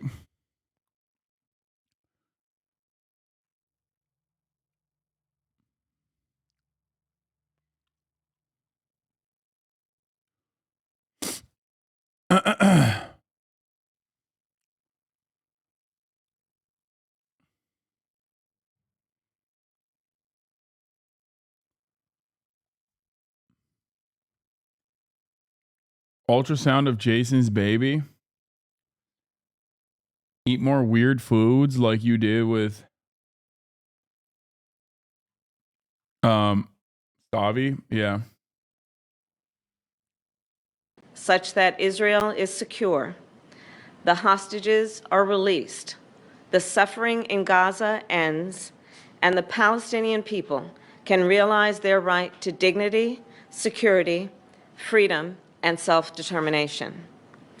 And it is time for the day after to begin without Hamas in power. We will not give... Like anyone that acts like this is about Hamas and Hamas is not simply used as a justification for whatever actions Israel wants to take, death and destruction in Gaza, is the funniest simpleton of all time.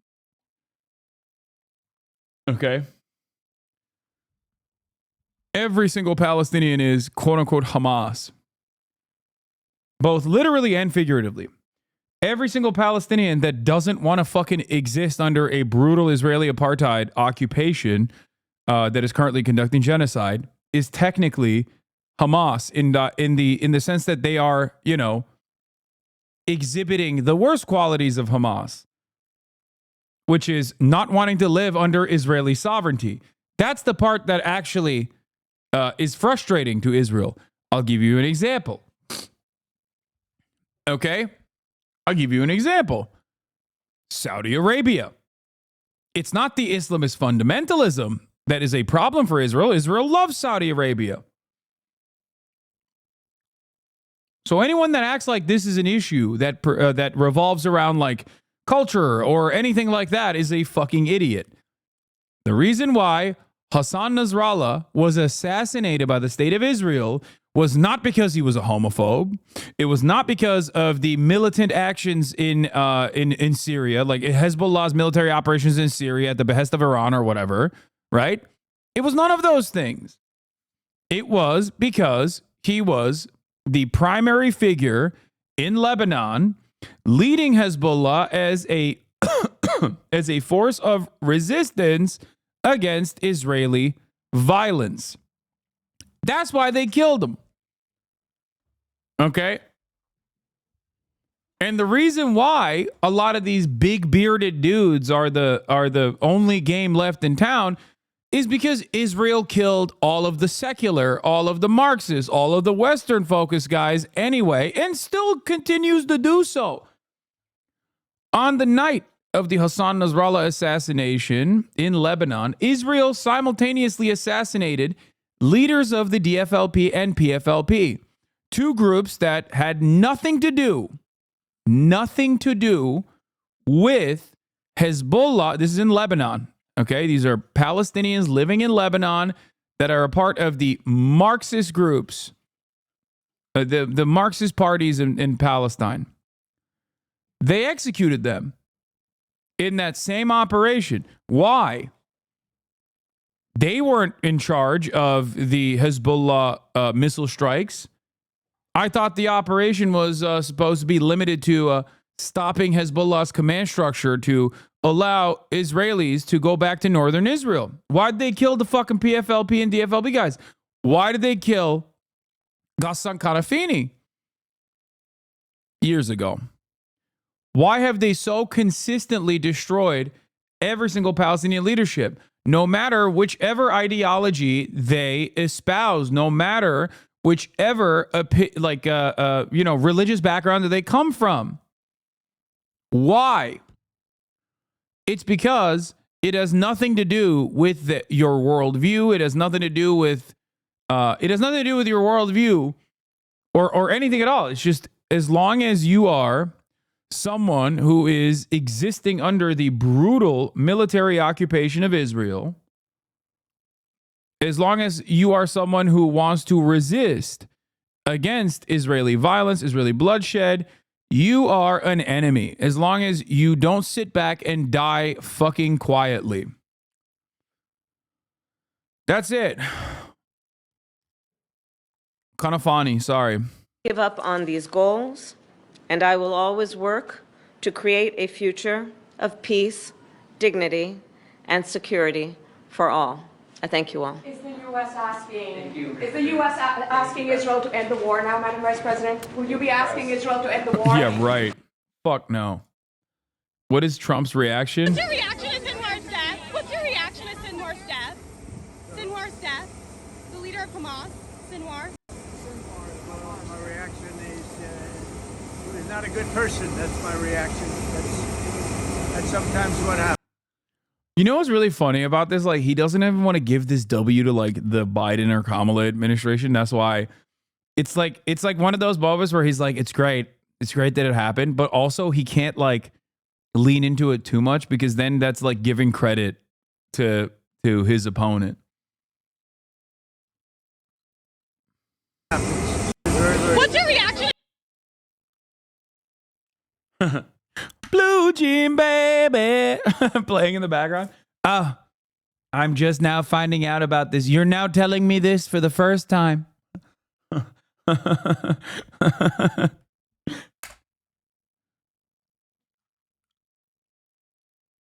Does she think this was her Bin Laden moment? No.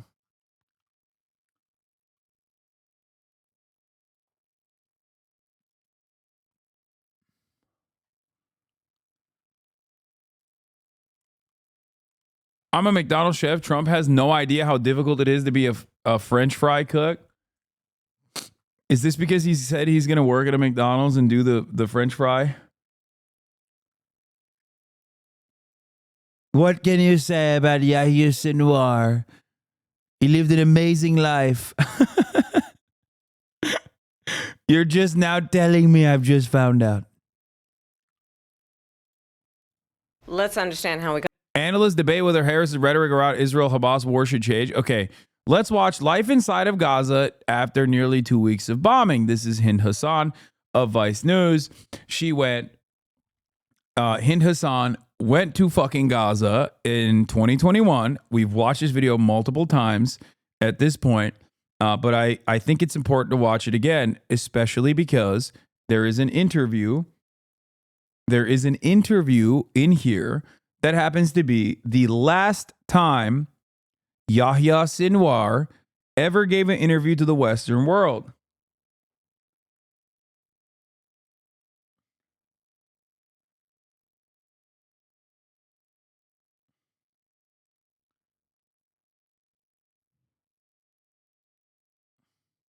Wahda Street, which is a residential area that was repeatedly bombed. 48 people lost their lives just on this street, including. I will repeat. When this video was shot, I need you to understand. This might come as a surprise to some, but this video was not shot on October 8 or 9 or 10. This was not shot in October in a post-October 7 universe. As a matter of fact, this video is from June 4th, 2021. For those of you who maybe just found out about how things work, and maybe you just figured out,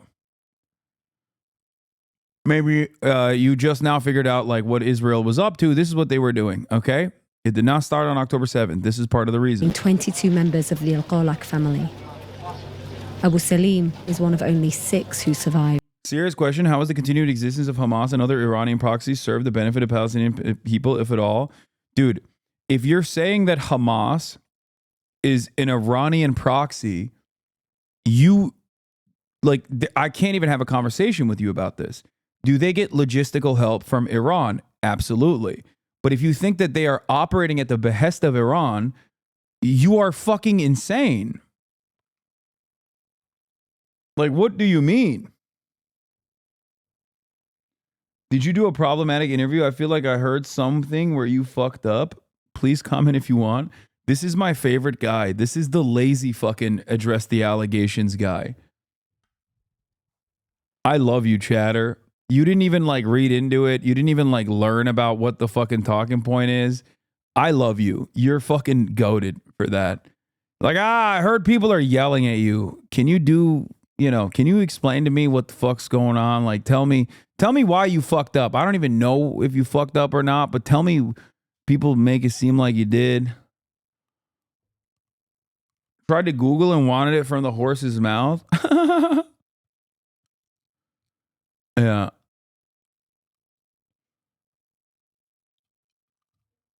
Yeah.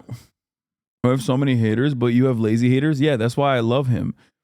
I would much rather have a fucking lazy hater than designated or dedicated haters.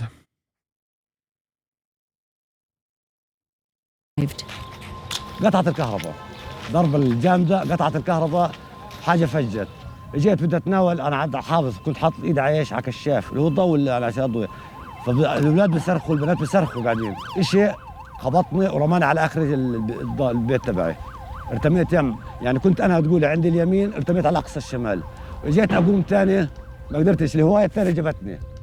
وانت وين شنت؟ انا لما هذا بس هم قلبوا القلب انا كنت هناك في النتفه هذيك شايف هذيك البطون الظاهره ذاك في النتفه هذيك انت ابقى هنا الضربه شايفكم الرمل ما بين الرمل والشو اسمه هناك؟ هناك انا بعد ما طلعوني وودوني على المستشفى بقول لجارنا بقول له الحج والحجه شو اخبارهم اهم حاجه عندي لان هذول ابويا وامي يعني اغلى شيء. Vice got canceled because they interviewed Sinwar in this video. Careful or you might end up like them. Yeah. What's interesting about this, of course, is that for all of the people that say, like, Hasan, you fucking platformed a terrorist because you platformed a guy that I'm going to assume is a Houthi because he's a fucking Yemeni teenager with a weapon in his hand that was pictured with a weapon in his hand that went and visited the fucking tourist destination of the Galaxy ship. Which, by the way, I am not, if I had an opportunity to interview someone who is a prominent member of the Ansar Allah regime, I would interview them as well, for the record. There is a journalistic value to that, just as well as there is a journalistic value to interviewing someone who I originally thought could be a Houthi rebel, as a matter of fact, who I found out through that interview is not a Houthi rebel, which many fucking Western media that have also interviewed him since then have also reiterated this position. So I don't really give a fuck about whatever the fuck other dumbasses are saying online. Excuse me. But even then, it does not matter. Just like I did that, and I've said that I would also, if given an opportunity, if given a chance to interview, yes, of course I would fucking interview someone who is a part of the Ansar Allah administration, someone who is a Houthi. The interview, of course, would be very different if it was an actual fucking Houthi administrator, as opposed to a random fucking 19-year-old. If that random 19-year-old had said he is a Houthi rebel, the interview would be different. If he had said that he hates Jews, that would change the dynamic of that conversation. Having said that, however, the Houthis were only designated as a terrorist group a month after you interviewed him, so it really doesn't matter in the first place. Technically, no rules were violated. Thank you. Ding, ding, ding. Joe Biden had actually dropped the terrorism designation of the Houthi, the Ansar Allah movement, and then only brought it back up after launching Operation Prosperity Guardian.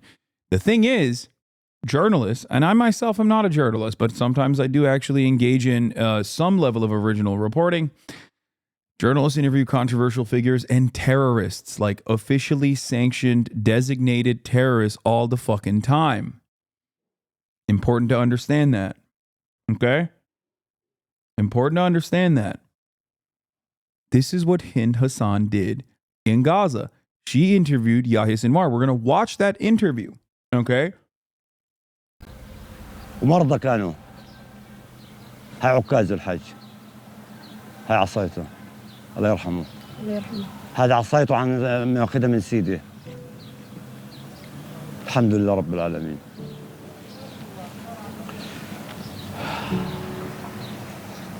ما قاعد أصدق أنت موجود هنا هسه يعني ورا شقد كم أيام. To be fair, we did go into a situation thinking he was a part of Ansar Allah. It wasn't until you talked to him that he pointed out that he wasn't a part of the Houthis, which was news to everyone. I know it's probably easy to misremember, but it's worth noting so people can't catch lying. No, I did. I mentioned that. I thought that there is a chance that he might be a Houthi himself, a Houthi rebel himself, as a matter of fact. I still think that even if he was, which he said he wasn't, I have no reason not to believe him, but even if he was, I think that that interview would have still been valuable to conduct. At the time of the interview, the Houthi movement was not considered a terrorist designation regardless. If given the opportunity to talk to someone of that background, I probably would not conduct the interview now on Twitch, but I would still conduct an interview for sure. Abso-fucking-lutely. Jeremy Scahill regularly conducts interviews with Hamas militants to the best of his ability that he can throughout this entire process. Of course, you have to do this. This is ridiculous. Anyone that tries to tell you that that's not acceptable, appropriate, is so fucking lost in the post 9/11 hysteria. Okay? Post 9/11 hysteria that they are fucking delusional. Now, people might criticize me for the way I conducted that interview. The way I conducted that interview was with the express purpose, especially after finding out that he was not a Houthi rebel, was to humanize this person, because Houthi rebel or not Houthi rebel, he is still a victim and a survivor of the Yemeni, the genocide in Yemen. Okay? That's it. It is very important to understand where people are coming from, why they behave the way that they do. Okay? I'm talking to a fucking kid in that situation, and people that are trying to like act like he's some dude who was on 4chan and is like a Nicholas Fuentes supporter when he's a fucking 19-year-old in Yemen who only knew genocide his entire life is crazy. Okay? And no, I will not back away from the fact that I conducted this interview. I think that there was a valuable interview to conduct, okay? At a time when people consider anyone and everyone in that area to be a fucking arch terrorist, ready to fucking destroy the United States of America. I'm sorry. You can fucking hate on it all you want. You can suck my entire cock and the entire process too. That's it.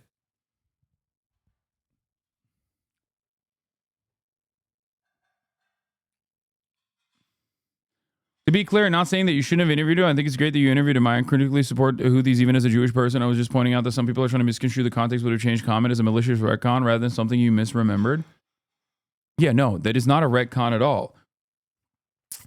There is a reason why I conducted the interview the way that I did. My primary purpose, besides humanizing a genocide survivor that you normally would never be able to have access to. And not only was there journalistic value to having access to this person and hearing what they had to say, I am once again reaffirmed by the fact that BBC also, the BBC also saw that. Okay?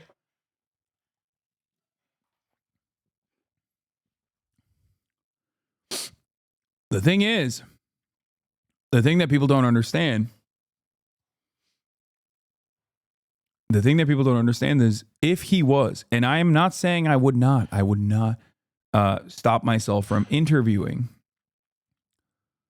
I would not stop myself from interviewing a person who was a prominent member of the Ansar Allah administration as well. Okay? You liken yourself to a journalist when it's convenient, but don't recognize that you're a hyper-reactionary fan base that the typical journalist does not? What? You think my fan base is more reactionary? Are you going to talk about the reacting to the top of the hour ad break? Dog, do you know the average Fox News watcher? Fuck it, the average CNN watcher and their opinion is about nuking Iran? The fuck are you talking about? How about you react to the 3-minute ad break that's coming to you right now, Schlib Bibbler?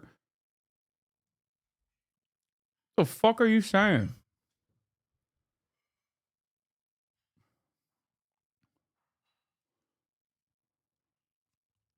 These writers have such a man-child view of a way of viewing the world. Like, I don't care if you interviewed an Israeli soldier or a Taliban member. Like, these people have such an unserious view of the world. I know.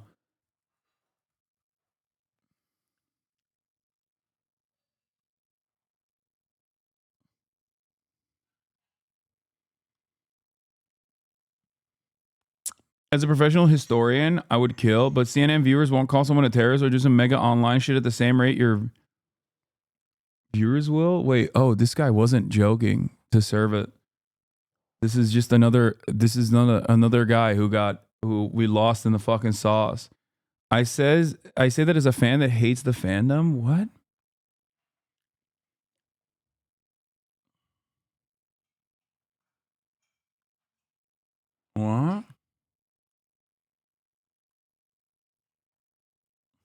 What are you saying?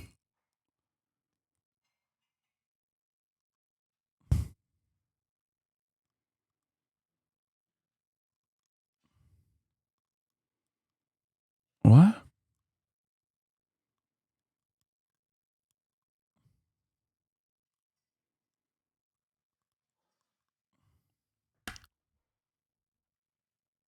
Dude, I'm genuinely confused. Motherfuckers have interviewed Osama bin Laden. Like, what are you talking about?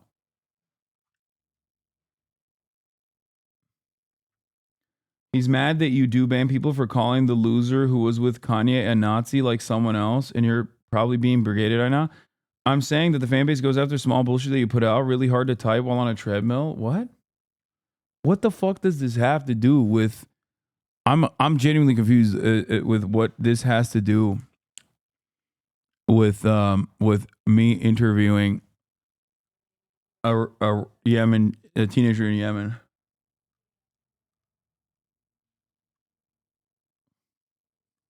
What? Like, every fucking prominent news outlet has interviewed Benjamin Netanyahu. Dr. Phil has interviewed Benjamin Netanyahu.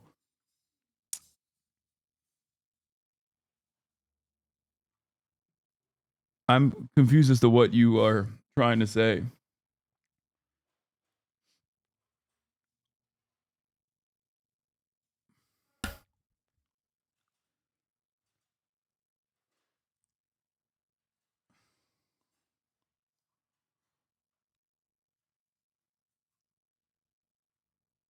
I feel like you slowly blacked away from the Yemeni dude. It seems like you started to get bad vibes when you said the dude was very media trained.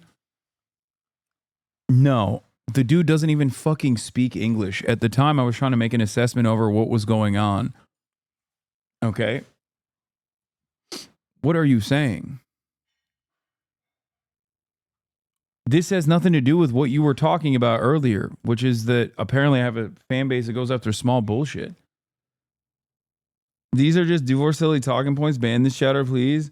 Dude, what I want to understand is how 43-month subscriber will watch one fucking one YouTube video and be like, actually, everything that I've supported for the past 43 fucking months, I'm actually gonna go back on because I watched one fucking YouTube video and it literally changed my mind entirely. Like, what is going on here? Explain what you're saying. I feel like you slowly backed away from the Yemeni dude. Seems like you started. No, I haven't. I haven't backed away from it. I haven't backed away from the interview in and of itself. Okay? It's fucking ridiculous to still bring this up. This is simply a talking point. I really should stop covering it. I've been to Israel twice and I'm not Jewish, you stupid chatters. Why do you think anybody thinks you're Jewish? I haven't even seen that in the fucking chat. What are you talking about? What? No one is even... Yeah, why do you hate the Jews, bro? Am I being brigaded? What's happening right now?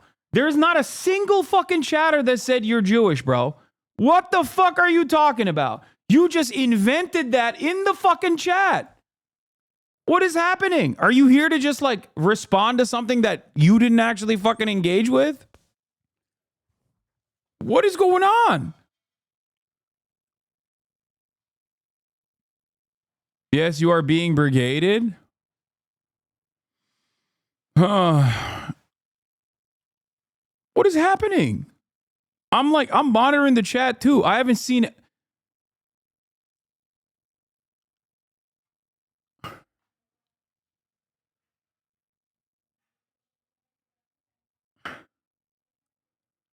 They're trying to gaslight people outside this year, this drama, into thinking you're anti-Semitic.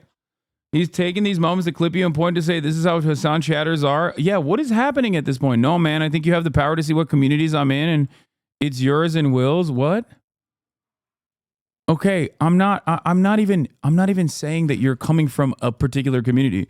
I'm simply stating that you saw one fucking YouTube video and it primed your worldview. Like it altered your trajectory dramatically. I don't care about brigading. I asked, am I being brigaded? What the fuck's going on? Because the other guy was like, why do you hate Jews, bro? Another person in the chat, not you. Okay? Okay. As a 43-month subscriber, I was trying to understand, give you the charitability. and try to understand what you were talking about. But I'm still very much confused.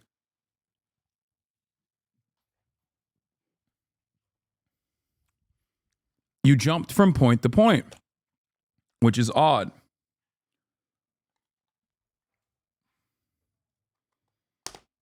I don't know why you did. Debate pervert. As someone who saw this live, I tried to watch it again and it absolutely infuriates me. I've been a subscriber to Hasan for 3 years, and the time of me posting this and this conversation was the biggest letdown I've experienced from him. As this conversation progressed, it turned more and more into Hasan gish galloping whatever Ethan brought up because Hasan clearly couldn't answer. Someone asked him to define what socialism would ideally look like if it was implemented. Oh. God damn, son.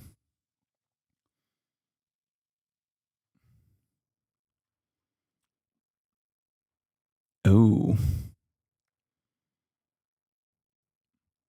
So in the beginning, it seemed like you were a bit insensitive with your opinion on October 7. There it is. Get it out. Get it all out, Schlip Bibbler. You know what? I want to invite you to the broadcast if you want to make your case.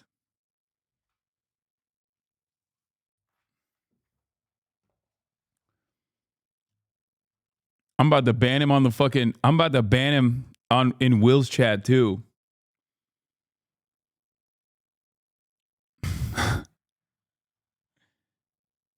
So in the beginning, it seemed like you were a bit insensitive about your opinion on October 7. I can do that. I do agree with how you're covering it now. I can do that, but give me a sec. Oh, thanks, man. Perhaps the reason why you thought I was being a bit insensitive with my coverage over October 7 in the beginning is because maybe you weren't as knowledgeable, despite the fact that you literally went to Israel twice, as you said. I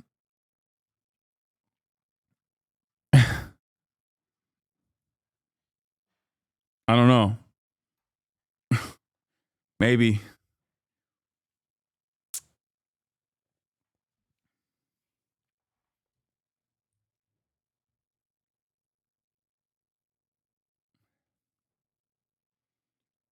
You did mention, I said I thought he might be media trained, but you said it was while pondering his tone of response due to the translation barrier. It was a horse fucker that fixated on that to frame it as you realizing he was a terrorist. Yeah, no, there was no point. I need people to understand something. If given the opportunity, I would interview someone who is a direct Houthi, okay? I would. Abso-fucking-lutely. Probably not on Twitch as the medium, but I 100% would. I think it's odd that people think that that is not a thing that I would do. I've said I would fucking interview Barack Obama. I would interview people who have caused untold carnage. How I conduct that interview dramatically changes.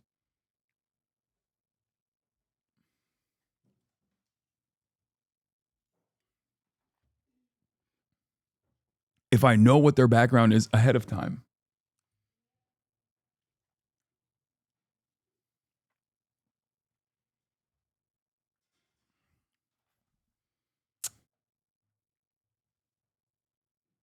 This guy wants to get a star. Fuck this dude. I said I would. I said I would invite him. I want to examine his brain.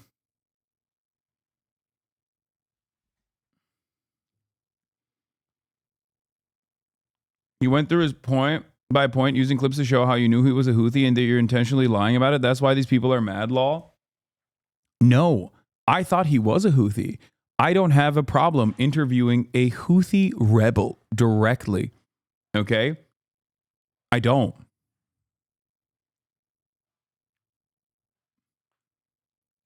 I don't even think that at the time it was a designated terror group. Regardless, that doesn't really matter. People are just fucking jumping on that. Would you interview someone in the IDF? Yes, of course. I have. What the fuck? I have. I've interviewed conscientious objectors and people who have served in the IDF. What are you talking about? Hello? Yes.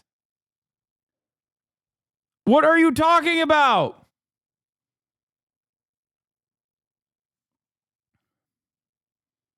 I said it, but I also asked him, yeah, if he was a Houthi in the interview. There's a...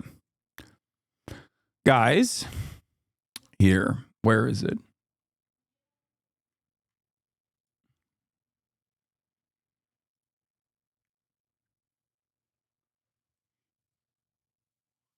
No one served in the IDF. What are you talking about? I have been more charitable and more friendly to people who have served in the IDF.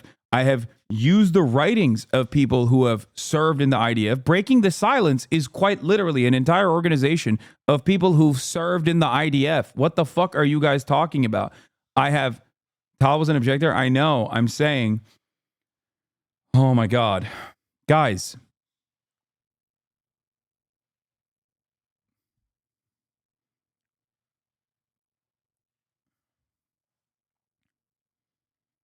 I had to re-download Discord because my driver's fucked up. What do I need to guest star? You don't need Discord to guest star. You just do it through fucking this. You do it through Twitch. I just gave you a call. You just have to pick up. Hello. Hello. Sorry, hold on. One second. 1 second. I'm getting double audio. Okay, you're getting double audio because my stream is on. And secondly, you do not sound like you just got off of a motherfucking treadmill. Okay, Schlib-Bibbler. Turn on your camera right now. I guess I could. I would have to bring it over. I'm on my PC desktop. I'm not.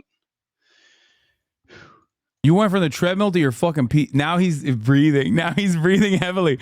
It's like when I called Cutie Cinderella. When I called Cutie Cinderella. I sat down for like 30 seconds. What do you want out of me, man? I'm so tired. I have a standing. I'm not walking 4 miles an hour. It's like a 1.8. I'm so tired. I'm walking a 1.8 for about like 3-4 hours. Okay. Hold on. Let me see if I can lower your volume. It's really loud. Yeah. I'm sorry. I can move my mic away too. No. It's fine. You can speak in the same volume. It's fine. I can lower it here. Right, All right. I'll leave my mic at the same distance. Is this okay? Didn't you interview this guy last year? No, this is not the same guy. This is a different guy. I have never talked to you in my life. Yeah. Okay. All right. 43 most subscriber. Make your case. Yeah. Ofer Kasif served in the IDF. That's what I was talking about. Okay. Look, man, I'm not coming at you from like a weird Klim chimp ass perspective, so I don't have like hard evidence of like the exact streams that you covered and what you said during them, like on October 7th a year ago. Here's what I will say though. I just feel that like when October 7th happened, during the first I'd say 6 months, I feel like you didn't really recognize that like a lot of the people that were there didn't choose to be there, and What do you mean? Seemed in a lot of your sorry what do you mean by that? A lot of people that were where didn't choose to be there in Israel. Sorry, in Israel, it seemed like you kind of lumped Israelis into one bucket rather than seeing that they didn't. A lot of them didn't choose to be there. It's a multi-generational. Can I ask you a question? Can I ask you a question really quickly? Yeah. Was it when I had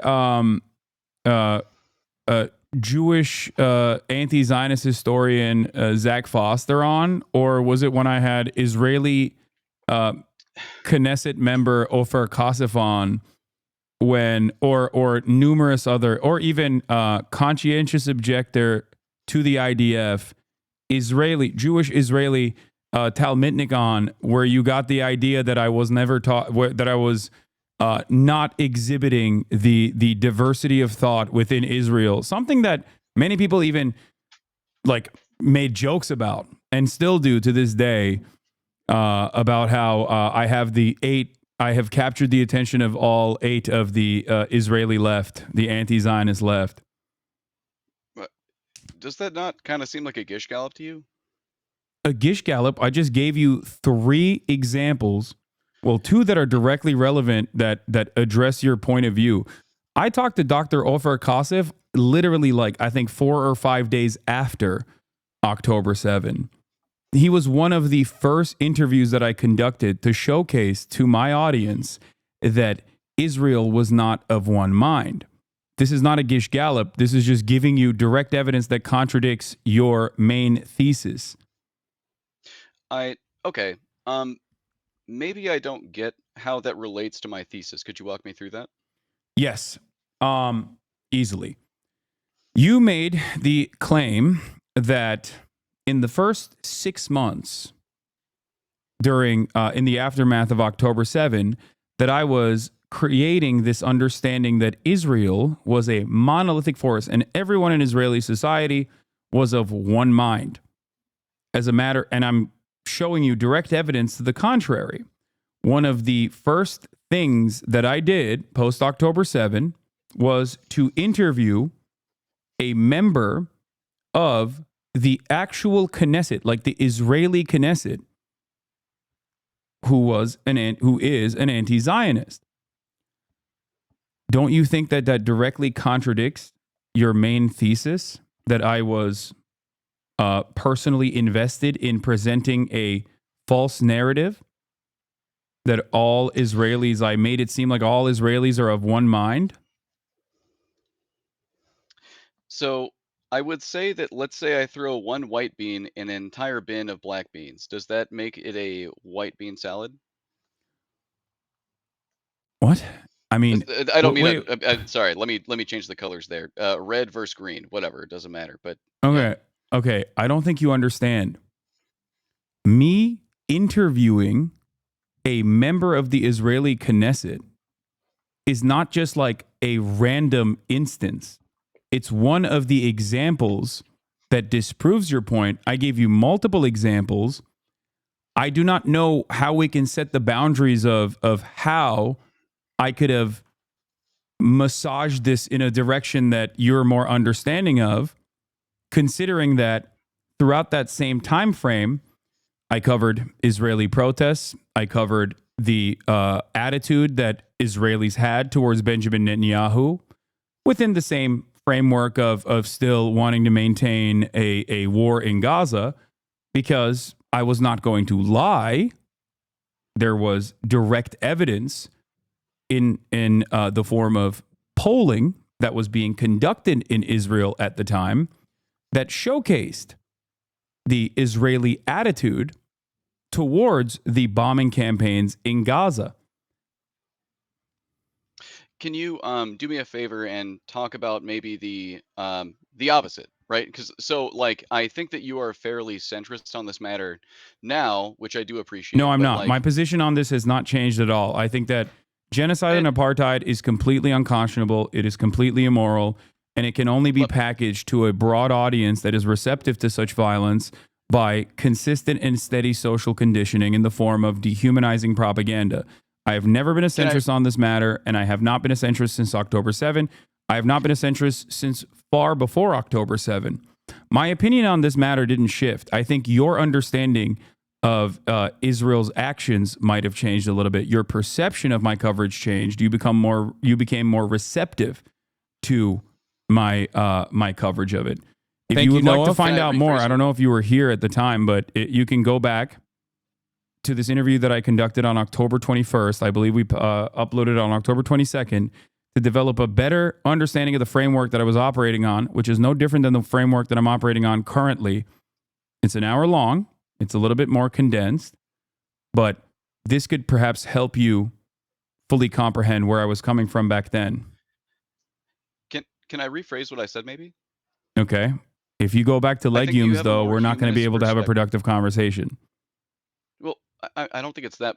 I don't think it's that obtuse of a rephrasing. I just think that you have a more humanist perspective on the Israelis now, because I felt like in the beginning, the you painted with more of a broad brush, in that they were all bad. Why do you think that I wasn't having?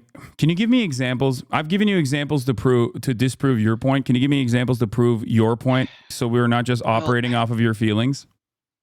Because I can't disprove your feelings. It's just your feelings. I can. Okay. The only hardcore example. Sorry, hold on one sec. Sorry, give me one quick second. I have to read something. Sorry, my fiance wanted to ask about something, but Flex. Weird flex, but okay. I don't. I'm fucking with you, dude. Come on, give me an example. What do you want me to say about it? I don't fucking know. I'm messing with you. I'm trying to, this is not like a hostile conversation. So can you give me an example of what led you to believe that I had a monolithic approach to Israeli society in the first 6 months? So, okay. Unfortunately, like it's something that was kind of like validated through the Ethan stream, but like it is something that I felt, and like I don't know. I have said if Why you look through my chat unfortunately? logs, like it's No, stuff that stand I've by your chirped about. convictions. It's not unfortunate if you feel that way, then you feel that way. But you can at least use some of the examples if that's your feeling, right? Like, can you give me an example? Yeah, well, yeah. So if you'd let me finish my point, what I'm saying is, I think that the Timothy Chalamet thing, that left like a really bad taste in my mouth, man. Mm-hmm. I don't know. It just felt. Can you tell me why? Weird. Because even during the interview, like I don't know if you're gonna acknowledge it, but like you even felt fucking weird, man. That shit seemed very odd. I don't know. Like the whole thing just felt really off. It was because no. I asked you even said like I he was. didn't super... ask you for vibes. Come on, we can be serious. Oh. I didn't ask you for vibes. You said that I gave you examples of my coverage on both sides of this otherwise one-sided genocide, right? It is a one-sided genocide. I do want to agree. I want to agree with you there. Sorry to interrupt. I didn't even assume that you didn't agree with me. You agree with me that it's a genocide. You agree with me that Israel's an apartheid state, right? Like I don't even think that's a question. Yeah, great. And I have friends there, for the record. Like I've been to weddings in Israel. Like I love people in Israel. Okay, like, they're very close. So the original point that you made. The original point that you made was that in the first 6 months of my coverage, you felt like I was being insensitive, that you felt like I was basically saying that Israel is a monolith. And I asked you for examples. And instead of examples, you moved on to the interview that I conducted with Rashid, the teenager from Yemen. So, question for you. I want to highlight that. Sorry, I have something I can say. I'm sorry to interrupt. Okay, go ahead. No. So I want to highlight something that I didn't hear from you rather than something that I did. I know that's a little obtuse. I apologize. Sorry. But I didn't hear that the Israelis may not all accept the government that they are under. That's not really something that you started addressing until much later in the conflict. Yeah, you're wrong. That really. No, you're wrong. Please tell me why and when. Because on numerous occasions, including the one that is not, including the example that I gave you, which is the interview I conducted on October 22nd, which I think fits that time frame, and numerous instances before and numerous instances after, I talked about the diversity of opinion within Israel regularly. The reason why I'm pointing to this interview in particular is because it's one of the first interviews I conducted, and it happened to be someone who is directly in the Israeli Knesset. Not only that, but immediately on October 8 or 9, one of the first instances of my coverage featured victims on October 7 from the kibbutz Be'eri. Okay?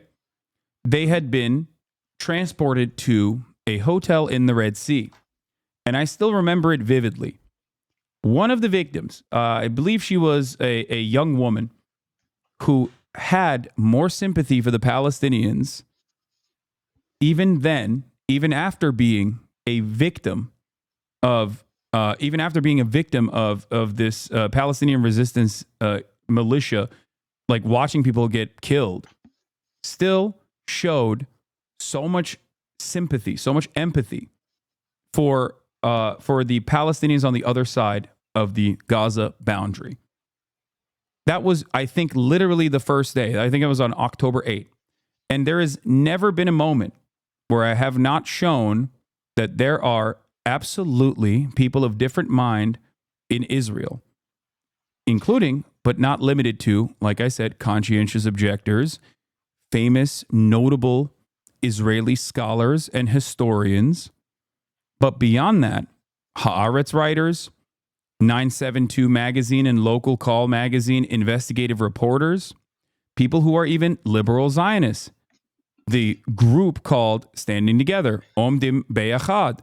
There are numerous examples that I have used to showcase the diversity of Israeli thought surrounding this issue.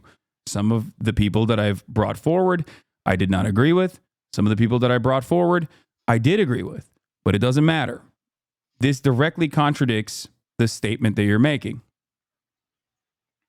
I would like to make a little counterpoint. And like, if you don't agree, then like, I'm sorry, man. I didn't come here with like timestamps and shit like that, but just hear me out, all right? Oh, no, I am hearing you out. Here's a tweet also from May 21st, 2021. Stop conflating Jews all around the world with the horrific violent Israeli occupation. You are being anti-Semitic when you claim that all Jews are a monolith in their unconditional support for a far-right, ultra-nationalist, ethno-state government engaging in war crimes.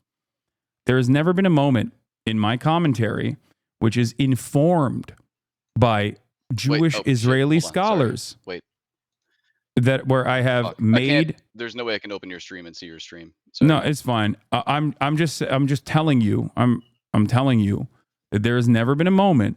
The reason why it's very easy for me to point to this stuff is not because like chat is also chat was also here and heard me say these things, but the reason why I can directly contradict the things that you were saying is because that is not my worldview. And because it's not my worldview, that is the reason why I can very easily recall events from back then. Sorry. Here's my tweet from October 14th. I hope that those in the Western world can demonstrate a moment of self-reflection and have an ounce of the moral clarity of this 19-year-old victim who experienced the massacre in Kibbutz Be'eri. The person that originally posted this interview is Benzion Sanders. He is a part of the IDF, or was a part of the IDF, and was one of, I believe, the founding members of the veterans group that is against the Israeli occupation. I'm forgetting the name of it now. But go on. What were you going to say? Sorry. Sorry. Can I stop you for a sec here? Yeah. Sorry, but you're giving me a lot of examples of specific things that counter my point. To which I would say, yes, those are absolutely valid, right? But what you will not acknowledge and you will not cover are all the times that, which this is stupid. I'm sorry. I didn't come here ready to debate you, man. But no, but you have strong feelings, so I assume that you have something that has primed you into feeling this way.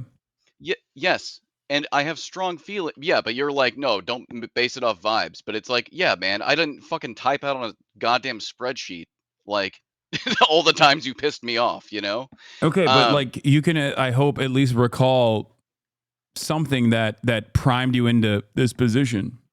So here's what I would say is that you're calling out the times where you interviewed specific people. What you're not talking about are all the times maybe like you could empathize with my position to where it's like, you know, maybe I didn't exactly call out the Israeli people as, you know, being completely humanistic from my perspective or something. Wait, right? What? Okay. No. Your argument is that your original argument was that I did not show a diversity of thought within Israel in the first 6 months, and that I only started covering Israel from a more humanistic perspective in the last 6 months. I wouldn't say last. Well, I don't have an exact date, but like sure, regardless, and I've given you only examples from early October, right? Early October, showcasing the many instances, and I'm willing to bet that I Hold could on, go let's to not. the VODs. Wait a minute. I could. Hold on, I'm willing to bet. Hold on, that I could go to every single VOD from October 8, because I wasn't live on October 7. October 8, every single day for the 6 months, the first 6 months of the coverage, and find at least one, if not multiple instances where I have talked about the difference in opinion inside of Israel, that not every single Israeli is full tilt, hell-bent on conducting a genocide that their government is conducting. Even in instances where polling data makes it seem like the overwhelming majority of Israeli Jews, a designation not that I have made, because I think it's a gross designation, but a demographic designation that the Israeli government makes as they separate Jew and Arab inside of Israel. I know it's gross. Yes. Sorry.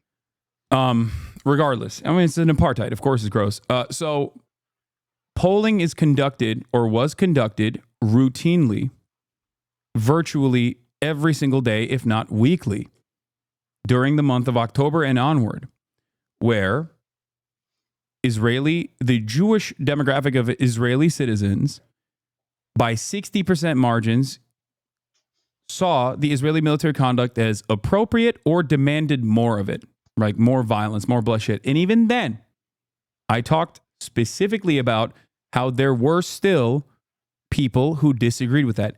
And I can tell you right now, with a certainty, that I have covered that virtually every single day. I'm willing to bet that I have brought this forward. Anytime I've mentioned Israel, I have talked about this every single day for the first 6 months. So my question for you is this. In spite of all of that, why do you still feel this way? Or will this change your mind?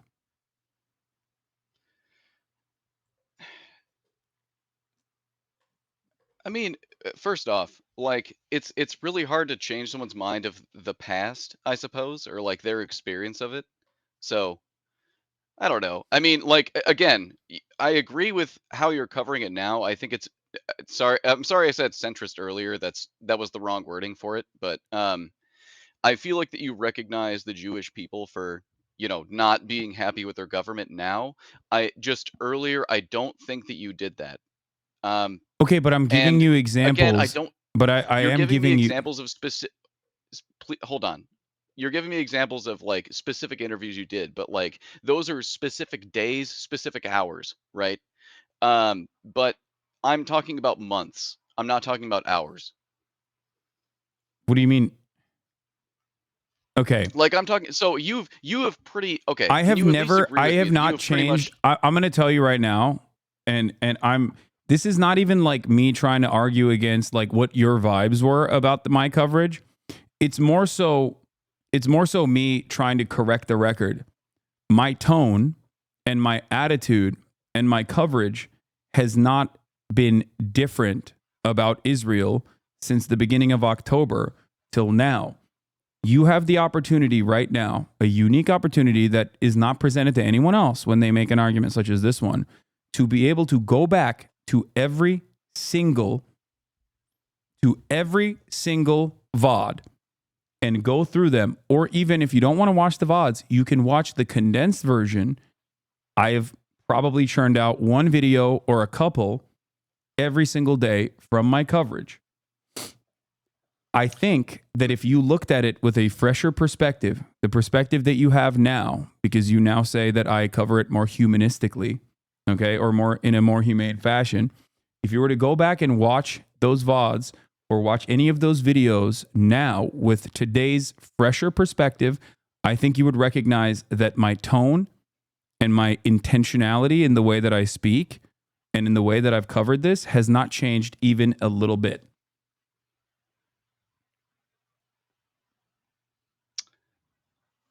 Okay. I don't want to drag this out more than it has to. You know what? Yeah, I don't want to drag this out more than it has to. I haven't looked at chat. I'm sure they're very mad.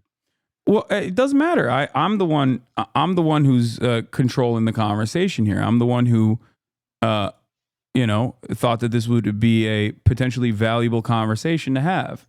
So I just want to understand where you develop these vibes from, because clearly you're a long-term community subscriber, and I want to know where you developed this attitude, and it must not have just been like Ethan's video or whatever. No, it's absolutely not. It was well, look, man. I mean, you're asking me to like give you a timeline of vibes, and like I don't fucking know, man. I don't have that on my hand. Like I'm a goddamn human being. I got my own shit to do. But I just I didn't actually intend on being called in to guest star. Sorry.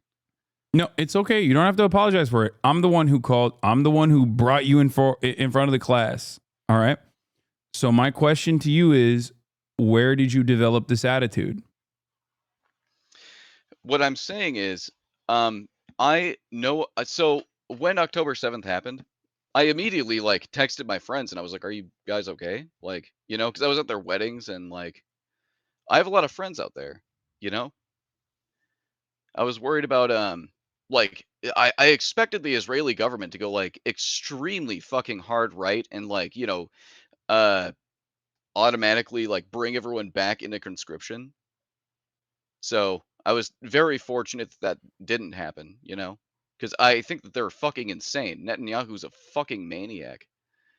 But um, they were telling me it's just hard because they buy into the propaganda because they don't have access to much else, right?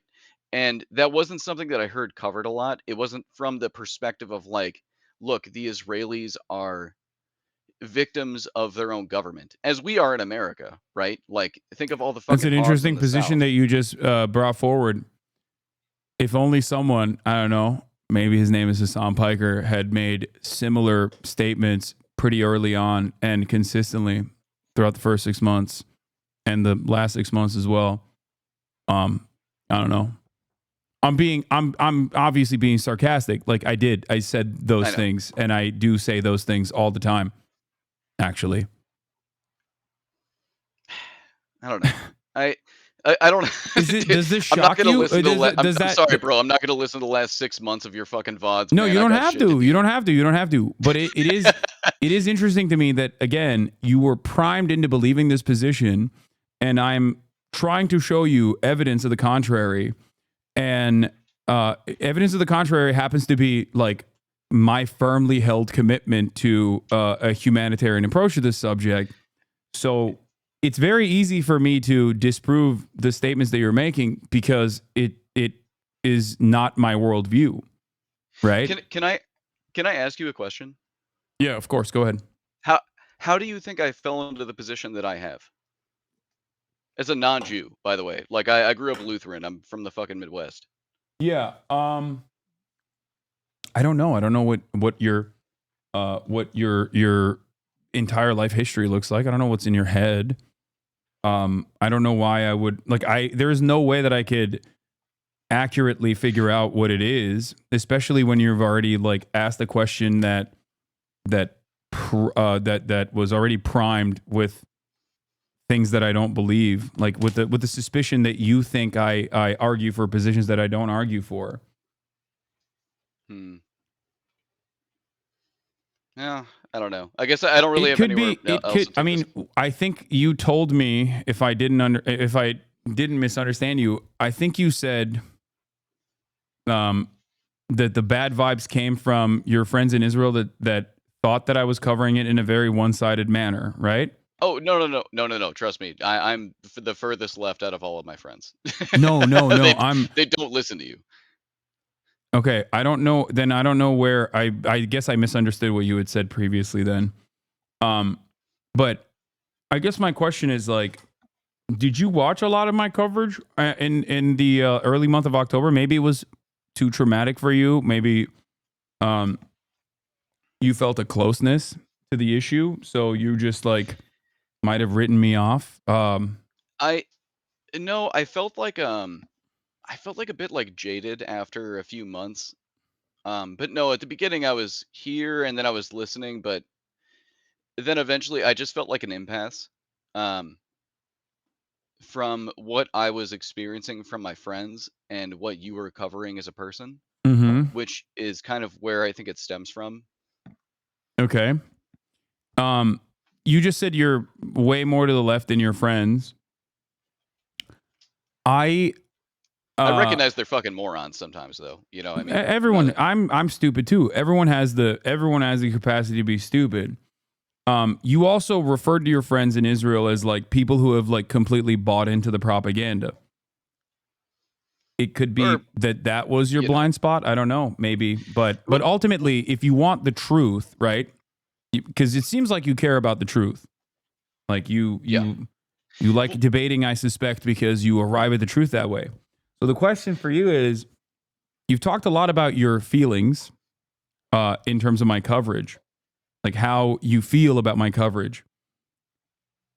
Do you think it's more productive for you to at least like go back and watch one video, if not two videos from early October, with a fresh set of eyes after perhaps maybe 12 months of ongoing genocide, where your opinion might have changed on the matter, especially when I tell you that my opinion hasn't?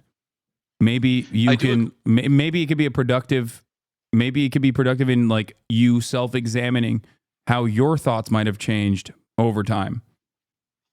I agree with that, and that's why I'm really grateful for the fan channels, because they upload a lot of older stuff. Yeah. And it just kind of pops up on my feed that way. But what I will say is that so their perspective was that, like, you know, what do we do? Hamas are bombing hospitals with children in them. What are we supposed to do? And that was like, I'm really being like reductive here, but that was essentially like the perspective that they had. And it's like, well, that's a hard position to be in. You know, I recognize that that's a hard position to be in. I don't agree with the way the government went about it. And I recognize that, like, you know what? Okay, here's something that I wish that would have been covered, is that the average age of both the Palestinian and IDF soldiers are 18 or under. That's fucking crazy, man. Okay, I was super reactionary at that age. The average age of the IDF is not 18 or under. Or sorry, 18 to 20. Well, I mean, it's 18 to 20 because it's mandatory conscription, but like they're all young as fuck. Like, let's say 20 to 15. Like, I was reactionary as fuck during those 5 years. Okay, that's fine. I'm not like I don't know what you're pointing to here in terms of like my assessment of the situation does not change with this is not new information for me. My assessment of the situation is not remotely different.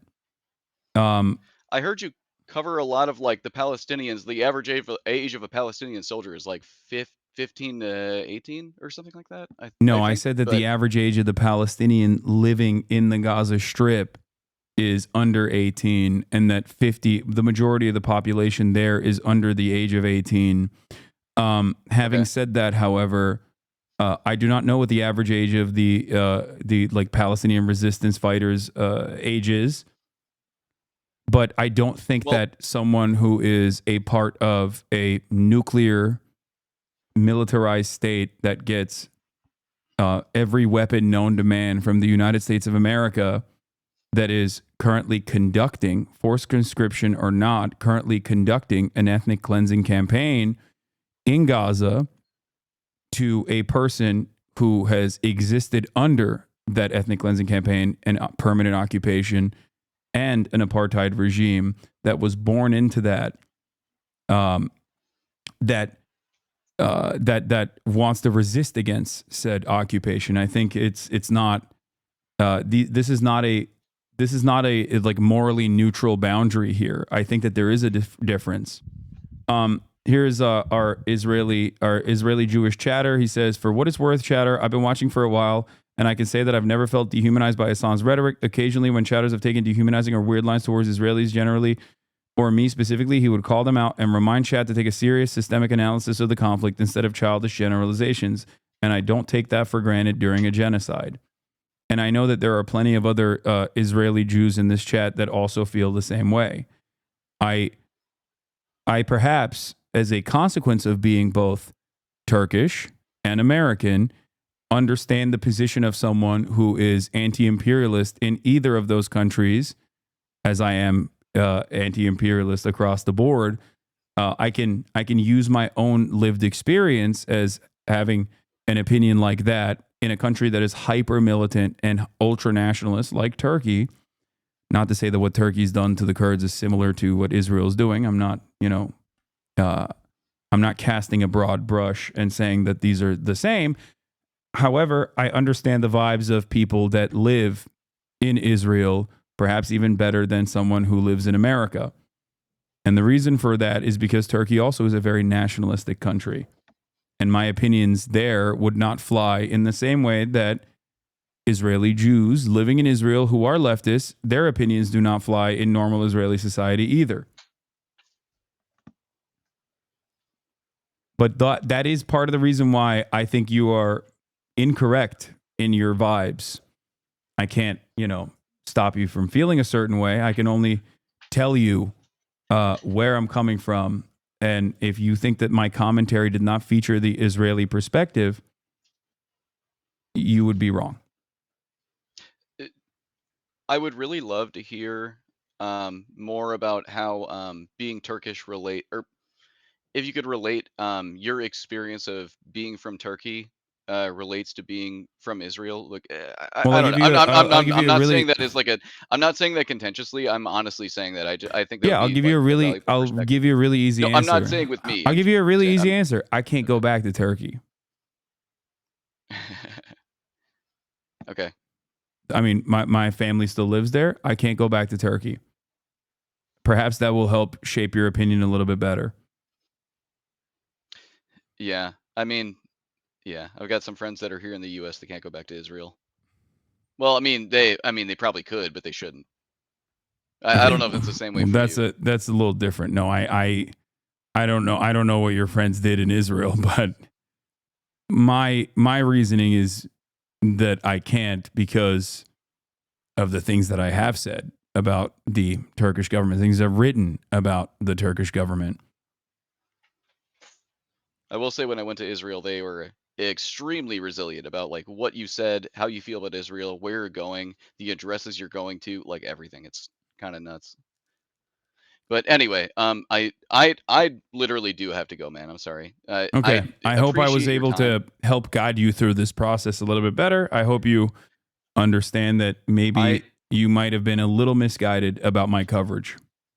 I'm going to go rewatch some of the fan channels videos because they're great. Like Hasan Abi Archive. They're really awesome. Really like them. But okay. But yeah, I'm going to go rewatch some. I don't know. Maybe my opinions have changed over the years, but I think you will find yourself.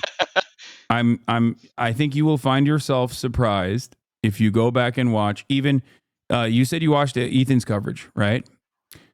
Yeah. Go back. I mean, I watch H3 too. Yeah. So that's a great starting point. In the early, I think it was in October, maybe a little bit after October.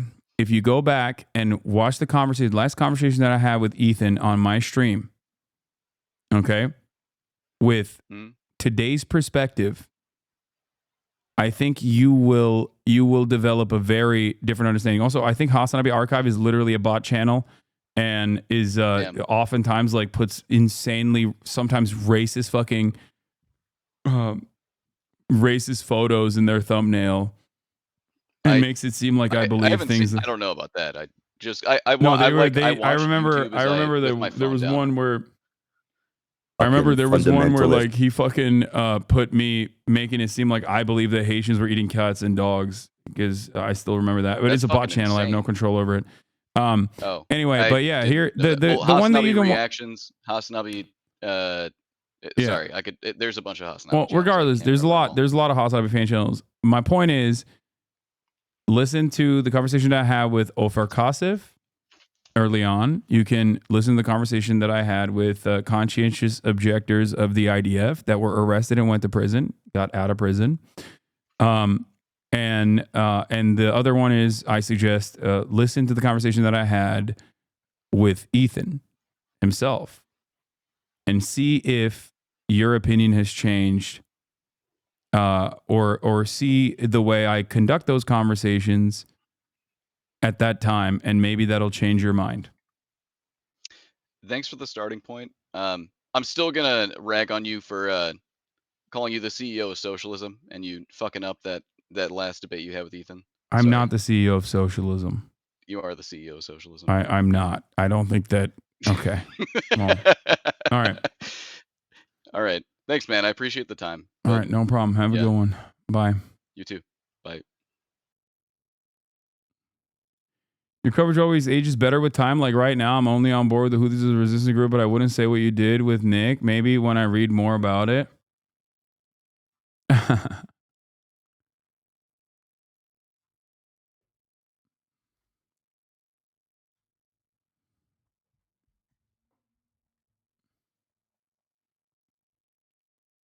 I think there are Zionists who feel there is a way they can support Israel and Palestinians, or at least they could be in denial about how those may be dialectics, but maybe that is really possible. The one-state solution withholds Israeli leadership accountable for war crimes.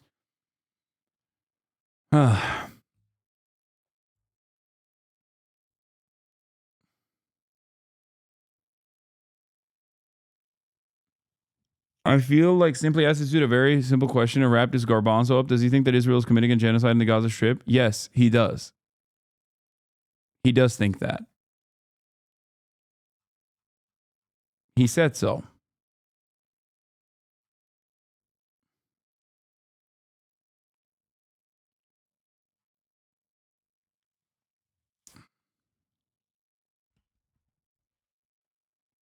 Anyway, I'm surprised because I feel like you were harsher on Israel now than before, Law. I mean, yeah, I've always been harsh on the Israeli apartheid. Yes. You are so consistent in your coverage that sometimes when I go back and watch old vids, the only way to differentiate is when it happened is your hair.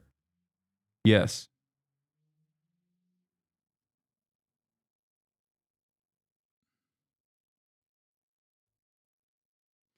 Bro, serious question. How do you talk to people in the West when their normative position is that brown people aren't human? It feels so draining. Like to him, brown people are purely evil, but Israeli just innocently tricked into being bad. I don't think that many people in the West recognize that that is their starting point. But I recognize that that is the starting point of many people in the Western world, which is why I have to be as patient as I possibly can be to walk them through the steps, just like I did with Asmongold.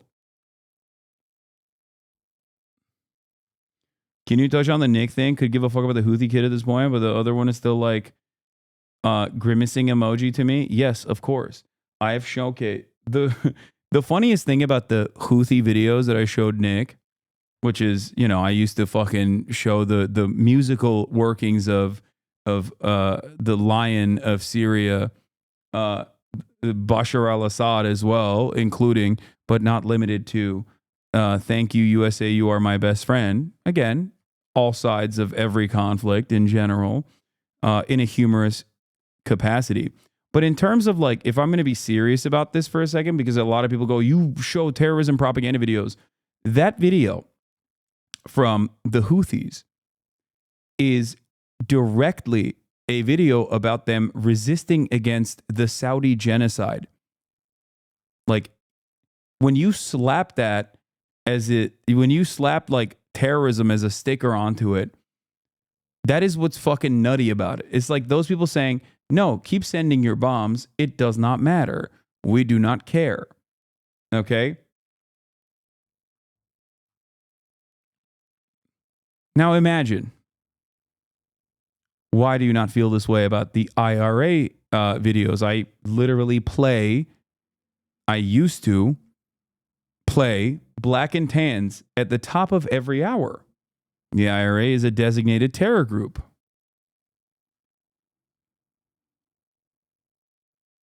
Is it because one, the IRA is not Muslim, and two, it is a anti-colonial resistance group that saw some success? Is that the reason why there is a different association with that? It could be multiple different things.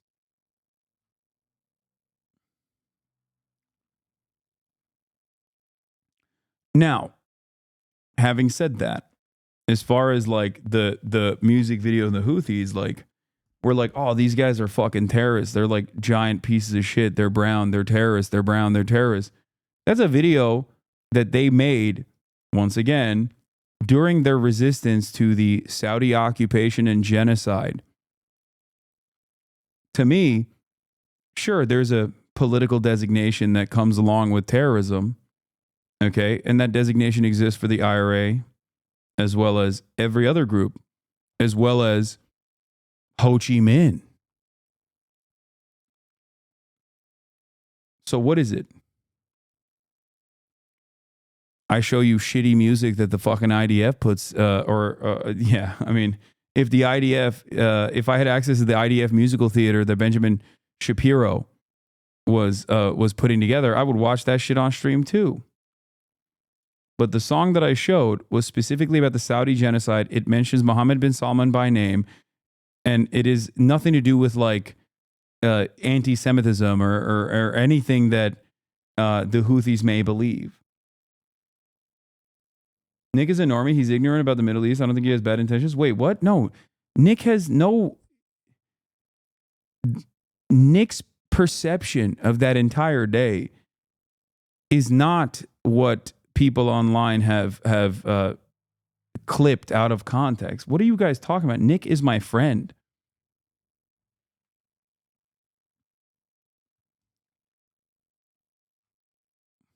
What the fuck? I've been working in honor on the IT side for years and never had interest about the situation until I saw your video with Nick where you summarized the situation. Just know that they're impartial.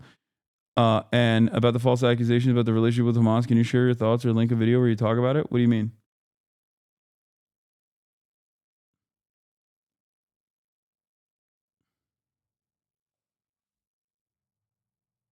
Yeah, Nick didn't give a fuck about any of that. What are you guys talking about?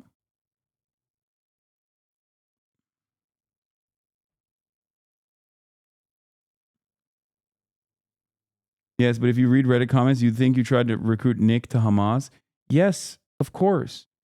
If there is Reddit, I think at this point we know is very susceptible to brigading. That's number one. Number two, most of the people that conduct said brigading are not human beings who have normal friends in the real world.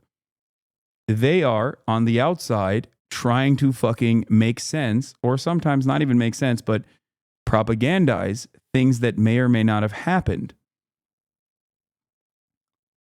I am one of the parties that they are talking about.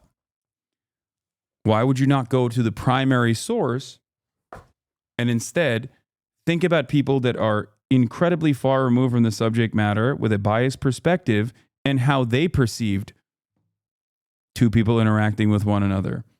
I will never understand that.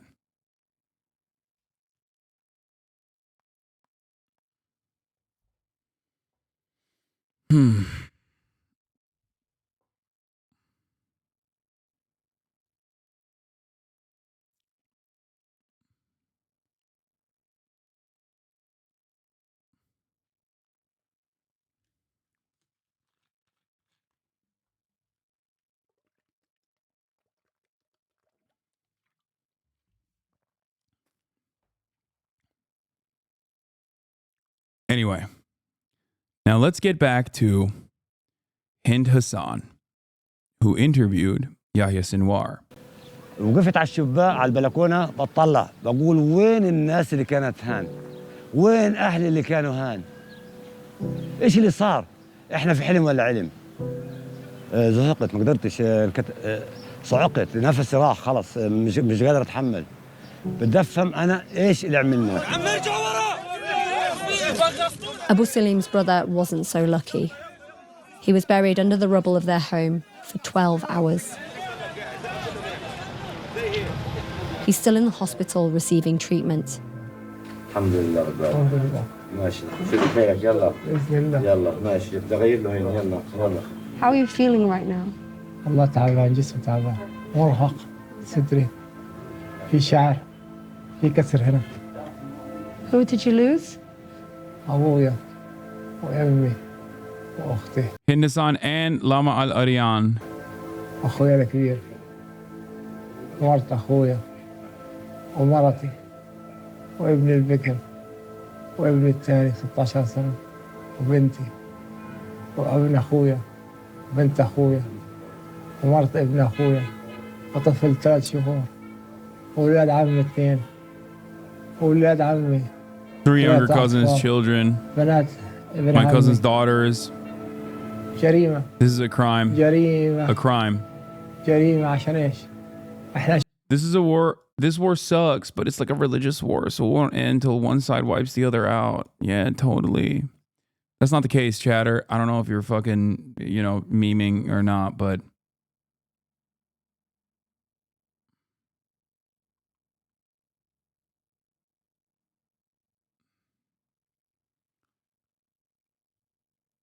do you think that maybe the people who call you anti-Semitic are just receiving a lot of hate from outside of your community, but because you guys advocate for Palestinians, that it all gets wrapped together? I'm sure that's part of it. Yes. And there are people in this community that are also sending hate towards both Ethan and everyone else that that they perceive as being in support of Israel. The problem is, if you're not in support of Israel, then say so and don't center the conversation around people that are yelling at you because they perceive you as being in support of Israel, because that is a cycle that literally turns around and ends up justifying what those people, not saying that I'm justifying it, but in their minds, it ends up justifying what they were saying to begin with.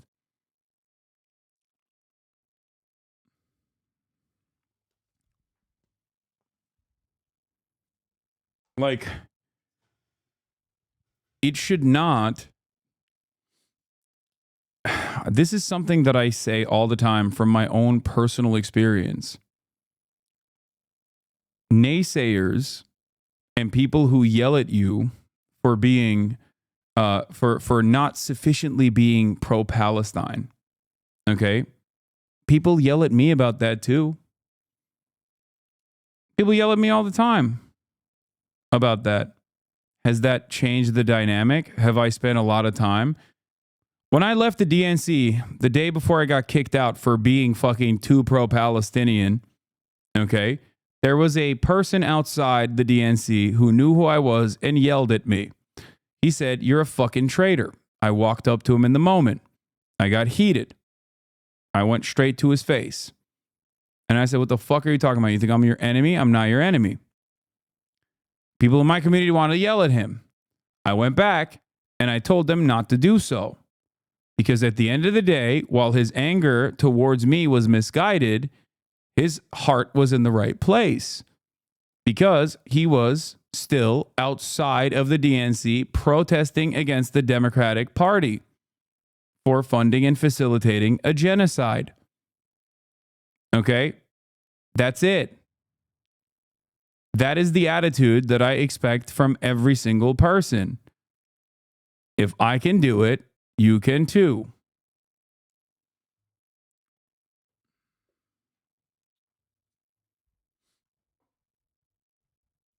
Okay?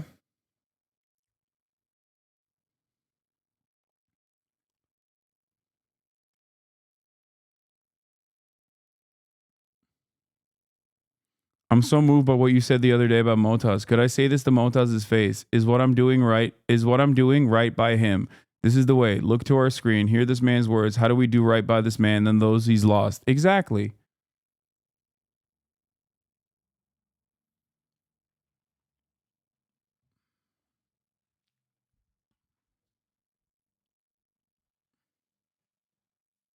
ايش بنعمل؟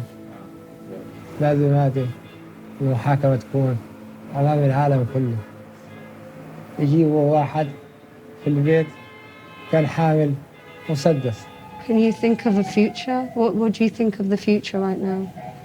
إن شاء الله هنعمر البيت. We will rebuild our house and remain in our home. ربنا. May God grant us patience with the good and the painful memories. I'm going to skip certain parts of this now because, as you might have understood, the situation is identical to what it was pre-October 7 as it is to post-October 7. The only difference, of course, post October 7 is that the carnage and the destruction and the scale and magnitude has gotten unimaginably worse. So here's the part that I think is important. We saw the leader of Hamas earlier today. And so again, they want to send a message to the world that Hamas is in control of Gaza and that the leaders are not in hiding. Yes. So this is, again, from 2021. This is after a 2-week-long bombing campaign that Biden personally ended with a singular phone call to Benjamin Netanyahu. They see Yahya Sinwar walking down the street, as he is known to do. They asked, just days after an assassination attempt on him, he's walking around on the street. They ask, can we do an interview with you? He says, I'll get back to you. And then he says, yes.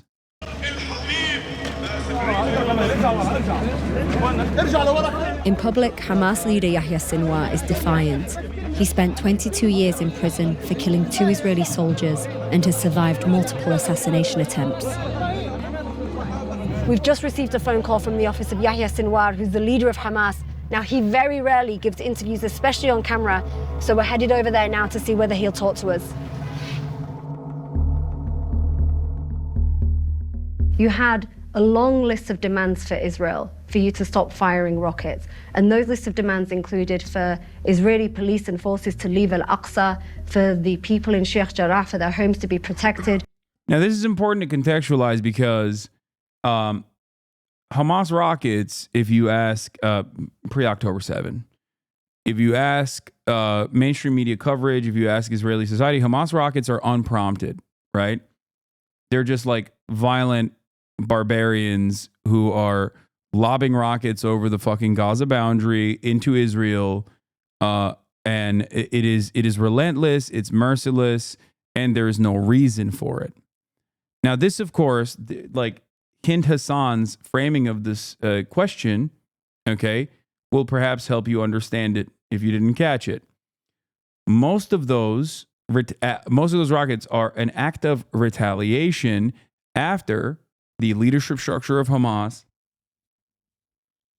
for political reasons too, by the way, because they want to present themselves as different from the Palestinian Authority in the eyes of the Palestinian public in the West Bank. Those rockets come after threats made by Hamas to stop Israel, and those are reasonable demands, by the way, to stop Israel from brutalizing Palestinians in either Sheikh Jarrah, which was the neighborhood in contest in 2021 that Israel was like mercilessly conducting occupation campaigns on, or beating the shit out of people who are making the trek to Al-Aqsa Mosque to pray. It's not a mistake that this always happens in the same time every fucking year. In the West Bank and in Jerusalem, Israel brutalizes Palestinians severely. They do this as a way to remind them that Israel occupies this land. This has happened every single year, way before October 7, 2023. Okay? Hamas tells them not to do so. They do it anyway, and then they lob rockets, and then Israel turns around and conducts a campaign that they call mowing the lawn. That's what it's called. Okay? This is important context to understand. Just like the top of the hour comes at the top of every hour, you have to understand that context as well.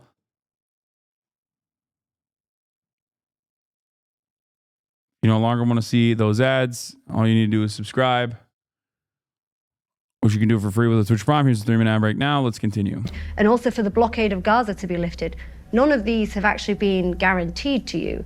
Are you committed to this ceasefire? We inform them all that we are willing to cease fire immediately and unconditionally. We just wanted to send a message to the Israelis that we will not allow them to have their way with Al-Aqsa Mosque, Jerusalem, or the Sheikh Jarrah neighborhood. They continue to violate international law and resolutions in Jerusalem and the West Bank by establishing settlements, stealing land, and continuing their blockade on Gaza. Never forget that some of the most nefarious things that like pro-Israel people used to say, and they still say it every now and then, is when they hear someone in the West saying exactly those same things that Yahya Sinwar is saying, they are terrified because they're like, what the fuck? How did a guy in the Western world repeat these talking points? They must have heard it from Yahya Sinwar. The problem for them is that they cannot comprehend that these are normal fucking demands to be making, okay? And these are cruel acts of an apartheid regime that virtually every single person can understand is cruel, uniquely cruel, and completely unacceptable. By establishing settlements, stealing land, they are violating international law by establishing settlements, stealing land, and continuing to blockade on Gaza. So the war isn't completely over. The battle between us and the occupation, who desecrated our lands, displaced our people, and are still murdering and displacing Palestinians, confiscating lands and attacking sacred places, is an open-ended battle. It is an open-ended battle. 230 people were killed, many children were killed, and there's also investigations into potential war crimes that took place when Gaza was bombarded. But also we know that Hamas fired rockets into civilian areas in Israel and also killed people and children, not on the same scale as Israel, but that did happen. How do you respond to that? They are also allegations. The dynamic, by the way, might be familiar to you. The dynamic might be familiar to you. One thing that I used to jokingly mention all the time is like, if you want to fucking even out the playing field, give them targeting systems. Give him a fucking Iron Dome. I've been a pro give Hamas an Iron Dome far before October 7. Okay? Far before. They can be precise. I'm sure if given the opportunity, they wouldn't want to fucking shoot civilians. They would want to fucking shoot direct military bases. Those are the guys who are bombing them. This video was, of course, conducted far before October 7. There's no way that any Western journalist could enter Gaza post-October 7. So, Allegations of war crimes. Also, there's no building standing in Gaza. So that could maybe clue you in on this.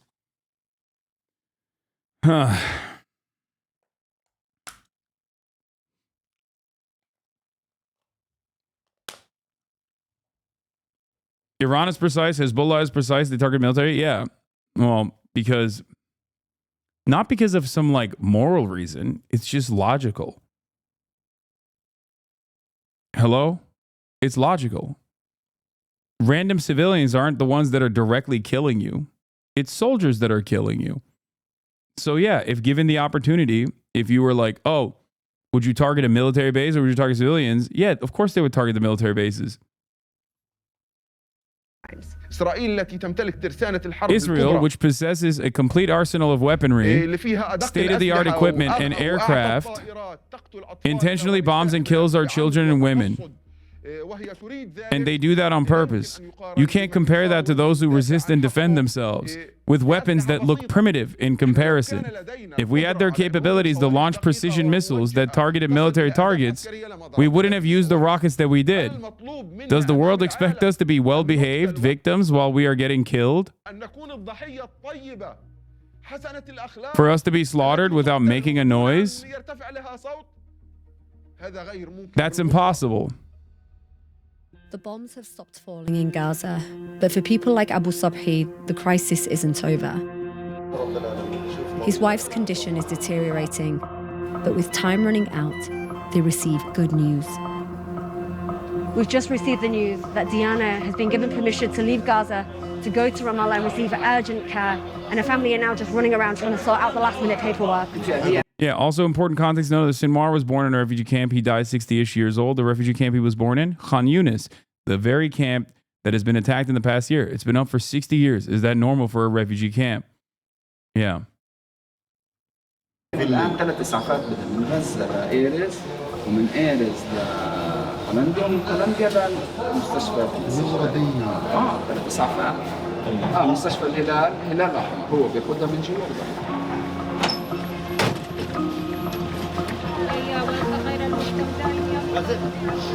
الله يسهل طريقي.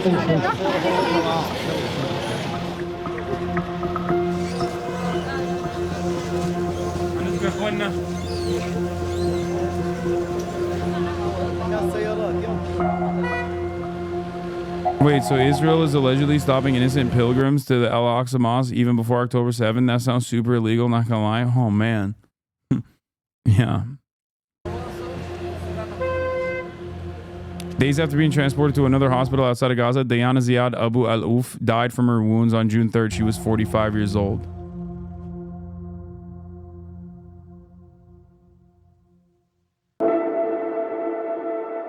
I think this is where he talks about Israel George says Floyd. that it weakened Hamas in this war in Gaza and that it reached a lot of its military objectives, which include... Isn't that interesting? Again, pre-October 7, Israel mows the lawn, kills a fuck ton of civilians, and then says, we weakened Hamas. One phone call from Biden. And they pack it up and they say, we weakened Hamas. We reached our military objectives. Included hitting Hamas tunnels, your police headquarters and security posts. What did you gain from this war? والماكنة الإعلامية للاحتلال During this conflict, the Israelis' propaganda machine خلال هذه المعركة كذبت vigorously spread blatant lies. ودون حدود. كذب طيلة الوقت على أنه They were always saying that they have a bank of targets to strike. وفي النهاية وقت المعركة But during the 11 or 12 days of fighting, لم يكن لديه أهداف they didn't have any worthwhile targets except for والمدنيين infrastructure, civilians, towers and houses. والشقق السكنية. The occupation failed tremendously.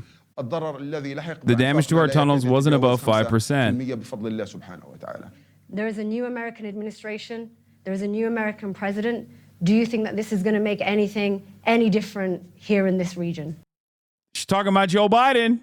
I felt a tangible change from the new administration in its approach to all issues, specifically Palestinian issues.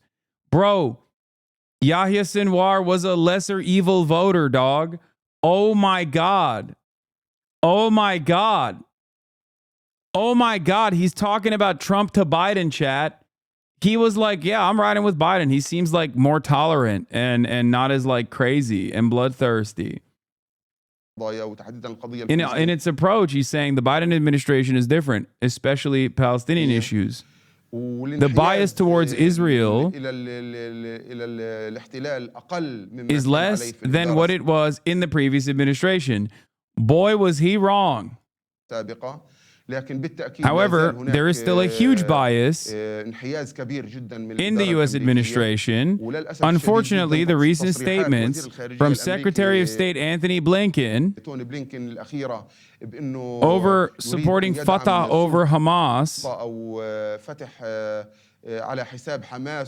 aim to separate us and keep us divided. This is inappropriate behavior. We believe that the required action from the new U.S. administration must be different. All we ask of the U.S., we can read. No, dumbass. There's plenty of people who are listening, or some people can't fucking read because they're watching on mobile. Suck my dick. All we ask of the U.S. administration and the world is to make Israel follow international laws and international resolutions. That's all we want. When we were in Jerusalem, we were watching. The fuck is going on? Bro, every goddamn day, every damn day, there's gotta be a new goddamn thing, dude. Holy shit. Every day, brother. Every day. Every day. Luckily, it happened at 6 p.m. today. It's not even this time. It's internet related. My internet is cutting in and out, and I don't know why. And it's fine too on my end. Like this time, it's not even directly my internet. Like my internet is fine. I have 36.9 megabits per second upload.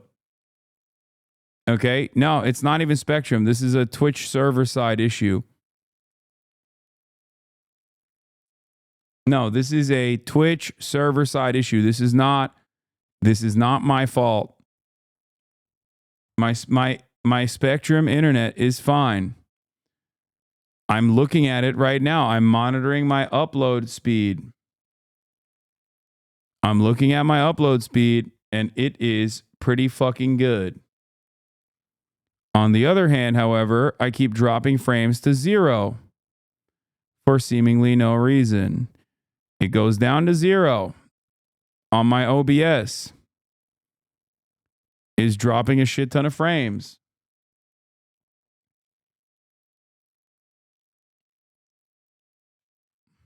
I don't know what to do.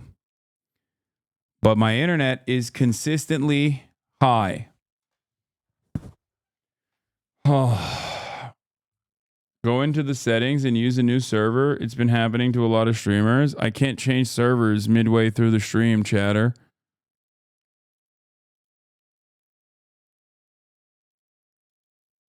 Yeah, you can't swap servers.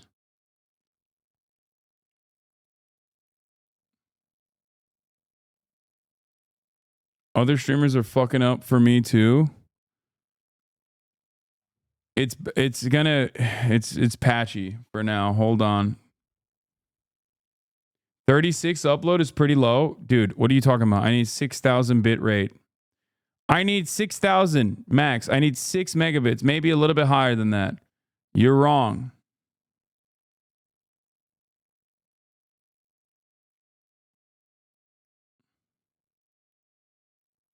Really should do that Intel CPU BIOS and microcode update, brother. It's not.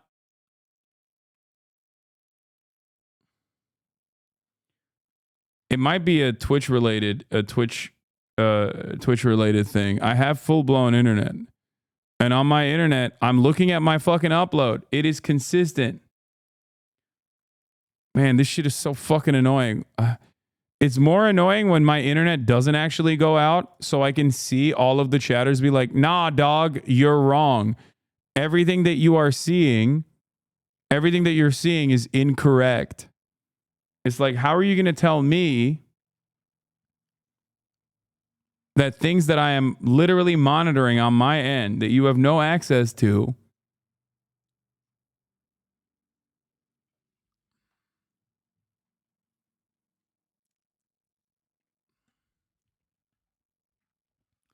do what you did yesterday and buy a new one? No. Yeah, I think the new Windows update fucked everything.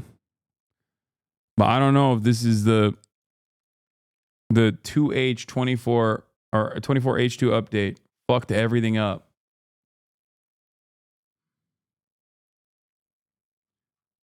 But I do think this is a Twitch-wide issue and not like I think this is a Twitch-wide issue and not necessarily an issue on my end. Even though no, it's not a DDoS.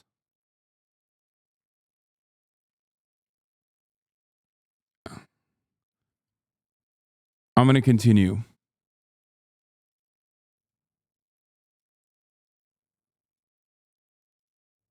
Watching the war happening. We were watching Gaza being bombarded. And then the IDF, they tweeted on the internet, they said, we're attacking Gaza from the ground. And then there were rumors of a briefing that journalists were told that there was a ground invasion. And as a result of that, we heard that Hamas was tricked into going inside tunnels, and then they were bombed by Israel and you suffered a lot of losses. Is this true? Did this happen? العملية العسكرية التي خطط لها كوخافي. The military operation that Israeli Defense Forces Chief of Staff Aviv Kochavi planned for and was deceptive and blatantly lied about with the Israeli army to the global media. Wait a minute. Israel lied about its military operation? That's crazy. Stop. With these claiming that there was a ground invasion to lure our fighters into the tunnels so they can bomb them from the air to suffocate them within those tunnels. The Izz al-Din al-Qassam Brigade's intelligence department discovered that their deception from the first moment, and all our fighters were stopped from going into the tunnels on the front lines. And all of our troops who already were there were ordered to withdraw. And the occupation's planes, which had concussive bombs designed to destroy tunnels, those bombs fell on empty tunnels and areas, and not a single fighter was killed. This proves the absolute failure of that army and how its efforts are futile. Israel tried to use the media and committed a major moral crime by manipulating and exploiting them during the war, instead of mobilizing actual troops. And I want to take this opportunity to remember the racist murder of George Floyd. George Floyd was killed as a result of a racist ideology held by some people.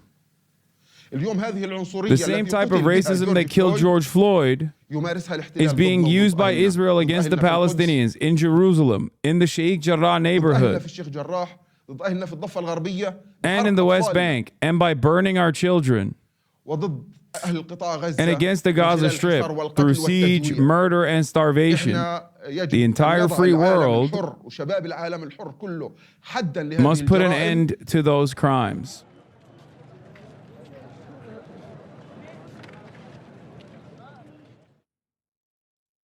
Yeah, that was the famous interview where he talks about George Floyd and says that it's white supremacy through and through, and it's the same kind of white supremacist attitude. So, still effing, no idea what to do? I don't know. I don't know why it's still effing for you. It shouldn't.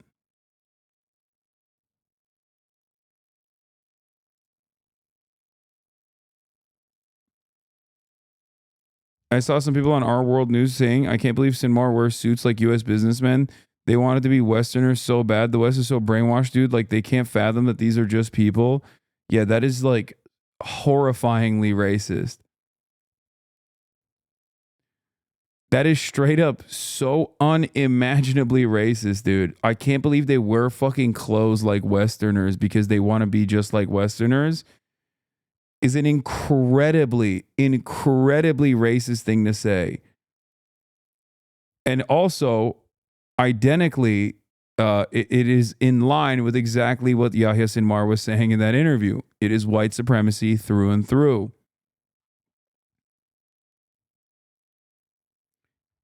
It's white supremacy through and through. Famously, Ronald Reagan, in a conversation with old tricky dick Richard Nixon, in wiretapped phone calls, famously once said the same exact thing about African diplomats.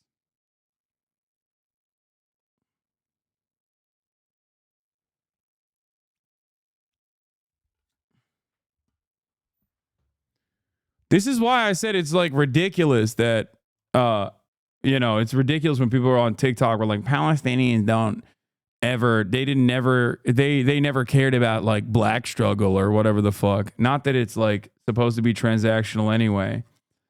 Anyway, Hamas statement following the killing of Yahya Sinwar from Jeremy Scale. It seems that Israel believes that killing our leaders means the end of our movement and struggle of the Palestinian people. They can believe what they want. And this is not the first time they said that. They repeated the same statements when they killed Sheikh Yassin, Dr. Rantizi, and Commander Shahadeh, the first chief of Al-Qassam Brigades. But Hamas each time became stronger and more popular, and these leaders became an icon for future generations to continue the journey towards a free Palestine. Hamas, a liberation movement led by people looking for freedom and dignity. This cannot be eliminated. We believe that our destiny is one of two things, either victory or martyrdom. Yes, it's very painful and distressing to those beloved people, especially extraordinary leaders like ours. But what we are sure of is that we are eventually victorious. This is the outcome for all people who fought for their liberty. Dr. Bassem Naim, Hamas Political Bureau member in Gaza. Al-Qassam Brigades released a statement as well, saying this criminal enemy is delusional if he thinks that by assassinating great resistance leaders like Sinwar, Hania, Nasrallah, al-Aruri, or others, he can extinguish the flame of resistance or push it to retreat.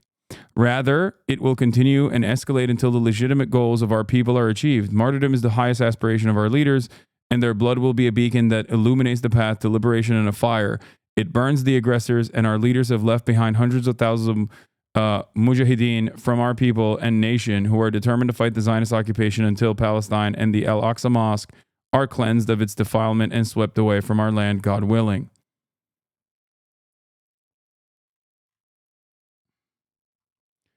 If you think that the death of the leadership, the command structure of the militant wing, is going to change people's analysis about the country that is like killing their family members, you are wrong.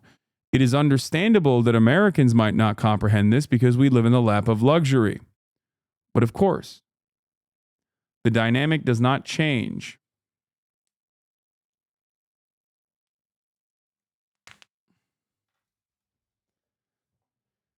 Because ultimately, it is their humanity that wishes to be free. And until you eradicate all of the people, you will never be able to remove that need. That's it.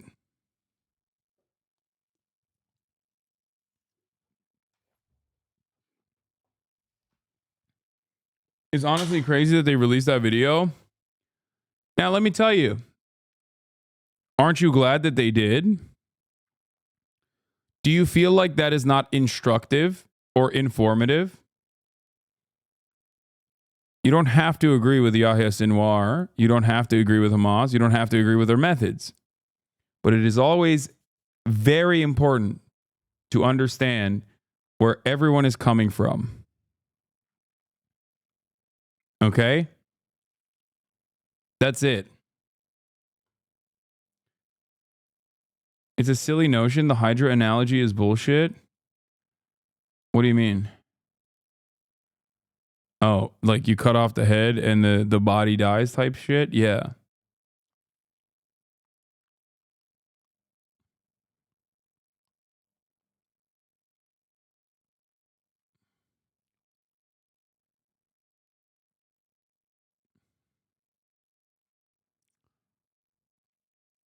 I like that analysts are debating whether Harris's rhetoric around Israel-Hamas war should change.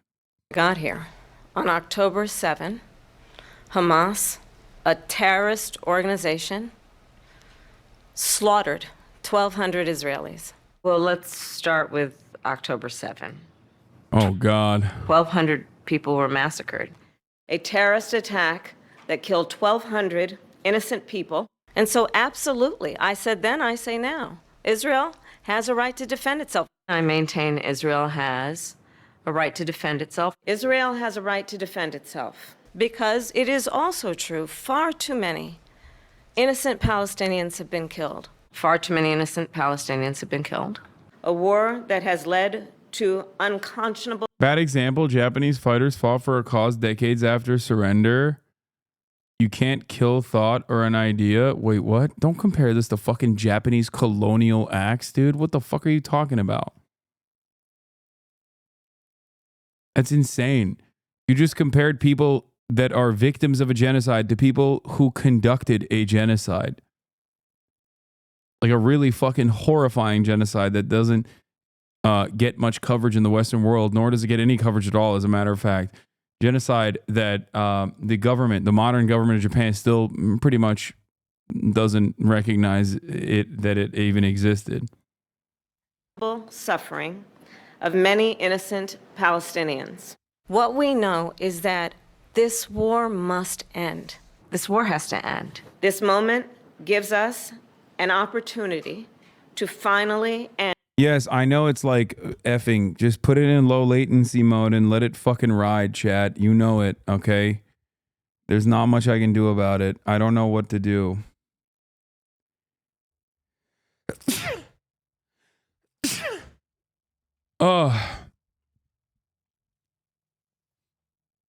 End the war in Gaza. She would say, and said this week, that is message discipline.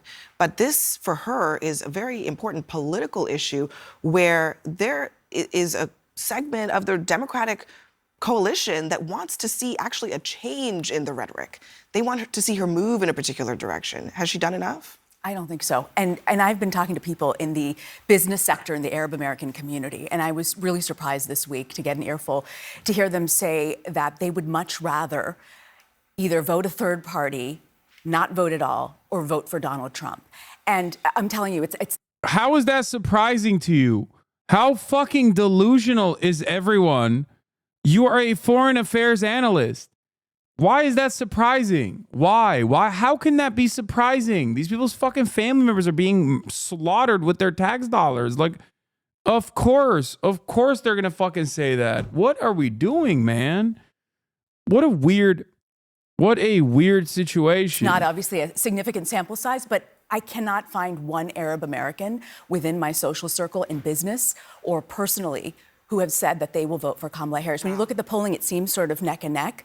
What they are saying, and this is not a Donald Trump campaign line.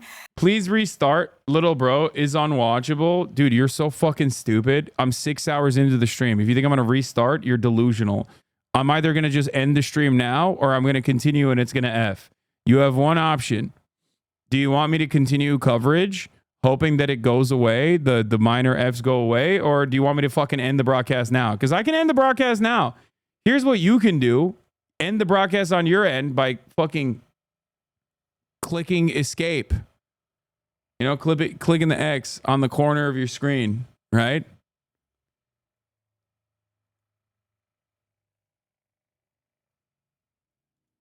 That Tiffany Trump's father-in-law, who's a Lebanese businessman, has been successful in kind of converting and talking to people to explain why Trump would be better. Even with the Muslim ban, even with everything else that has happened, they feel they do not have any political clout. They don't have any political operation. The only political power they have is their vote, even if it means the rise of Donald Trump. That's extraordinary. That's extraordinary. I mean, and that part, I mean, we were hearing about the inroads that Tiffany Trump's husband was making in the spring when the uncommitted, uninstructed movement in a couple of states in Wisconsin and Michigan were such a big deal. I mean, 48,000 votes for uninstructed in Wisconsin. That's more than twice Joe Biden's margin in 2020. In Michigan, 101,000 uncommitted votes. That's just shy of what Joe Biden won that state by. I mean, this is important and it could be decisive. And there's 200,000 Muslims in Georgia that no one talks about, too. And in the CARE poll, which came out several months ago, Kamala Harris was in third place among Muslims in several of those states, behind both Donald Trump and Jill Stein. So there is. You got crazy parent energy right now? Bro, I think a lot of y'all are fucking delayed as shit. And no, I'm not. I'm just being reasonable. Like, why would I fucking restart the stream at this point? What are you talking about? Also, restarting the stream is not going to actually end up guaranteeing that the bandwidth is better. Just go on low latency mode and let it ride. And it's back now. Anyway, it's no longer dropping.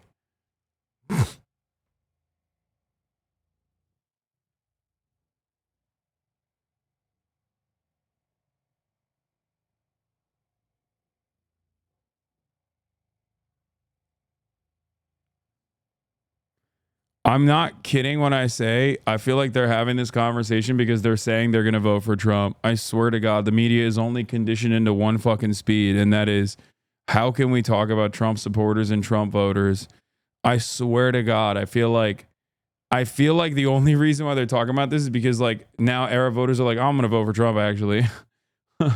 That's it, bro. One speed. These guys, both in the Democratic Party and in the media, only care when you're like, I'm a Trump supporter. I'm a lifelong Trump supporter. I love Donald Trump. Here's how you can win my vote. If you package everything with that statement in mind, you're going to get tremendous results.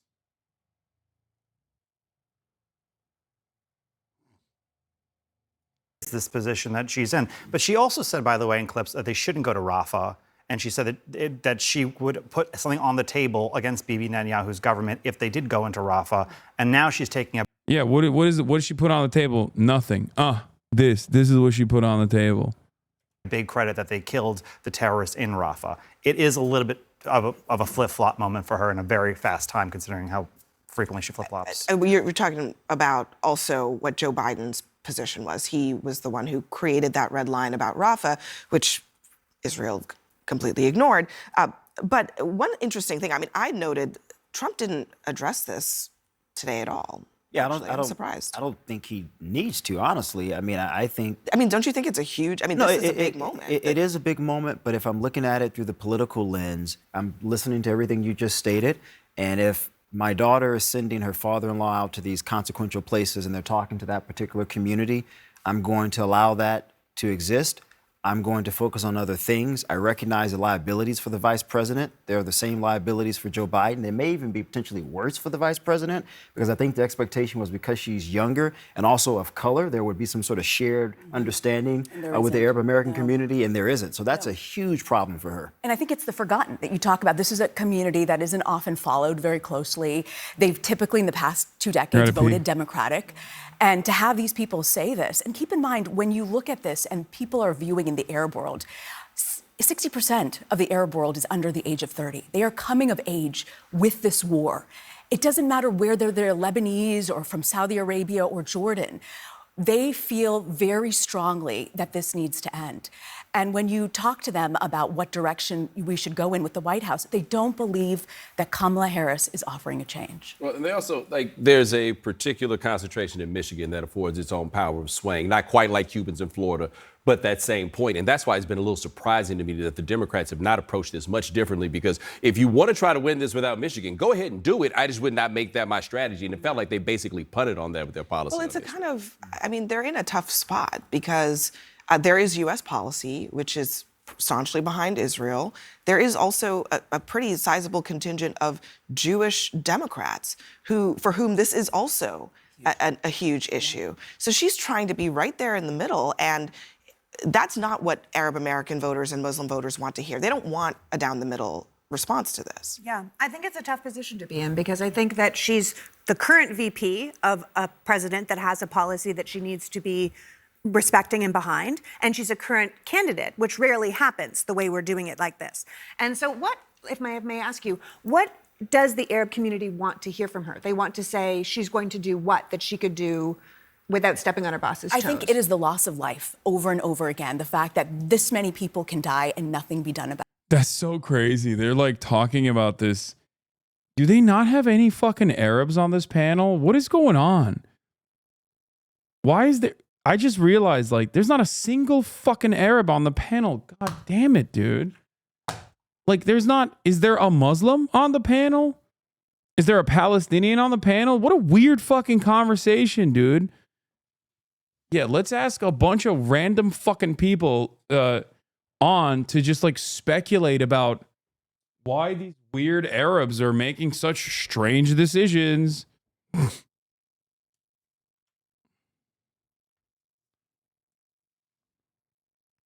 About it. Right. And they feel that they don't have a voice and ability to advocate for what they believe should be an end to this. And simply calling for an end is not enough for this community. Madam Vice President, thank you. Yeah, I wonder why, dude. I wonder why. We didn't even get to do the fucking... Oh, it's official, okay? Trump is literally doing more media shit. Trump is doing media shit at an alarming rate. So much that I don't have time to cover any of it. I don't even have time for Patrick Bet David. I just don't have time. This fucking sucks, dude. It's crazy. I'm pushing it. I'm pushing it again. One more day. Show this quick Trump gem from this morning. What is this? They really don't have to be honest because they're not going to. They will never be accused of anything. It's interesting. I was so amazed that Harvey Weinstein got schlonged. He got hit as hard as you can get hit because he was sort of the king of the woke, right? Yeah. And yet he got hit. And I figured that maybe he wouldn't get hit so hard. But boy, did he get. You don't know him well. I've never heard him use that term. Why did he say that? That's weird. Schlonged? What the fuck? Are you all right, man? What the fuck's going on? Well, I don't know him well, but I watched that, and it was amazing. So when they do get hit, they get hit. But that's the only one I can think of. Normally, they protect everybody. What they did with Adams, I think, is very suspect. I heard you bring that up last night. Well, but Democrats don't have to be honest.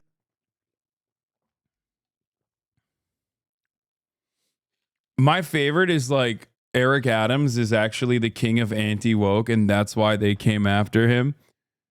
Dude, his position is identical to the overarching Democratic Party point of view. What, like on immigrants? He says immigrants constitute a criminal threat. Okay, so do the rest of the Democrats. He's like, oh, I want to do everything I can to stop the terrorism on college campuses that are in the pocket of Hamas. Okay, so does like virtually every other Democrat. Why do they fucking act like Eric Adams being pro-Israel and anti-migrant is the reason why the Democratic Party came after him?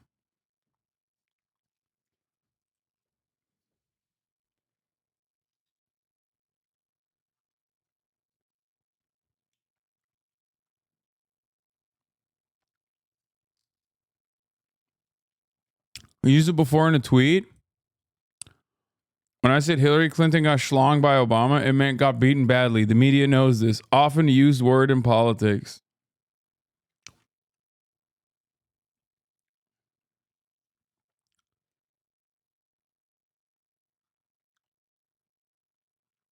Thank you.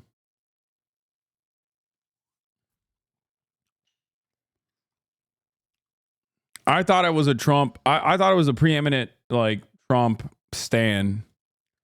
Turns out there's still parts of Donald Trump that I haven't learned.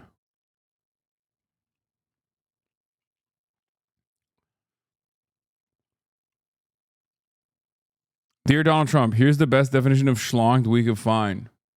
By Matt Miller. Is this the Matt Miller? No, that's a common name.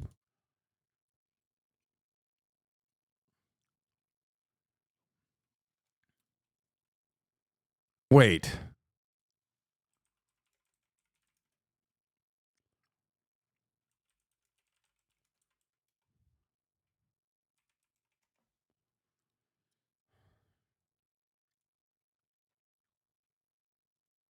On Esquire? He wrote about it on Esquire originally.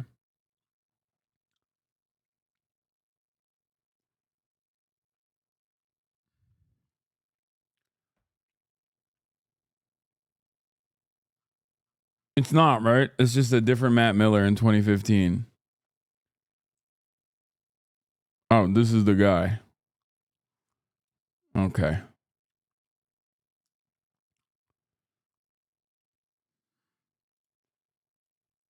That would have been really funny. They were like, we loved your article about Trump's penis. So we want you to work for the State Department.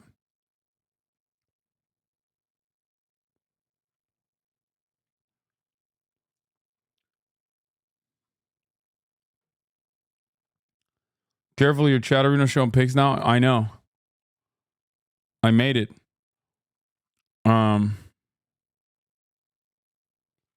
I made it so it shows me thumbos. Trump's next big podcast was with The Undertaker.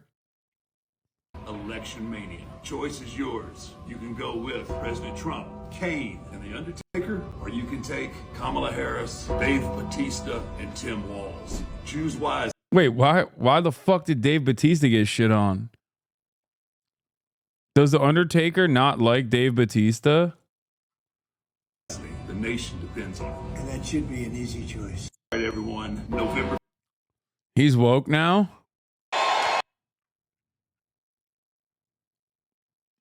I've said it once. I've said it before. He knows his MAGA base well.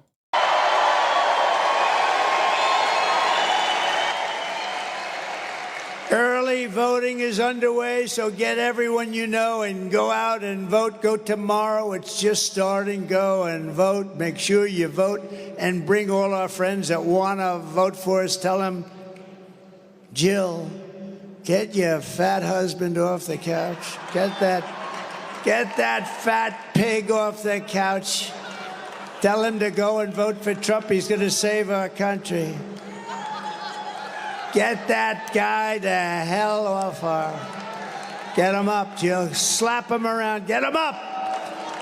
Get him. That's amazing. Dave Bautista did a Jimmy Kimmel skit against Trump. Yeah, I don't care, man. I haven't seen it, and I really don't give a shit.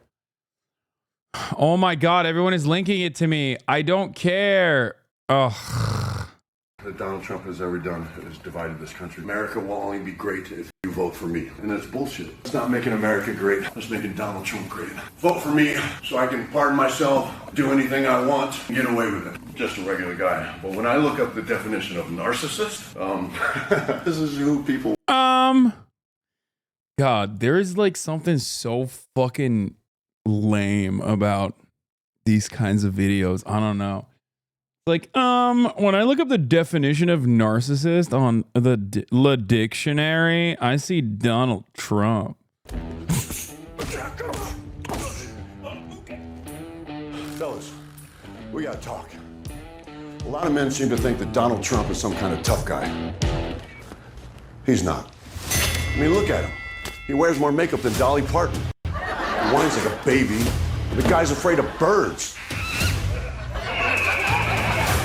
Donald Trump had his daddy pay a doctor to say his little feet hurt so he could dodge the draft.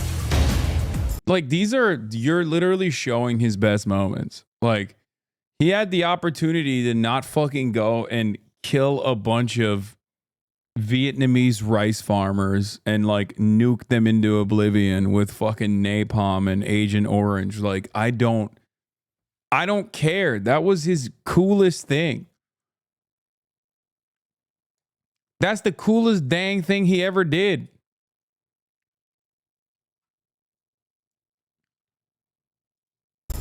Look at that gut, like a garbage bag full of buttermilk. He sells imaginary baseball cards pretending to be a cowboy fireman. Guy's barely strong enough to hold an umbrella. I mean, look how he drinks water. Like a little pink chickadee. He's got jugs, big ones, like Dolly Parton. He cheats at golf. He creeps around beauty pageant dressing rooms. You know that little dance he does? He looks like he's jacking off a pair of giraffes. It's not for you. Yeah, the problem is like none of this stuff matters. Okay? The reason why I hate Donald Trump is in spite of all this funny shit that he does. Except for the creeping on the girls and fucking, beauty pageants or whatever. You know what I mean? Like, I like this stuff. I think this stuff's funny. Yeah, the double dick suck dance move is hilarious. It's awesome. I guess this is just for fucking, this is lib reaffirmation. Like, they're not voting for Donald Trump anyway.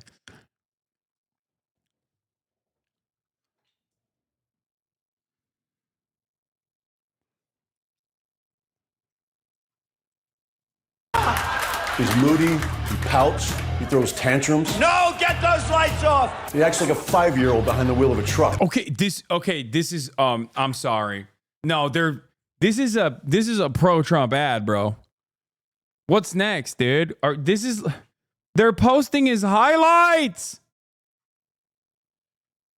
These are some of his best, dude. I'm not even kidding. I'm not kidding when I tell you this. Like, These are his W's, brother. These are some of the funniest things he did. Talk about all the misinformation. Like, for me, okay, I'm very resilient to the harm reduction argument, right? I've heard it a million times over. I know it's unsuccessful in terms of drawing out people to, in terms of creating support. But there is one thing that I fucking despise in my heart, in all my heart, beyond all the policies that are genuinely destructive for American society, genuinely destructive for the working class in the United States of America. All of the shit that he champions, right? Hating your fucking neighbor, white nativist anti-immigrant sentiment, white supremacist sentiment in general, hyping up all the fucking worst monsters. But the thing that I cannot fucking stand, I cannot, oh my God. The thing that I can't stand is that I am reminded, especially recently, because Trump is more prominent now and is in the media more often, is his goddamn annoying fucking fans, dude. The worst, the absolute dumbest people, the dumbest fucking idiots that you have ever encountered in your entire life that are just so angry, so entitled, so arrogant in their fucking stupidity, constantly never shutting the fuck up, just yapping in your goddamn fucking face about this shit that they objectively do not understand. Yeah, brother, you don't understand, you fucking libtard pussy. Yeah, it's weather machines that Jews control and invented that did the hurricanes. The fuck are you talking about? And it's nothing. And I mean nothing makes me as mad as these fucking dumbass yappers. I swear to God, other Americans must feel like me. There is no way.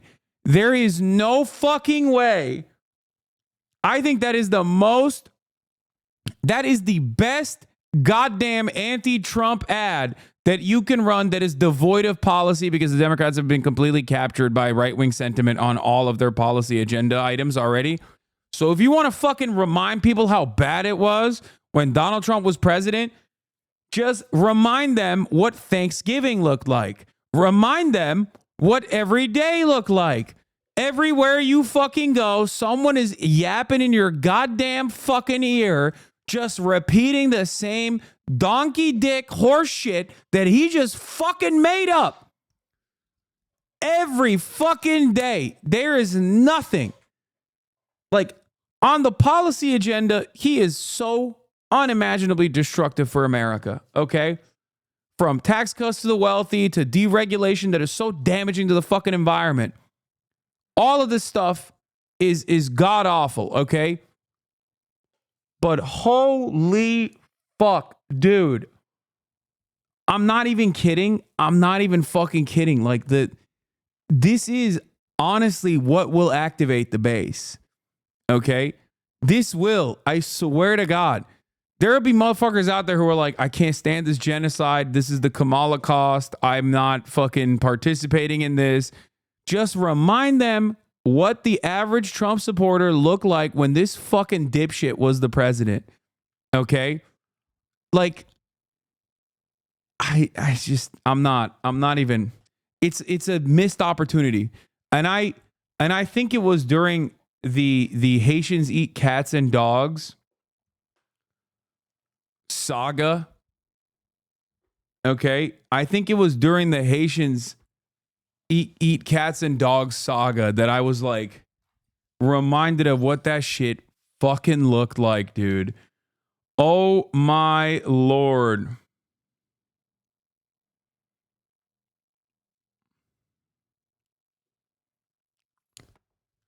Oh,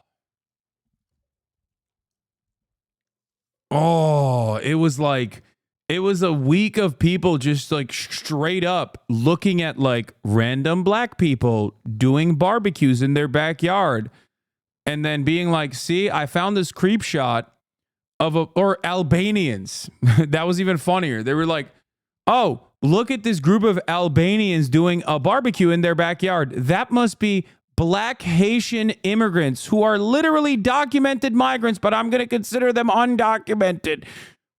They're not even fucking black, but it doesn't matter. I'm stupid. Okay? It's like, that's it. That's it. It's like the QAnon shit. I can't fucking stand it. I can't stand it, dude. I can't fucking stand having all of these goddamn animals in positions of power constantly just straight up fucking lying about like things that you can see with your eyes directly that contradict everything that they're saying. It was Bosnians in the video, I think. Okay, I don't remember. It was some fucking Balkans. Like, but they weren't black, is my point.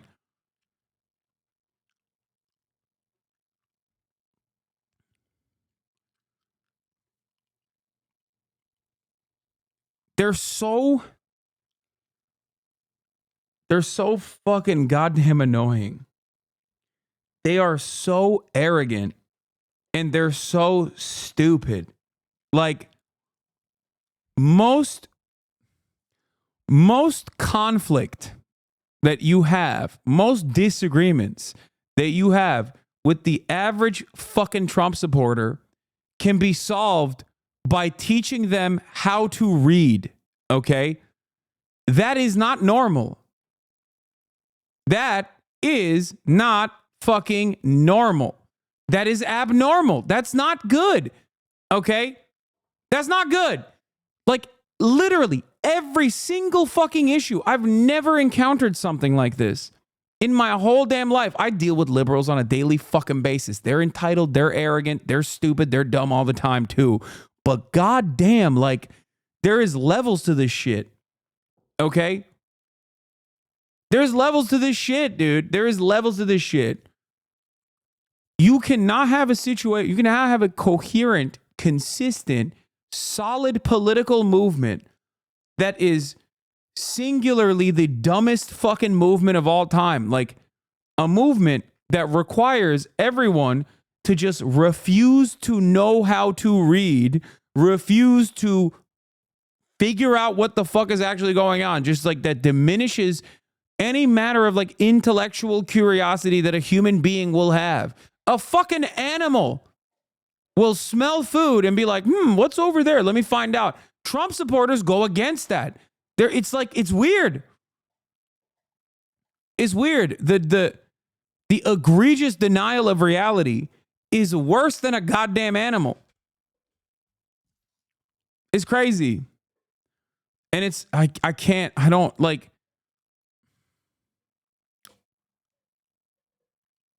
Hasan is so anti-American unsubbing. Yeah, I know. If that's what being an American is, then yeah, I'm fucking anti that for sure. I just don't. I absolutely despise what the Democratic Party is doing. And part of that is because they're letting these fucking dipshits win. Okay? They're trying to win over these dipshits. They're trying to fucking hug and kiss these dipshits. They're trying to be like, well, you know, how many of those fucking dickheads can we bring to our side? Okay? How many of these fucking brain-broken, delusional, monstrous pieces of shit can we actually pick away from the fucking Trump base? Like, dude, they're gone, man. They're gone, okay? Defeat them. Defeat them. Don't be like them. And in that defeat, if you find yourself turning into them, then that is not a victory at all. That is a defeat of a different kind. Okay? A far more damaging defeat, as a matter of fact. I think it was it Kat Kruger on Chapo that said something so brilliant. Like she said, win or lose, or it might have been Will Menaker, but I think it was her that she said, win or lose, Trump has won. Okay. He has changed. He has rewritten American politics in his vision. We are now living, or it was Chris Wade. Okay. I named everyone but the person who said it. Win or lose, post 2016, Donald Trump has rewritten America in his vision. We are now trying to make up our version of Trumpian politics on the Democratic Party side, and the Republicans are just Trumpian because Trump is there. Oh, imagine if someone says what you says about the left. Many far left sound as silly as far right. Great, dude. Tell me what you mean. We found one. We got him. Okay, we got one. I fished, and someone took the fucking bait, and now I'm reeling this motherfucker in. Give me an example, dog. I want you to have health care. I want you to be able to go to fucking college, okay? I don't want you to have medical debt. I want the goddamn fucking potholes to be fixed on the goddamn roads. I want you to have better internet. I want you to have better infrastructure. I want you to be able to go to a fucking meaningful job every goddamn day and know that you can retire at a reasonable age. I want you to be able to own a fucking home. Now tell me which one of those you hate, okay? Which one of those do you hate, and how can you compare that? E.g., the earth ends in 10 tiers. I'm more legit than you. I'm Dutch. What?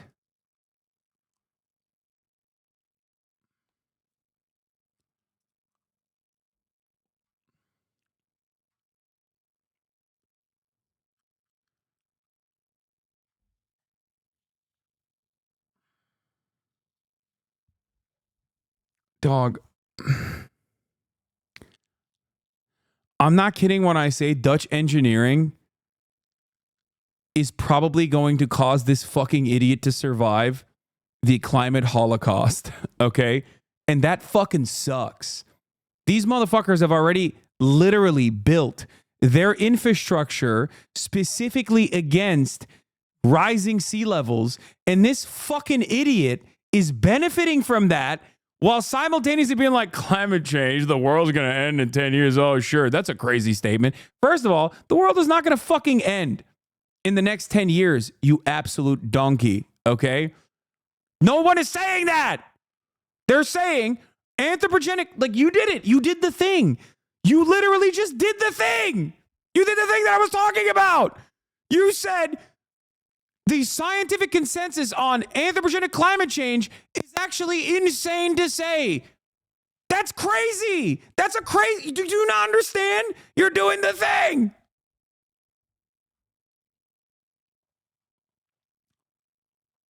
Nah, bro, you paying him. Remember what I said when I began this conversation? I said so much of the right-wing issues are just directly stem from a fucking misunderstanding, just a lack of knowledge, basic word comprehension, okay? Some far left say it ends. No, they don't. No, they don't. At most, you heard one fucking exaggeration and you literally lasered in on it. And then you are still saying, I believe in climate change, but it's not going to end. That's what I fucking say. So frustrating.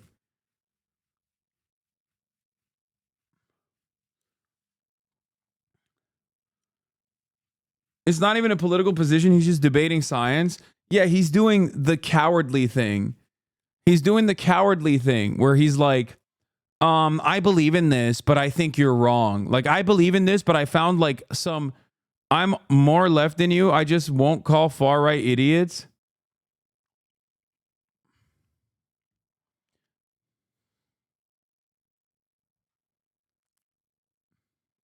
Also, you're Dutch, okay? Like, don't try to fucking enter this conversation that I'm having about my fucking goddamn neighbors being brain broken. Okay? Imagine being Dutch and being like, well, I'm a Dutch leftist, and your statements about MAGA is actually really fucked up. Remember what I used to tell the European chatters.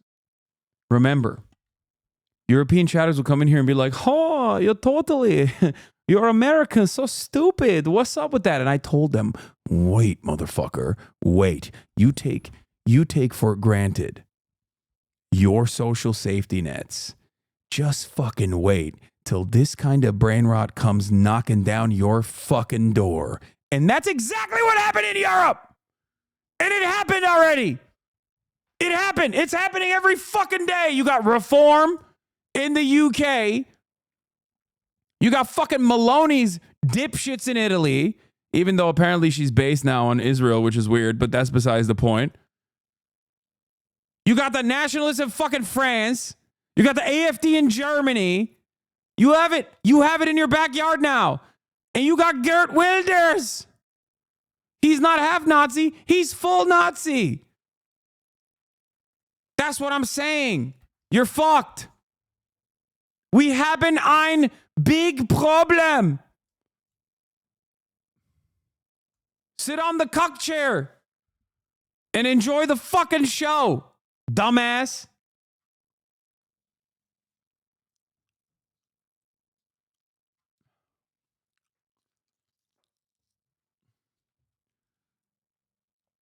Yeah, I'm fluent in fucking Dutch.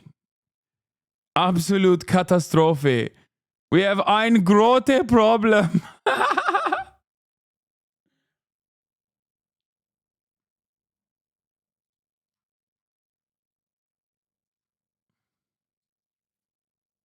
We have an serious problem.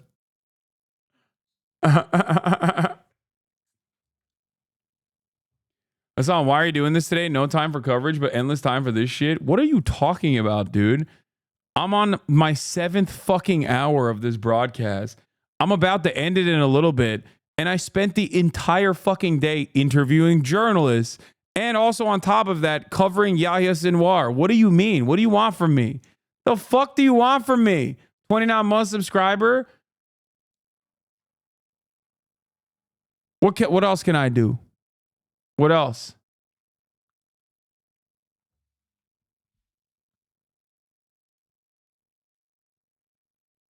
We haben ein serious Problem mit der Politik und we Kellingen.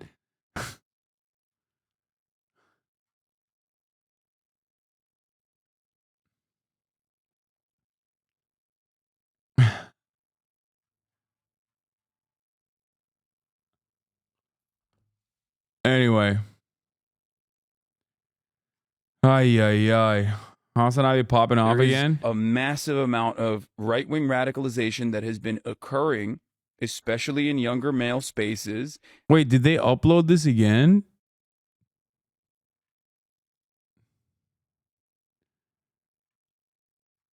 Damn, it's got 83,000 likes. When are you going to address the things that you said that I imagine? I know, it's half the fucking shit. Vowels are different, but actually pretty good Dutch.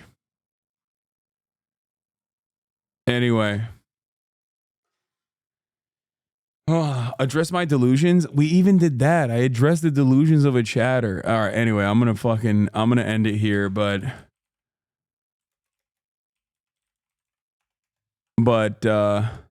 we do have ein serious problem, okay?